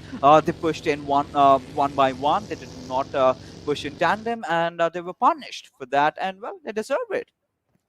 They definitely do. The fight between Rico Infinity and TDK definitely escalated pretty quickly, but I also want to talk about one more thing that I noticed now. Enigma Galaxy, they like to drop near Pachinki, but this time all the way down near military base. Now, I don't really know what's the mentality behind this one. Yeah, I do realize it's a southern circle, so maybe they just want to be pre-prepared for the things that might just be upcoming in the future. I don't know. You know, well, K7, they've got a lot of experience, right? You know, even Ocean did touch upon it, the World League, but Deadeyes, you know, this is one of the teams that I'm really eyeing out for this tournament. You know, the Chokers tag needs to go off, right? They always tend to mess up, but this time they're looking determined than ever as Frag Bomb is just closing in. Has managed to spot out Clever, though, from SUDOR. Does take a few shots and backs off, and then again tries to push in, but he's getting shot from elsewhere. Still manages to find a knock though, but can he retreat in time? Exactly, Necro. It's invisible. His HP bar is invisible. Oh, these early fights. And I feel like the main reason behind this one is because the separation from a majority of the teams. For example, teams like Rico Infinity staying together, it pans out for them. Teams like Deadeye Skies staying together, again, it pans out in the positive side for them. I feel like in these lobbies, staying together like a well-tight unit is probably the best thing you can do. If you separate out and if you get caught by anyone's eyes over there, well, that's where your glimmer of hopes just fades away. But as you mentioned, K7, of course, is one of those teams that is pretty experienced. Yeah. I also do want to see what they have to show, at least in the future lines as well. Now, DRS is one of those teams that Ocean and you opted out to at least like win this chicken dinner. So I want to see how are they going to be, you know, just proceeding in forward, because the blue zone, the wall of death has already covered them. They're trying to make it outside of that. They were probably. And how are they going to be rotating inside? You know, for me, I do not know if I am feeling it with DRS, because, you know, of course, Ocean did, and we certainly tend to get together at times, but this time, you know, I'm not just feeling it from them. Maybe today is not the day where they woke up from the right side of the bed, right? You do have those gloomy days you want to really forget, and for DRS, that certainly has been. But you never know, because the kind of experience that they put on the table, the nerves that they have, you know, they want a chicken dinner, they know how to get it. But considering how the circle has really shifted, now this next shift is going to be really important. That sort of sets the tone as to where we're going to head up next. But, well, that pretty much does not change anything at all. But still, you know, a little bit on towards the southern side, we've got, well, Enigma Galaxy already getting the better of the military base, but Hixie spotting out the players of NASA. But there you have it, you know, all of them just grouping up, going after that one lad, and will have no mistake in taking him down. Now, this is the problem that happens when, you know, you tend to wander off a little bit. You know, they were trying to ensure they had the better territory control. They wanted to have a few players at the military base. If the circle shifts there, we've got men. If the circle shifts outside the military base, we still had men. And, well, that sort of was the cause of his demise over there. Told you, man. The separation is not the key inside these lobbies. You always got to stay together like a well-knit unit. But Deadeye's guys, one of those teams looking to go inside or at least make their entrance in the military base. They will probably do so successfully without taking any kind of damage. They have a clear pathway in front of them. I also do like that they have one guy just swimming inside the military base, just making sure even if things get south on this boat, if everyone does get spotted out, there should be at least one man playing for the positions out there. But now if you also talk about how NASR took one of the mans out from Enigma Galaxy, that's going to be a huge disadvantage in the future lines for them. And they need to start adapting to how things are going to be looking like, because already a 3-man squad in those late games, we do know how things can go south. And again, a separation coming out. Nima separated from the rest of the pack, and he falls down. Same thing goes with Vibes as well. Probeen being a little too desperate to confirm that kill. Oh, and he does get punished, right? DRS, well, you know, Nima is bleeding right now. Martin Ninja needs to get the res as he does step into the enemy territory. Well, we'll try to get the res instantly back up as Vibes, they're doing exactly the same. Two big giants from the Nepali region as AJ is trying to provide that quintessential cover fire. Does connect, and well, this is the bloodbath now finally starting up as DRS slowly but surely picking up the pace, picking up the numbers, getting a few kills here and there. And now, well, K7, they've spotted them out, and DRS, they're lying right out in the open without any cover. Once the vehicles get destroyed, they've got no mobility with them, and K7 seems like they would really want to capitalize on this situation. The quick decision-making skill of DRS helping them out a little bit in that previous situation. K7, though, keeping visuals on this entire situation over here, making sure none of the action is being slipped by their hands. Circle still pretty much well divided between two islands, but still, I feel like the chance of it slipping down towards military base are probably going to be more. Or I do want to see a Brit circle as well. What do you think, sir? You know, I really wanted to shift towards the northern side. You know, that would be absolutely preposterous, just the way we like our PUBG Mobile, right? But now we've got Zivi just trying to spray in through that murky smoke. We've got Mafia Ninja still knocked out. Nima is trying to create more soft cover so that, you know, he can get the res back up in time. Now, this is the moment of truth, right? This is something that everyone has been waiting for. And, well, not the kind of a shift that we anticipated, but a kind of a shift that we do love. Not a lot of teams over there. Enigma Galaxy needs to rotate in, but I8, you know, they've really got a very good round at the same time against Howard as Zevi just driving over, but eventually gets knocked out. What on earth is happening next row? K7, rookie mistakes being punished. The rookies being silenced by DRS, and they're like, all right, we are the real soldiers, and we'll show you how to play inside these kind of zones. Look at that action as well, pretty much being separated out. The separation, as I mentioned, is just not the key in these lobbies, man. You always got to stay together as a well-knit unit. Ziv11 still being knocked out. They're trying to work upon him, but I don't really feel like getting the res back on him is going to be that easy. Look at the circle shift. You want to see another shift? That's what we're getting right now. A little bit of another shift. All the teams that were down south, they will have to move up now north. And here we also do see K7 slowly and steadily trying to get a... I mean, especially they're just... All they're trying to do over here is just... They're just trying to create a cheeky angle on DRS. But DRS as well, they're not rookies. They are making sure that they're repositioning themselves after every single duel. You know, I'm starting to feel worried for both these teams, right? Because objectively, they're not achieving anything at all, right? Yep. Considering the position that they are in. I mean, unless and until the circle completely shifts to its north side. Because look at this, you know, Enigma Galaxy, they've taken a good spot. Team Fate, they are trying to swim through the waters. And the moment they step out, if they cannot get a good cover for themselves, they're pretty much done, right? So many teams on the northern side. Now, this is where I really want to see some late rotations coming in. I8, Uzim, in fact, rather spotting out Deadeyes, who apparently did take that water route, and one of the players has definitely fallen. Will be, of course, there in just a minute, because I really want to see how they're going to rotate inside the zone. Now, the only round that they can opt for is the certain one, but now we've got action right in front of him, and we know how explosive this player can tend to be once he starts feeling himself.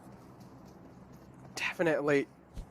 We do know action. I mean, he has some pure mechanical skills. He's got some cracked aim on his back to back him up. And T.I. Kurt, take a look at that fight being challenged. So bold with his decisions. Didn't even think twice when he pushed over there. He's like, all right, either I go down or the enemy man goes down, and finds a knock on the top. That's going to be giving them so much advantage inside a fight against YALLA Esports. Can kind of separate it out from top there. Scry and action are really far away. I don't really feel like there's no glimmer of hope for Top to at least get back up on his feet unless Stalwart Esports just makes some miraculous plays happen. And take a look at TI Kurt, how they're playing this one out. There's one man all the way in the back lines creating the flank angle. Oh, well, certainly, and this is the kind of confidence I would love to see from, Ekarth right at this moment, right? The way they've been playing, and of course, it takes a lot of cojones to, stand up and peek like that. Look at him, he's got no cover at all. This kind of confidence, and he's still not being punished. I mean, Stalwarts needs to start rethinking their approach. Of course, they did manage to get a beautiful chicken, but this is something that they really need to capitalize on. This is something that, you would not be expecting from the Mongolians, because Ravan, look at him. He needs to, he's showing that willingness to address. He wants to bring the fight right at the face of the players of Stalwart. I've never seen them being backed off like this. Exactly, Stalwart Esports. They do realize their hopes are fading away slowly and steadily, but TI Kurt looking to capitalize on those knocks they found initially. Pika down low, that's the IGL right there. He needs to be safe and sound. It's kind of like a protect the VIP situation for Stalwart Esports at this point. Yep. They're trying their best to hold that site down, but the site falls in disarray. Nigma Galaxy, on the other hand, facing off against Fate, do realize they need room. The circle has shifted down south this time on the melee base, and they're looking to just get themselves a little bit more better position inside the zone, and that's what I really like about Nigma Galaxy, just the adaptation that they're showing inside these games.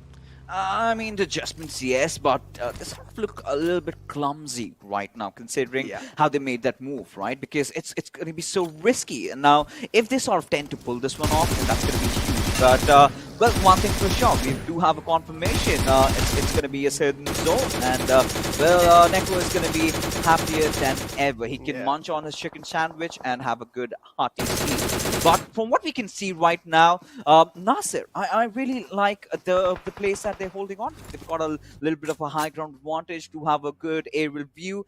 But at the same time, they cannot be complacent because Deadeyes, they're just right at the tails. Now, if they're not aware about that, then they're going to be really in terrible waters. They definitely are. Look at how many teams are in waters just swimming on the melee base. But pretty much 90% of the teams aren't going to be able to make it on the island there. There's no cover as soon as you keep your feet on the ground. And how are you going to be making it out alive, especially when there's going to be some fishermen making sure the fishes aren't really exceeding their limits.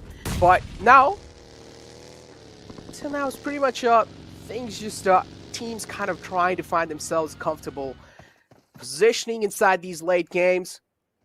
Triple I Kurt, we did see this team, how they challenge the fight against Stalwart Esports. They make sure that Stalwart Esports is on the back foot, and they made sure that they aren't really being challenged by Stalwart Esports. So overall, Kurt, they have owned this spot, and if they're able to challenge fight just like how they did against Stalwart Esports, it's just going to be building up the steps for success. Oh, well, certainly. I mean, I'm really impressed already, with S-Rod making an appearance in this roster, and the way they're putting up, they're not shying away from the fights. As, Stalwart, they definitely have been the zone magnet so far, back-to-back zones coming at them, and, they've been making really smart moves, but, still have lost out on a few numbers. That's a cause of concern for me. But now, from what we can see, a lot of fishes in the water as Crypto just cautious inside this little shack, and gets a few kills, and does manage to get a kill. Of course, 7 kills already for Team I8, and they've lost out on Blade and Reviews. So we're gonna see a defensive approach from them right now, just trying to get some good possession points, because in terms of kills, they certainly have gotten the marks. Anything above 5 is really good, and they're already sitting at the tippity top, so they really did not have to worry. But look at Assassin. Now, if he makes one wrong move, there you go, he's just given up his position. Now, someone around, maybe one of those players from Triple Earth, if they spot him out, and where does Assassin have to hide? Can he get into the waters while the time remains? I just feel like he should go towards the grassy area and just try to prone down. That would at least give him a little glimmer of hope for the future game. Down quite low. K7, unlucky. We're trapped in the water. Couldn't really make a lot of things happen with that position. But look at this. With Vibes, they have made themselves a safe entrance. And as I say, well, they have been silenced. They could have been a threat, but they have been silenced now. K7 being eliminated on 10th position. And, well, Wizzes Vibes following them up right on the back of 9th position. And look at this. Deadeye's guys now looking to challenge against Nasser. They have managed to find themselves one up. Actually, Nasser, they had the entire side of the control, but, well, within a few seconds, the side falls into disarray. Yeah, and this is where, the fears have turned true, right? We were sort of anticipating this skirmish to happen, this fight to happen, and it did. And Deadeyes did get the better out of Team Nasser over there, and all they have to do right now is run. But you know what I'm really liking is the change, the way it have been playing. Look at them. They've been so confident. They've been so aggressive. Just the way I would want a team to be performing in the 4 days so far. You've already qualified for the finals. You're feeling yourself. Try to test your limits. Try to break past it, because you're gonna need that. You're gonna need that little bit of confidence inside the finals, because it's gonna be just 2 days. You've got to be at your tip, right? You've got to be at your complete apex form. But now, taking a look at how things are, Crypto seems to be the final player surviving, and he still has 3 kills. And I'm pretty sure from the past that we've seen from this lad that potentially carries, I think he's gonna get a few more now. Another circle shifts on to Stalwart Esports. This is where they get a chance to dig on the enemy's hills. They're able to hold that compound pretty well. They're making sure none of the teams are directly going to be YOLOing or ramming their vehicles in that compound. They will have nothing to worry about, because that's the only team that has a safe cover inside the zone. The only teams next to them are pretty much going to be Triple I Kurd, and then you have Fate right next to you, and also NGX. The rest of the teams are still on the move, and there's a high chance that they might just be caught off guard in rotations. Oh, well, they certainly can, but Deadeyes, I mean, this is a gamble, right? They've got that only compound, one of those only compounds that was remaining. Not even a compound, it's a little shack. And how are you going to play around of it? Because if Crypto does have one that could grenade, you can just pass it through the skylight, and it's done, right? The entire squad just gets exploded. But Freak, I believe he does have an idea of where Crypto could possibly be, as Raouf, he's also surrounded. The players of Deadeyes, he's got a good vision at them, as finally the players of Triple Icar managed to go into the push. Now it's 3v2 situation. Baker and Scurry, the 2 players remaining, as Esrod and Ali. Well, they're really close, but can they be the cause of demise for Starwood? That's going to be a big question, as well. Vehicles are jumping, but Pika still manages to remain unscathed. DI Kurd again, challenging a fight against Stalwart Esports, but this time, tables have been flipped against them. There is one man near the compound. Finally, there is the backup over there, and Dravan will pretty much get the res back up onto the fallen man. He will give him a helping hand over there, but NGX, on the other hand, on top of the hill, they are falling down. This just leaves them with one last man alive. Triple I Kurd, they're getting third-partied. They're getting stabbed in the back by Fate. And there's no way, there's no safe way out from here. Oh, but you know what? I'm loving Deadeyes this particular game. The way they've been playing, the way they dropped, they took the waterways. They had to take a risky fight. They were being blocked off by IA. Did manage to take the southern route, and then managed to take down the players of Nasser. Now they're not really shying off. Now they're going on that aggressive front. They're going in for the push onto his Raoul, who the family is hiding and are basically doing nothing, as he just gets bounced on. And Deadeyes, one more squad fight for these lads, and have already managed to accrue 8 freaking kills. Yeah, those are some incredible numbers, incredible stats, I gotta say. Deadeyes guys, yeah, as you mentioned, they have a little bit of choker tag on their name. Always somehow they tend to screw things up in the last moment. But the recent addition of Tudor Love, who used to play in the past from 7C, maybe Deadeyes guys, they have a new kind of a new kind of a mentality, new kind of a mindset inside the games. And that up till now, at least in the final game of Erangel, is showing pretty much high. It's showing pretty much true. And take a look at this, Deadeyes guys. find themselves a free knock onto the player SUDOR Esports. Now this just leaves Scry, the only man alive.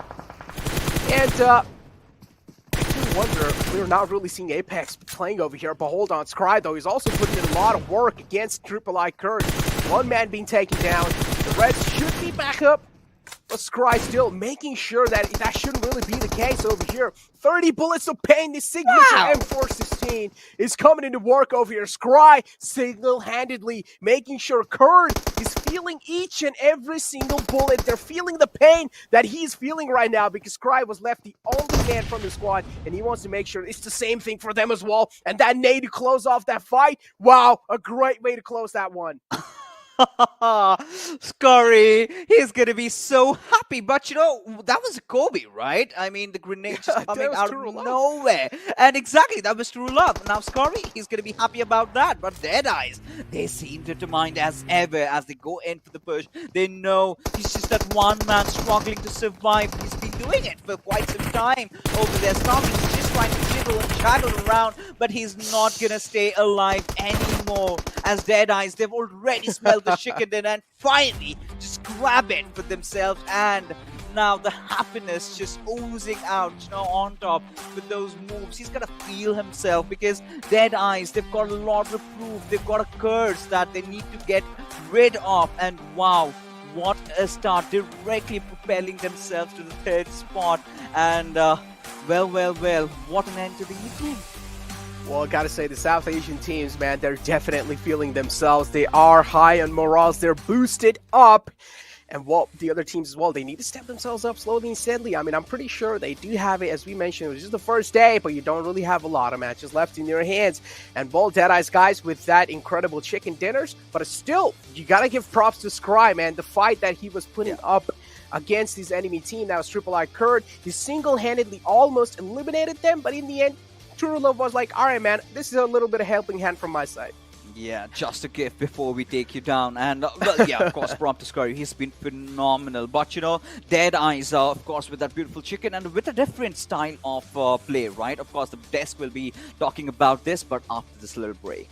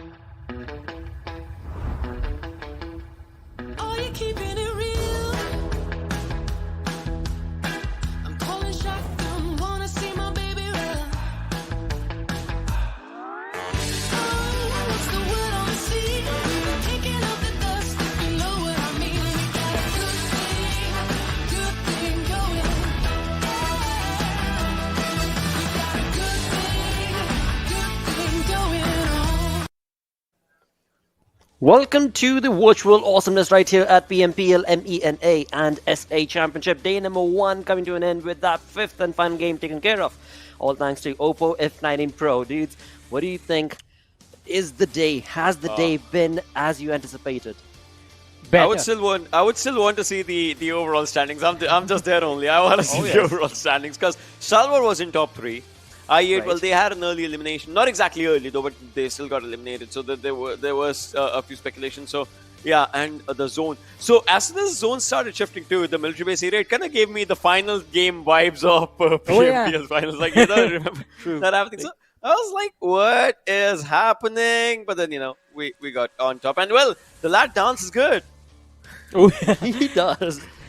And the team needed it, I mean, those guys, they have been throughout the day kind of just been trying but slacking, and then in the end they do pick the slack up and get that chicken dinner for themselves, which is certainly going to be pushing them all the way up to that third position, I believe is what I saw for the team. I mean, they are in the top 3, and I think at this point it is a fact that as long as On Top is there, he will be able to make sure that his team is doing really well for themselves. True. I mean, we've seen him perform time and time again. And this game was actually really important for them because, as we did talk about it before the match started, Deadites guys, they had a decent start to the day, but then the momentum fell off really, really hard. And with this match, I believe they have set themselves up for tomorrow. But it wasn't just them. Wizzes Esports have brought themselves quite nicely in this game. Fate Esports, it looked like they were doing really well, but it was the lack of numbers, the players not all of the players not making it to the late game stages that did not work out for them. Although I have to say, based on where the circle was, I agree with what Ocean said. I mean, Stalwart Esports and I8, they were looking really well. Especially, I had my eyes set on I8 as they were playing close to the military bridge. But then again, I mean, some games are just not going to be yours. That's true. But NSR with just one lad surviving, they still managed to get those 2 kills for themselves, 2 knockouts. Well, that's really decent. But coming down to DE again and again, you remember the first game when DE had a really good outing with 13 points for themselves, and this time they have a chicken dinner. But I would still say, I would want to see tomorrow, day after tomorrow, as for what the momentum goes for this team, because we know whatever we say, we would just not want to jinx it yet. So we don't say it, I guess. I mean, not even yet. We wouldn't just not want to jinx it, right? Because this team has that potential. I don't know what happens to this team when it comes down to those final moments. But as of now, while the team is doing decent, let's just put it that full stop. So right now, I'm not worried about Deadites, guys, because as you mentioned, it's always at the final moment. It's always at the last day. So for now, I believe all they have to do is just be consistent and play the way they're doing right now, because it is looking pretty good. Yeah, it definitely is. It definitely is looking pretty good for them. And well, I mean, Ikhard, if we talk about this team, right? This team was a real headache for Stalwart, almost like the entirety of the game. Yeah, completely agree with that. I'm causing a lot of chaos for the team. But, I mean, DRS, we are seeing them slowly and steadily pull themselves back up as they walk away with 6 points from this game for that team. And not just them, KHK Esports as well, because that is a star-studded lineup right there. We expect a lot more from them. But I have to say, as you did mention, Ikhard Esports, I want to say NASR, Nasir as well, they are doing really well. I mean, slowly and steadily moving up, slowly and steadily bringing the momentum, building up the momentum. The consistency needs to be there from now on, because they, as you mentioned earlier on, the margin for error in this tournament, it's non-existent. True. With 15 games remaining before the top 16 move into the finals, definitely now it's time to start counting down that 15 number as the matches progress on from one to the next. With that, let's move on to the zone analysis, where we shall see the rotations that were made and not made that resulted in this sort of a gameplay. Ocean. First of all, have a look at this nightmare. What is this? I mean, honestly, if it's just have a look at this, because you're the one who pointed out the water, by the way. Yeah, I love it, and that's why I'm saying, like, this is a nightmare for a lot of teams, right? So D likes to drop here, and look at them already just, trying to have a really good area. Now, for this one, right, everyone must be thinking where the circle is, because 50% of the area is on the upper side and 50% on the lower side. So everyone, have their mixed opinions, and this is where I8 is, because I8 would want to think of it, if the circle moves north, they move north. They would want to be the first team to move north, right? And that's what they were calculating for themselves. But luckily, the circle was slowly and steadily moving south, and that kind of helped them. But look at Stalwart, right, Johnny? Really slow rotation for the team, but they thought it would help them. But, well, there comes this one name that just, these lads, and this as well, just, just became a real headache for this team. Yeah, I don't think even Stalwart Esports, they expected someone to cross over that late, and especially taking the risk of going through the blue zone itself. So it was something that they were not expecting, and they made sure they were able to capitalize on the element of surprise that they had, and they did it quite nicely. And look at these teams, right? Still on the other side. Now it's time for them to struggle, because they can't move from here. They can't move from here. Both the bridges are under the blue zone's damage. So a few of them were onto swimming, and this is the thing where it just came to my mind. Flashback. The finals. Yeah. It's still, ended pretty I decent, think I would it's say. the flashbacks are of nightmares that the teams had, especially. That's why I I8 said, and- what a nightmare circle this is. Exactly. I mean, but yeah, I mean, we wanted this, right? Because we don't like We it when love players chaos. are too comfortable. Yeah, we love chaos. We love chaos. In the words of great fixers, we love masala. Not great. Great fixes. All right. But indeed, I mean, bringing the day to an end, this was certainly a spectacular result for the side of the EF course. And as was anticipated, well, they have made that comeback. But as you so perfectly mentioned, will that continue on from tomorrow? We hope so. We definitely hope so. And again, for the side of DRS, well, they've got those kill departments working in their favor. The placement points, we'll see how the storyboard looks. But before we talk about that storyboard, let's go through all the wonderful moments that took place through this chaotic game, through, of course, the Oppo F19 performance. Oh, well, if you have the circle on Erangel in a weird position, you know the game is going to be off to a weird start as well. And that was what it was with this one as well, with this game, how it began with the early aggression from a lot of different directions that we do not expect. It was good because it was chaotic. It was chaotic, that's why it was good. Yeah. It just goes hand in hand. You talk about every single area, be it open lands, be it those cities, or be it, one or two compounds. You see those early fights, you would want to take it. First things first, well, it's the final game of the day. And if you feel like you're at a comfortable position, well, why not just make it even better? And even if you just lose that fight, even if you get taken down, well, you have the entire night, the entire day of tomorrow to just, think about it. What's going wrong? How can we fix that? And all, and then come back again. So, last game of every day, it should be in this format only. It should be with this pace, I would say. I completely agree with that. I mean, it was a game changer, and it is sort of a wake-up call at the end of the day that should make the players focused for tomorrow's matches. But I have to say, I've been talking about teams in particular during these Oppo F19 Pro moments. I want to say props to that team, Nasir Esports, because their early game was very textbook in a situation like this, and that sort of shows how much they're focused and put in the time on studying how teams like I8 and Stalwarts actually do like to play circles like this, because they position themselves towards the southwest and then very slowly they brought themselves up and found a way inside the circle. So it was really important, because a little bit of a misstep and, well, you would have gone down super early, because you have to be careful of I8. Ocean agrees with me on this, because I8, they have a habit of watching the bridge and they will always keep on scouting the back.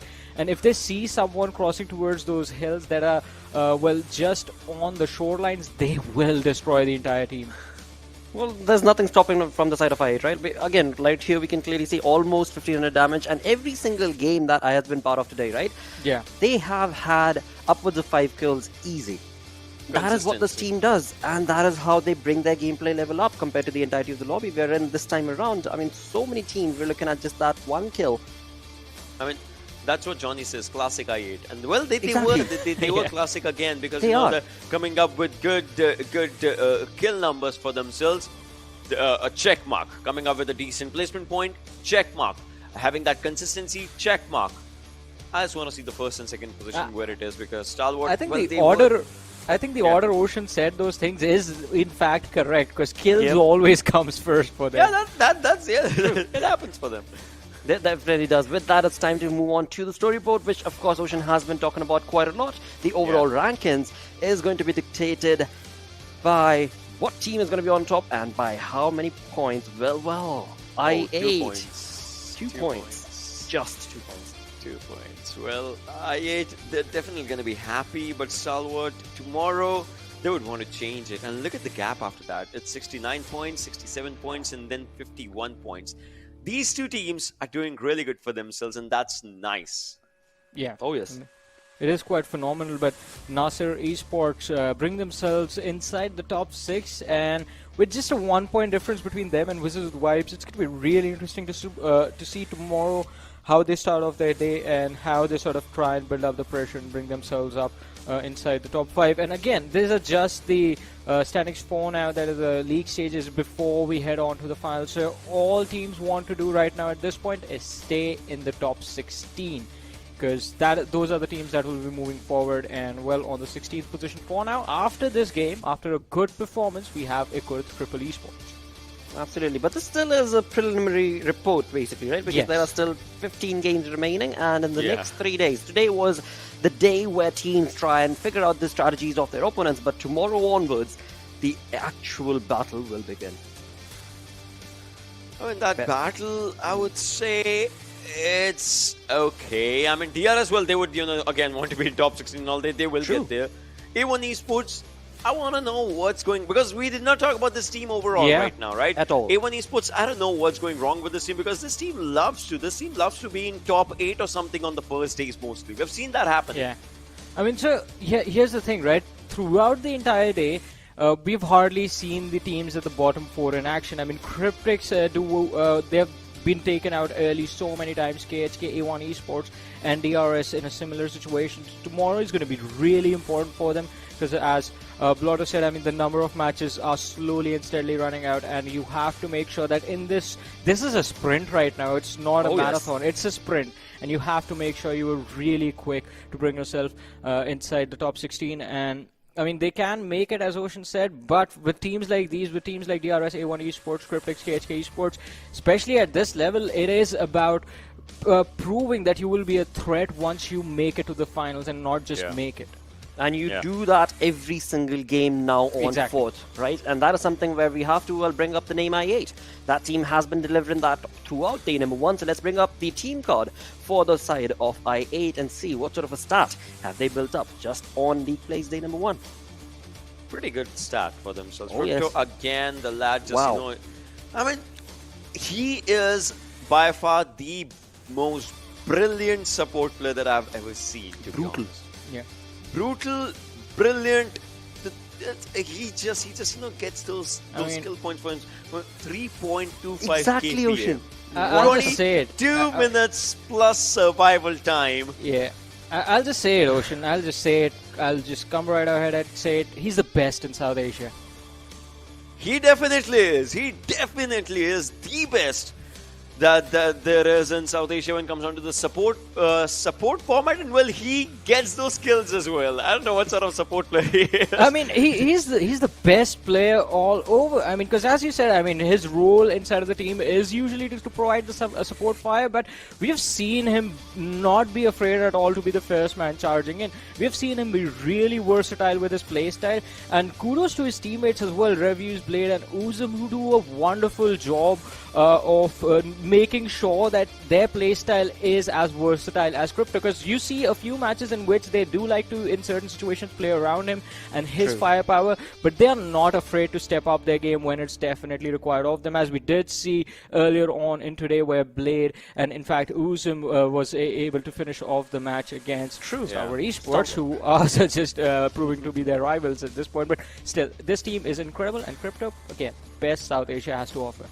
You know, I mean, let's move on along and have a look at the day summary as I bring up one more point that XP had brought in during the cast. And he was talking about I8 and how these 4 lads have stuck together as a team for such a long time. And that synergy that they've created is the reason why this team ends up dominating in all of these fights that they end up taking. It's about it kind of comes down to the if you have that synergy, you're gonna have a telepathic conversation that you don't even say things, but you understand it, and that happened in that chicken dinner match for the team. Yeah. Absolutely, you've been in those sort of different situations on different maps countless number of times, and you have made it a point that before you even call out, or the team leader calls out, the IGN calls out, you already know what needs to be done. Creating that flank, already set. You've already got the 2 on support, already perfectly set. Crypto is already charging in, all perfectly set. I mean, that's what I8 does, and that's the reason why we see them right there with highest damage and kills and everything working in this team's favor. That's true. I mean, talking about all these regions, right? We started off with the MENA domination, but then we move on to HTM domination, and well, 3 games coming down to obviously, South Asian domination. So we almost had, and that coming down to Nepal, and then Mongolia, and then obviously, Pakistan coming up here. So that shows obviously we would want to see what Bangladesh has to offer tomorrow, and obviously Africa. Oh yes, that ball is going to be in their court, and the opportunity is certainly going to be theirs to make that goal or basket, whatever you want to take that analogy in towards. But moving on fourth, as we move on along, let's have a look at the kill leaders, just based on day 1's gameplay from all these teams. Had to be. Oh wow. Had to be. Yeah, rivals, as I said. Exactly. Crypto, I 8 Star Wars. Military base is dominating right now. That's what I would say. Oh boy, I mean this tournament just got a whole lot better, but we are just getting started, so still have a long way to go. Oh yes, buckle up fans, because this is going to be quite an exhilarating roller coaster of a ride is what I'm anticipating from the side of these 20 teams. But again, enough has already been spoken about the teams that are sitting on that bottom half of that leaderboard, and tomorrow we can keep our fingers crossed that they will be bringing up that gameplay. What do you think, Ocean? Well, definitely. And tomorrow, I would say the storyline might remain the same. I mean, 1-2 points, and also we'll have to see what happens. Oh yes, indeed. Along with that, we do have those social media links right down there, and all that. The most important thing, fans, that I need you to request you to do is go down to PUBG Mobile Esports South Asia page and view the stream from that page, because there are so many giveaways taking place. There are redeeming codes that are available. That is where you will find it. So with that, as you're busy going across that social media, do not forget to look up these two dudes and of course DM them and whatever fancies your boat. With that, day number 1 certainly does come to an end, but the journey has just started, all thanks to Oppo F19 Pro. We'll be back again tomorrow. Until then, take care. Bye-bye.